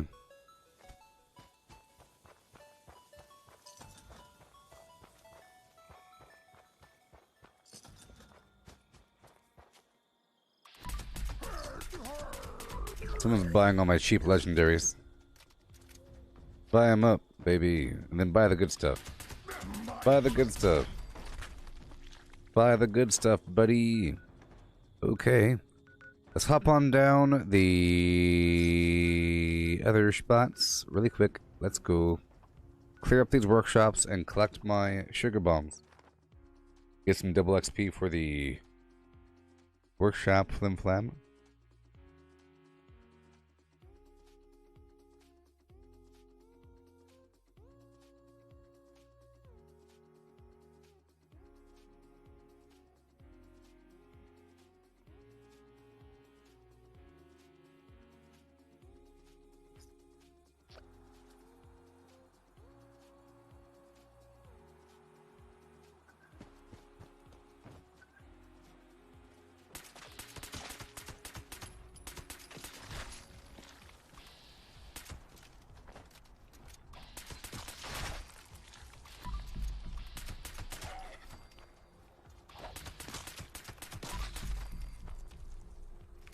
Thank you.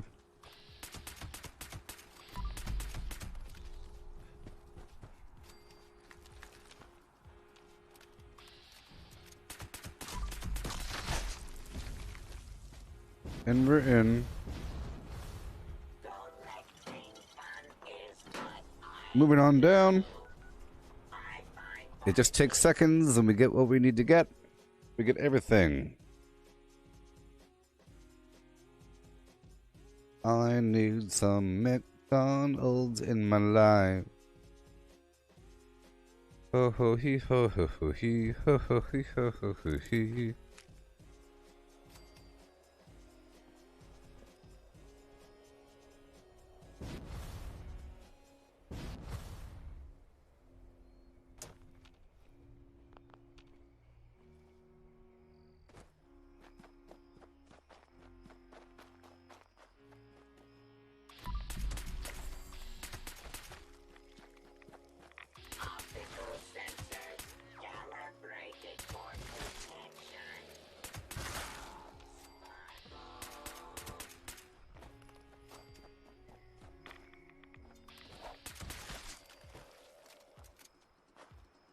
See, weak enemies die right away, but I'm fighting, you know, level 75s, level 100s, and they take a few shots. Done. Yay. Sugar bomb, see? More gumdrops, more cotton candy bites. Yep. Let's go through my other workshops and clear them one by one. Get some XP by killing the enemies that might be there and then retaking the workshop. Yeah.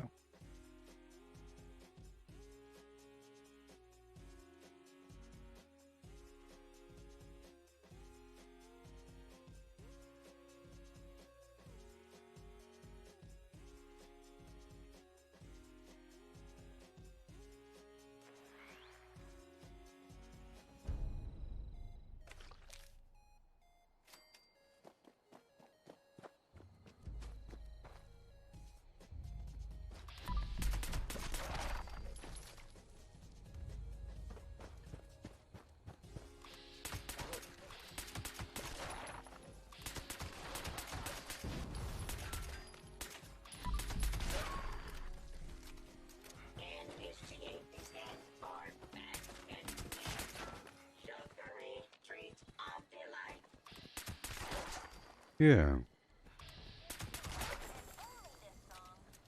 Are we almost done? Almost. See, it's worth it. Oh, it's worth it if you're on the same server for a long time. Get that and go. Get that and go. Oh no. Just a few enemies, and at the end you get the reward. 1,000,000 extra plans, and I'll give them away in some box somewhere.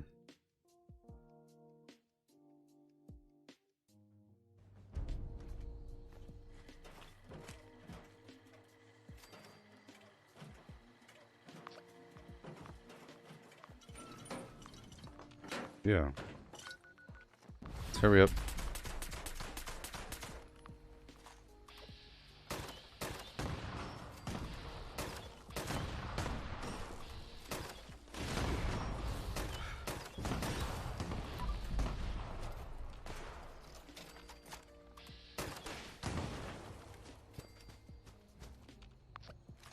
Do a loop around really quick.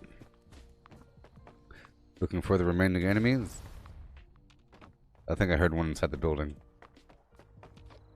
I'm trying to use VATS to find him.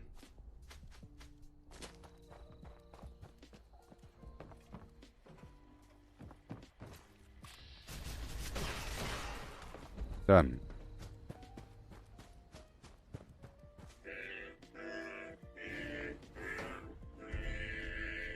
Done. And to the Billings homestead.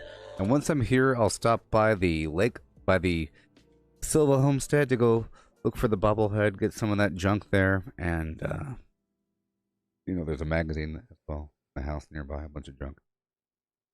So forth. So much to do. Yeah.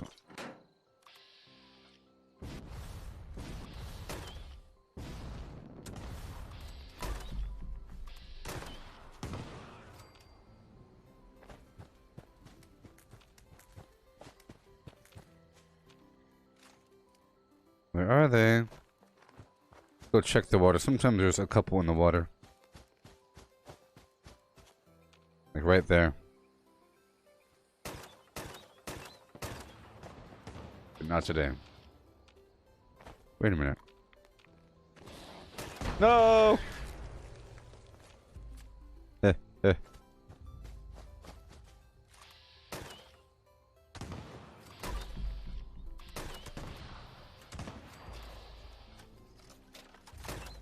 Boom. A whole lot of them. Where are they? Now we're done, right? Yep. Let's go through and loot this other garbage really quick. A couple things over here. I love being able to go third person.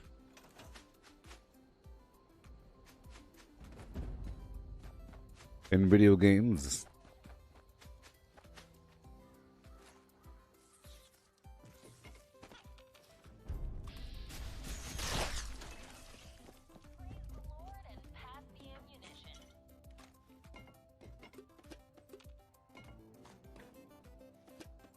Thank you. Yeah. Here we go. 1 by 2. Doing just what we can do. Oh, oh, yeah. Okay.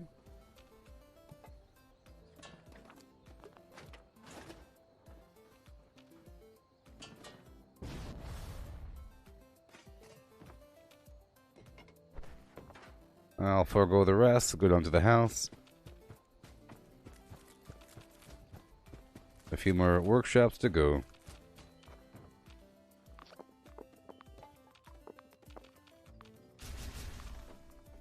See the magazine right here.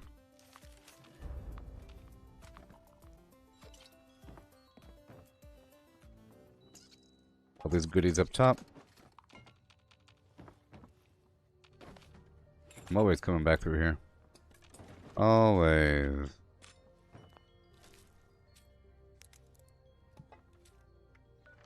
Okay. Up to Sunshine Meadows. Right now. Yes. Swing through all my workshops. Make sure they're good to go. And we have one more XP farm after that, and we're sort of good.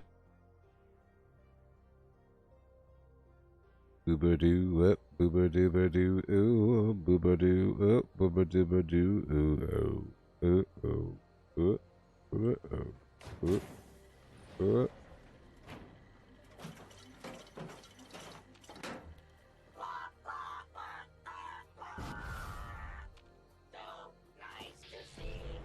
Okay. Looking for these enemies. Oh, mole rats. No one likes you.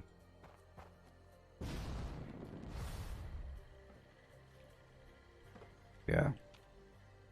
Let's hurry up.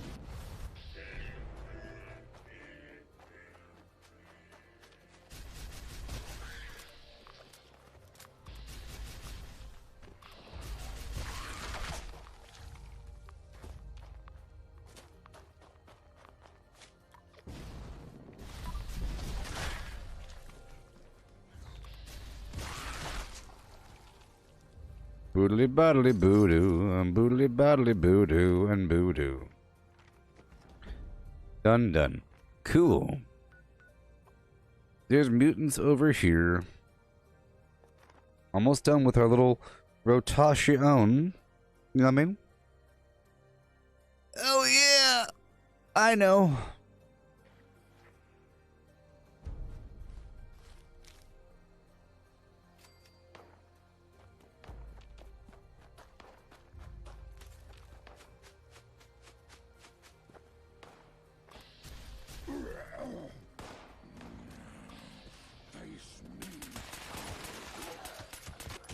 These are going to be level 50 mutants here.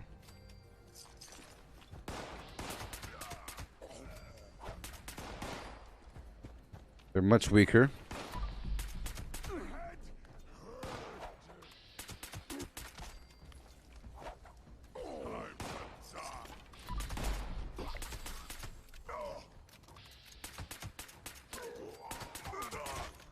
Yeah.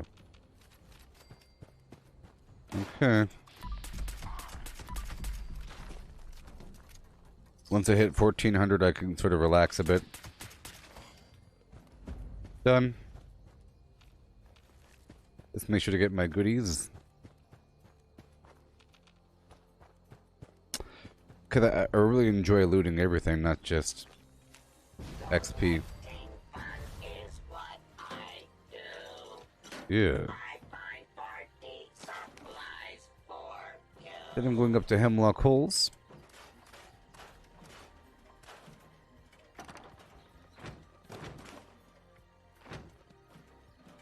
And kill the Grafton monster while I'm there.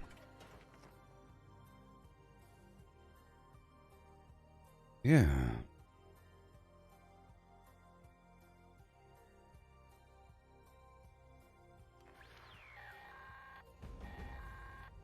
This is Grafton's Mare. I need you to get up to Cricket's Fort. Yet another set of remains has been unearthed. We need to honor that soldier by giving him a proper burial at the battlefield cemetery.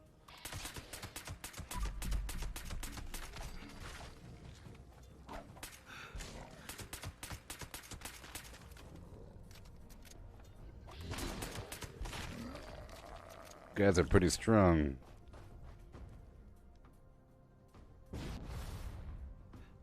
Hey there, Wolf Spirit. How's it going?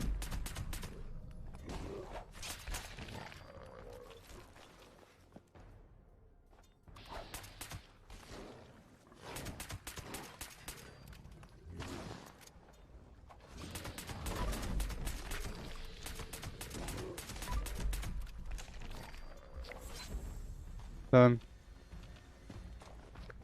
Get the heck out of here. Keep on going. More sugar bombs, yay!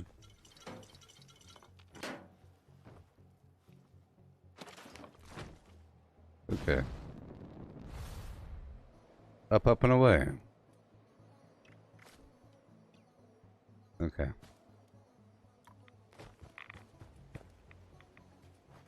Kill the Grafton monster again.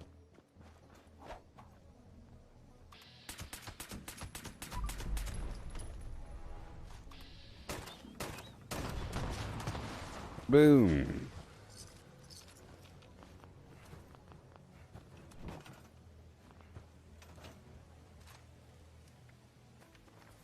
Okay.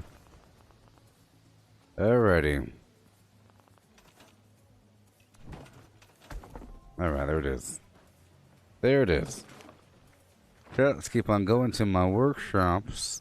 There's probably no one there anymore, but whatever. Okay, let's go over here to the munitions factory, Red Rocket Mega Stop, because those are, I have not gone through yet recently, and or yet, you know, at the same time.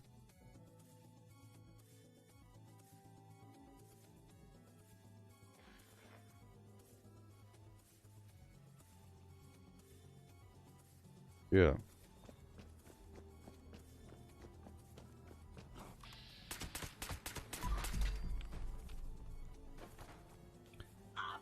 Oh boy.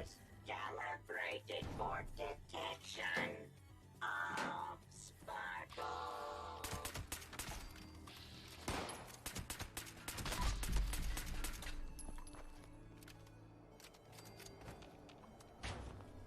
Yeah.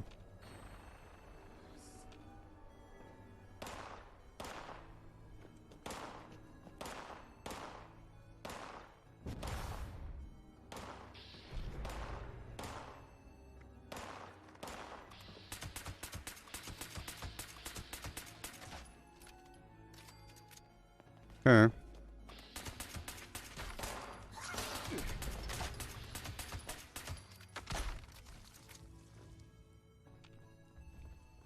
Pretty much all of them. Besides... oh boy, one over here.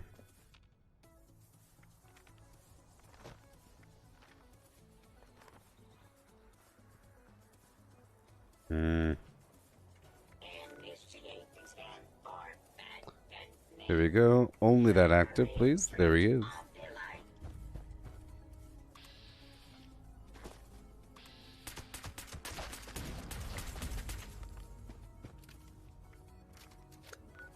Okay, mark that one active. And hop on down to the Red Rocket Mega Stop.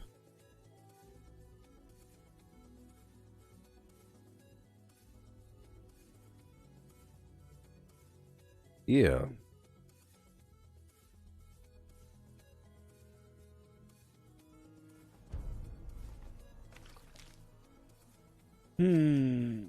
Halfway through.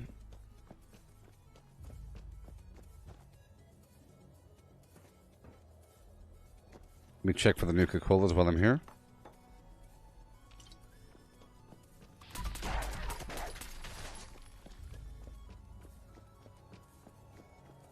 Boeing.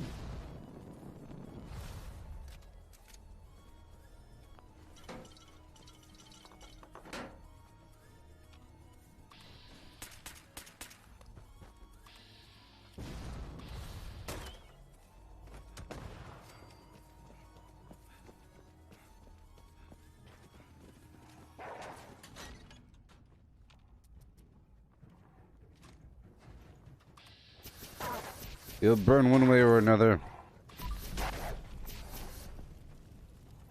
Thank you.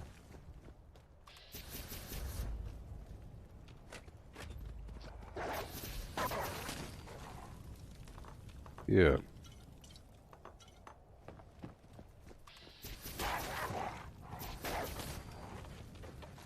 Doesn't seem to do the most damage to these wolves. The fire. Kind of weak against these guys.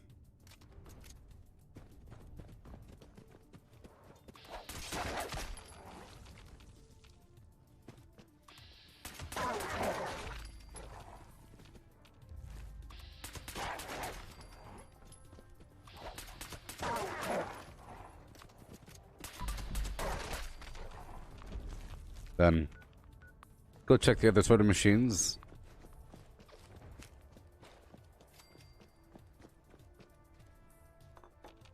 Yeah. I've cleared out all my workshops. Yay. Cool. And now.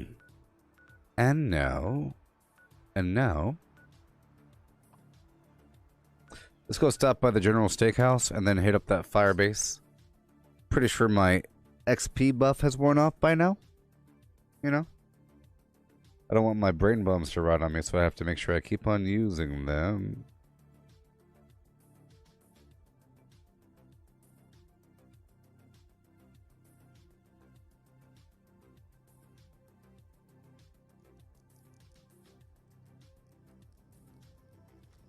Okay.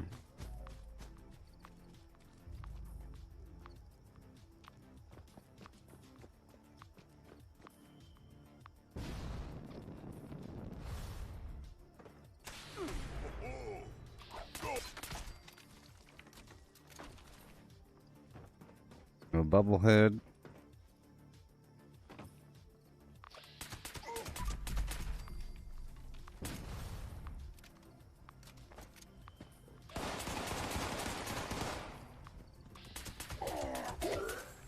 Yep.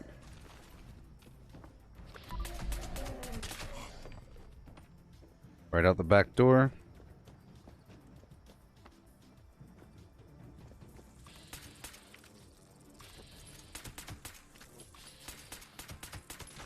Let's go clear these enemies from the fire base. Let's check on my stats.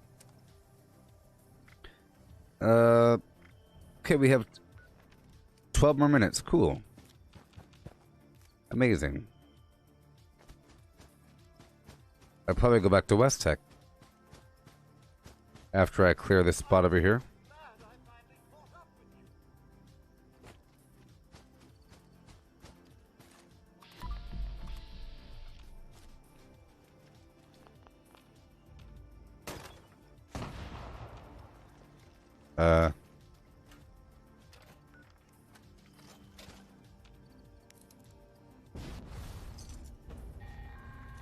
Okay.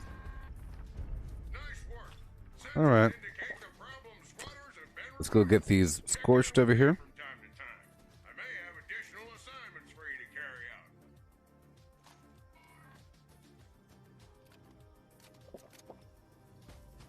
Hurry up.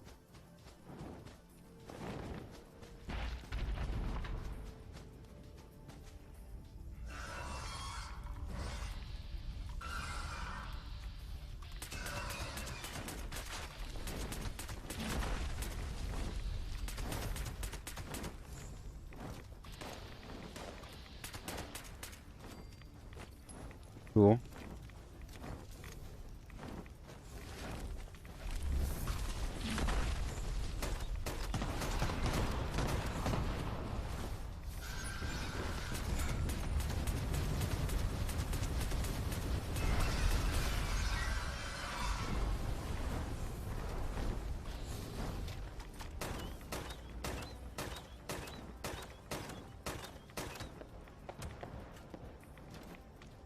Yeah.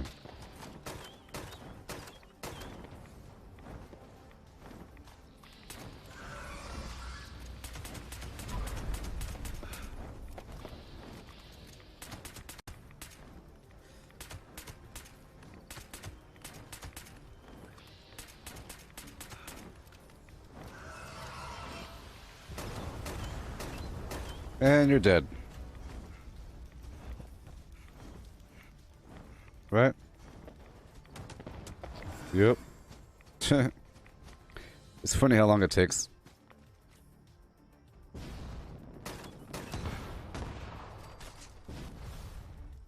Go right over here. They should spawn, I think.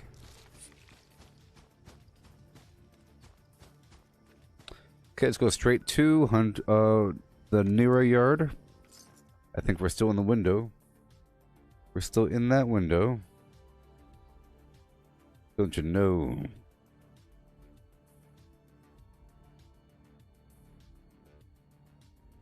My new headphones are coming today. Ain't that fun? They're coming today.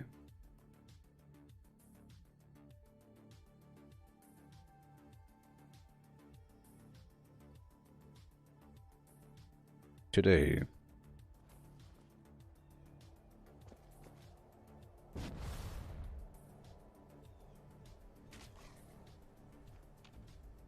Oh my gosh.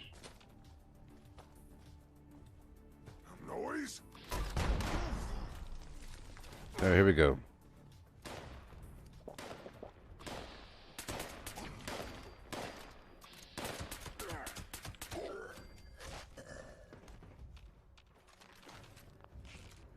Yeah.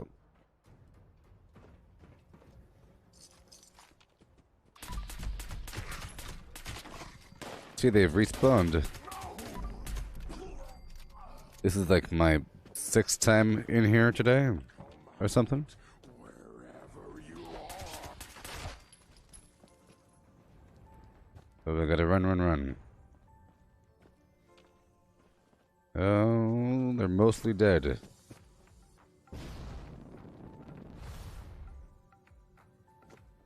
Okay.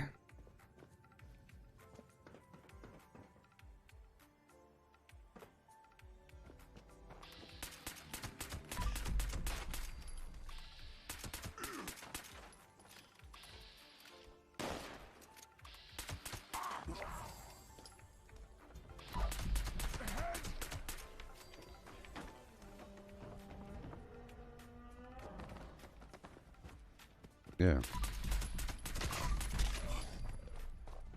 As fast as possible. Oh. See, you gotta have something to do in between farming these spots. Otherwise, you just farm these spots in server hop. That's what the workshop conquest is for. You know what I mean? Anybody have any questions? Right now it's 5:30 p.m. Pacific Standard Time. Yeah. What you know about the what you know about the oh no, yeah. Here we are.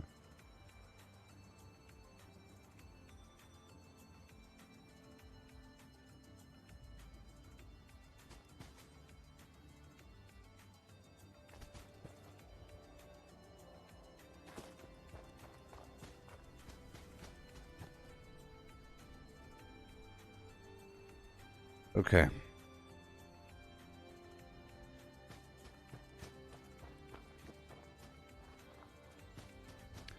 Nobody here? Nobody here.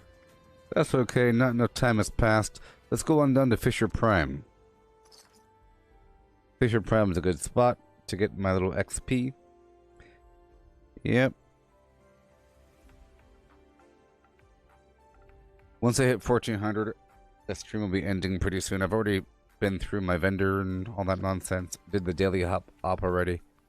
So I'm just trying to get this level. Today's a day.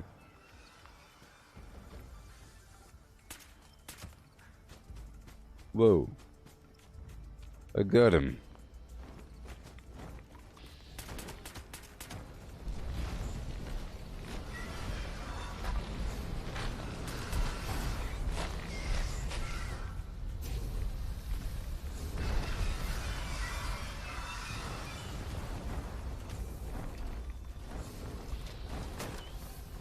What's the respawn time for West Tech? NES? Well, it's between 15 and 30 minutes, but 30 minutes just to be safe. And in that time, you could rotate around, but sometimes it's longer. Sometimes it's like a whole darn hour, but I think half an hour is about the right time.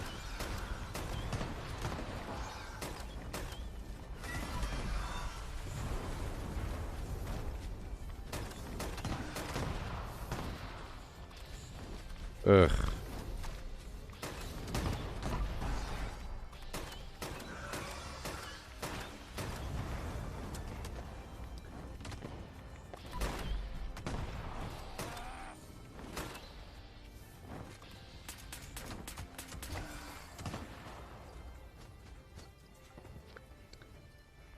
Yeah. So, like for West Tech, you know, all these spots, like this spot here, half an hour. So you just have to have a bunch of spots to rotate through, or you server hop. We'll go by the Sundew Grove over here, and then up to the next Fisher site.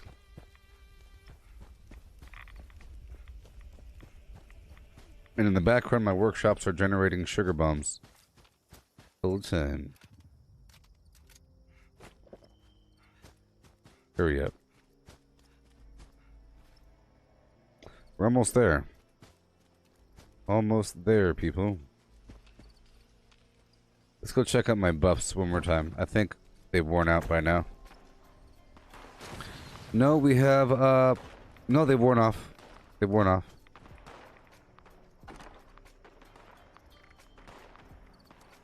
Last iteration. Make sure I eat.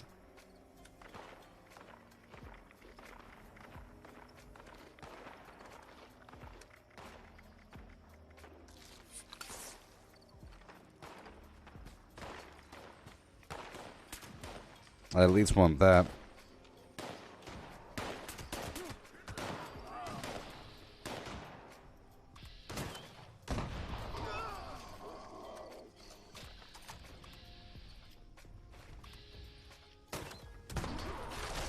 Alright. This is going to be my final XP run here. Most spots around the map are already farmed. Okay. Most spots.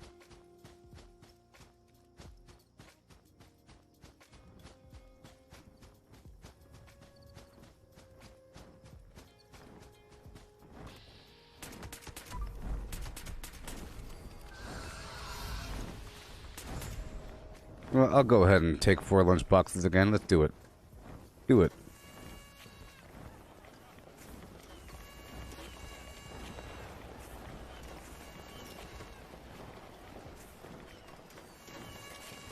Yeah.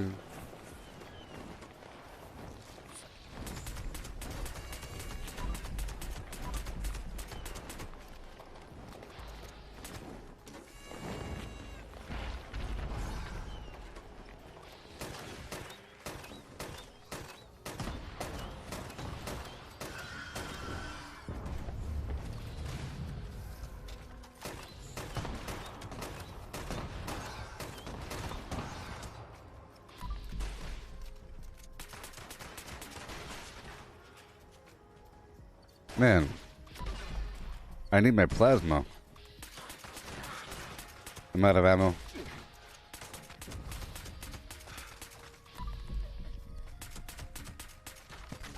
Okay. And AP. Here we go.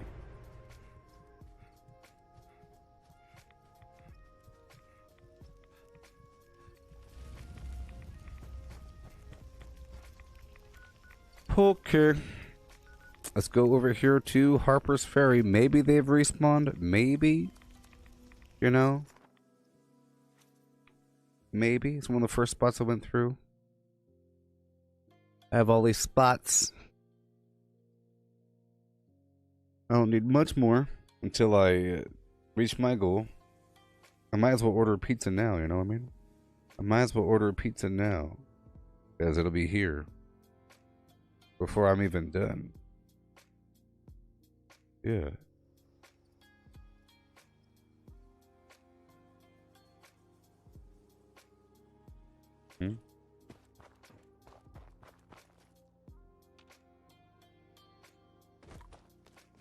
Come on, bad guys. Yeah.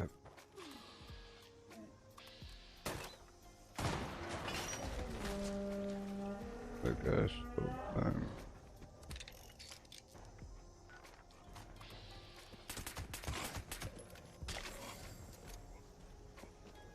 Let's go. I don't like when they die before I get here.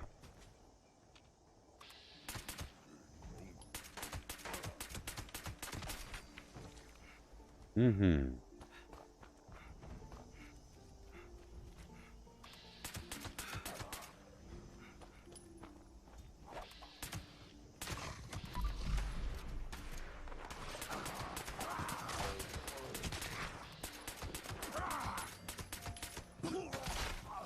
Yay.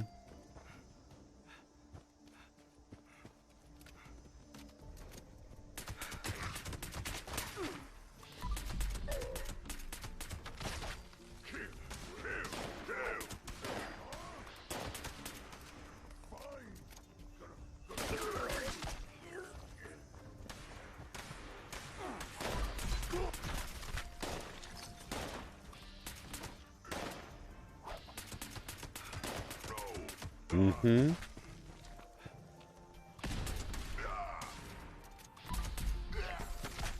Yeah.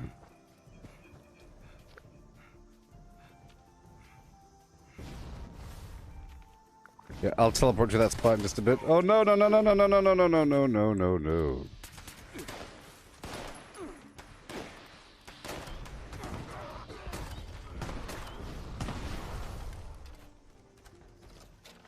Go the way through, then teleport down.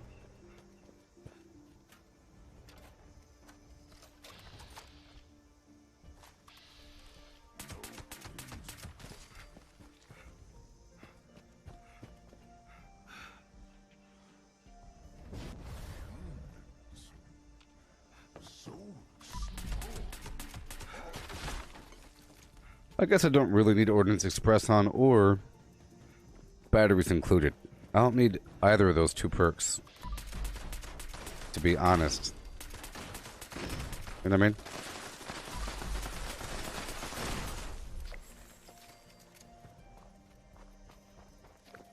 But it's best to not waste any of my points moving points around, or moving levels, or moving attribute points around, you know?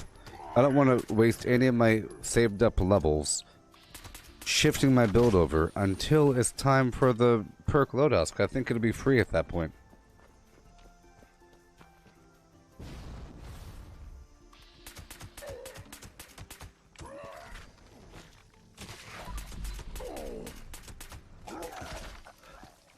We're almost there, everybody. Level 1400's coming.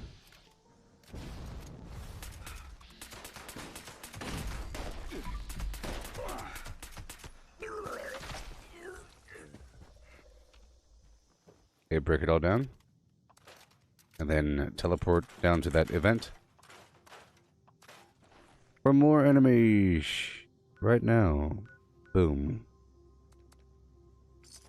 Boom.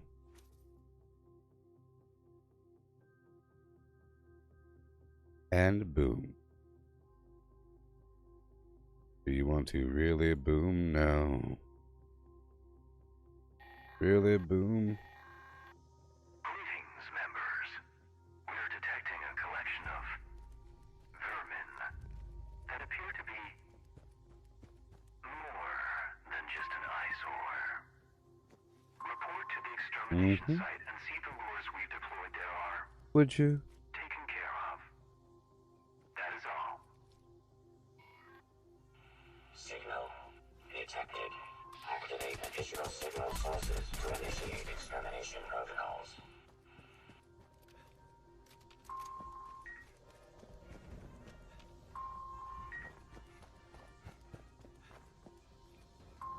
Yeah. All array components engaged. Activating targeting protocols. Please stand by. Okay.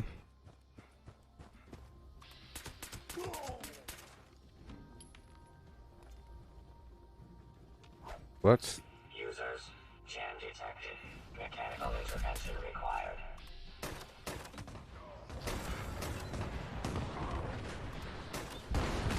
Oh my god, it happened. He threw a grenade and my vats hit the grenade with my grenade launcher. Amazing. So I feel like that's the whole reason why a flare exists. So if the other player is using vats against you, you use flares and then they'll hit the flare. Support requested. See, because there's a camp nearby, or there was, or either way, this event spawns a bunch of bad guys. Sometimes. It spawns more if there's other players. Requesting immediate user support. Signal strength failure detected. Signal boost procedure required. Calls! You won't take it!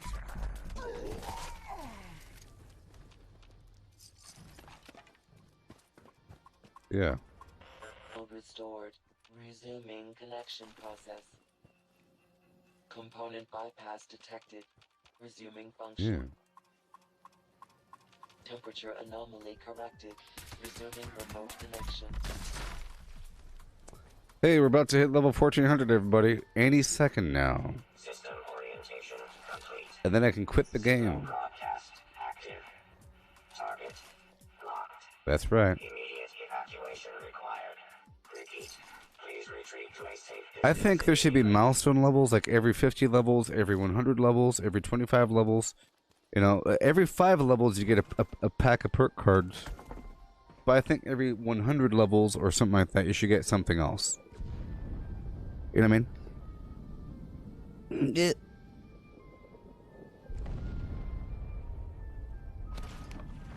Well, the stream's about to be done, people.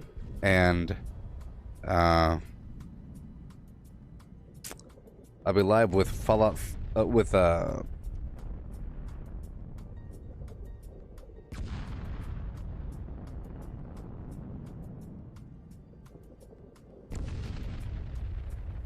doing the zombietown.org.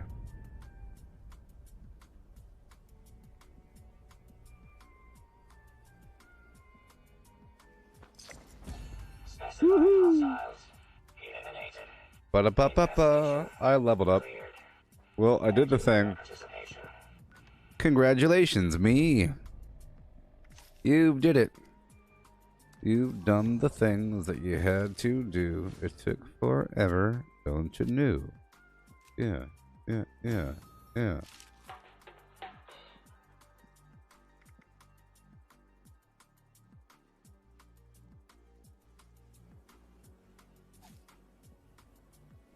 Ooh. Thank you, Aeneas. Yeah. Never trust a bucket's theories. They just don't hold water.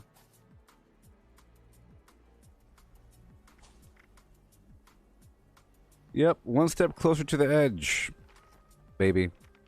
I have a bunch of flim-flammy perks, but we'll have a wonderful build in the future. But we're done now. I'll be live with Fallout 76. Sorry, with zombie Call of Duty Zombies at about 6:30, I think. Okay, I'm gonna eat something, order something, and I'll be back.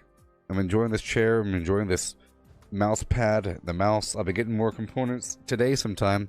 My speed pad will be coming. My new headphones are coming. So that's exciting. More upgrades are coming. This is the contemporary headphone solution. I'll be getting the new headphones soon. Yes.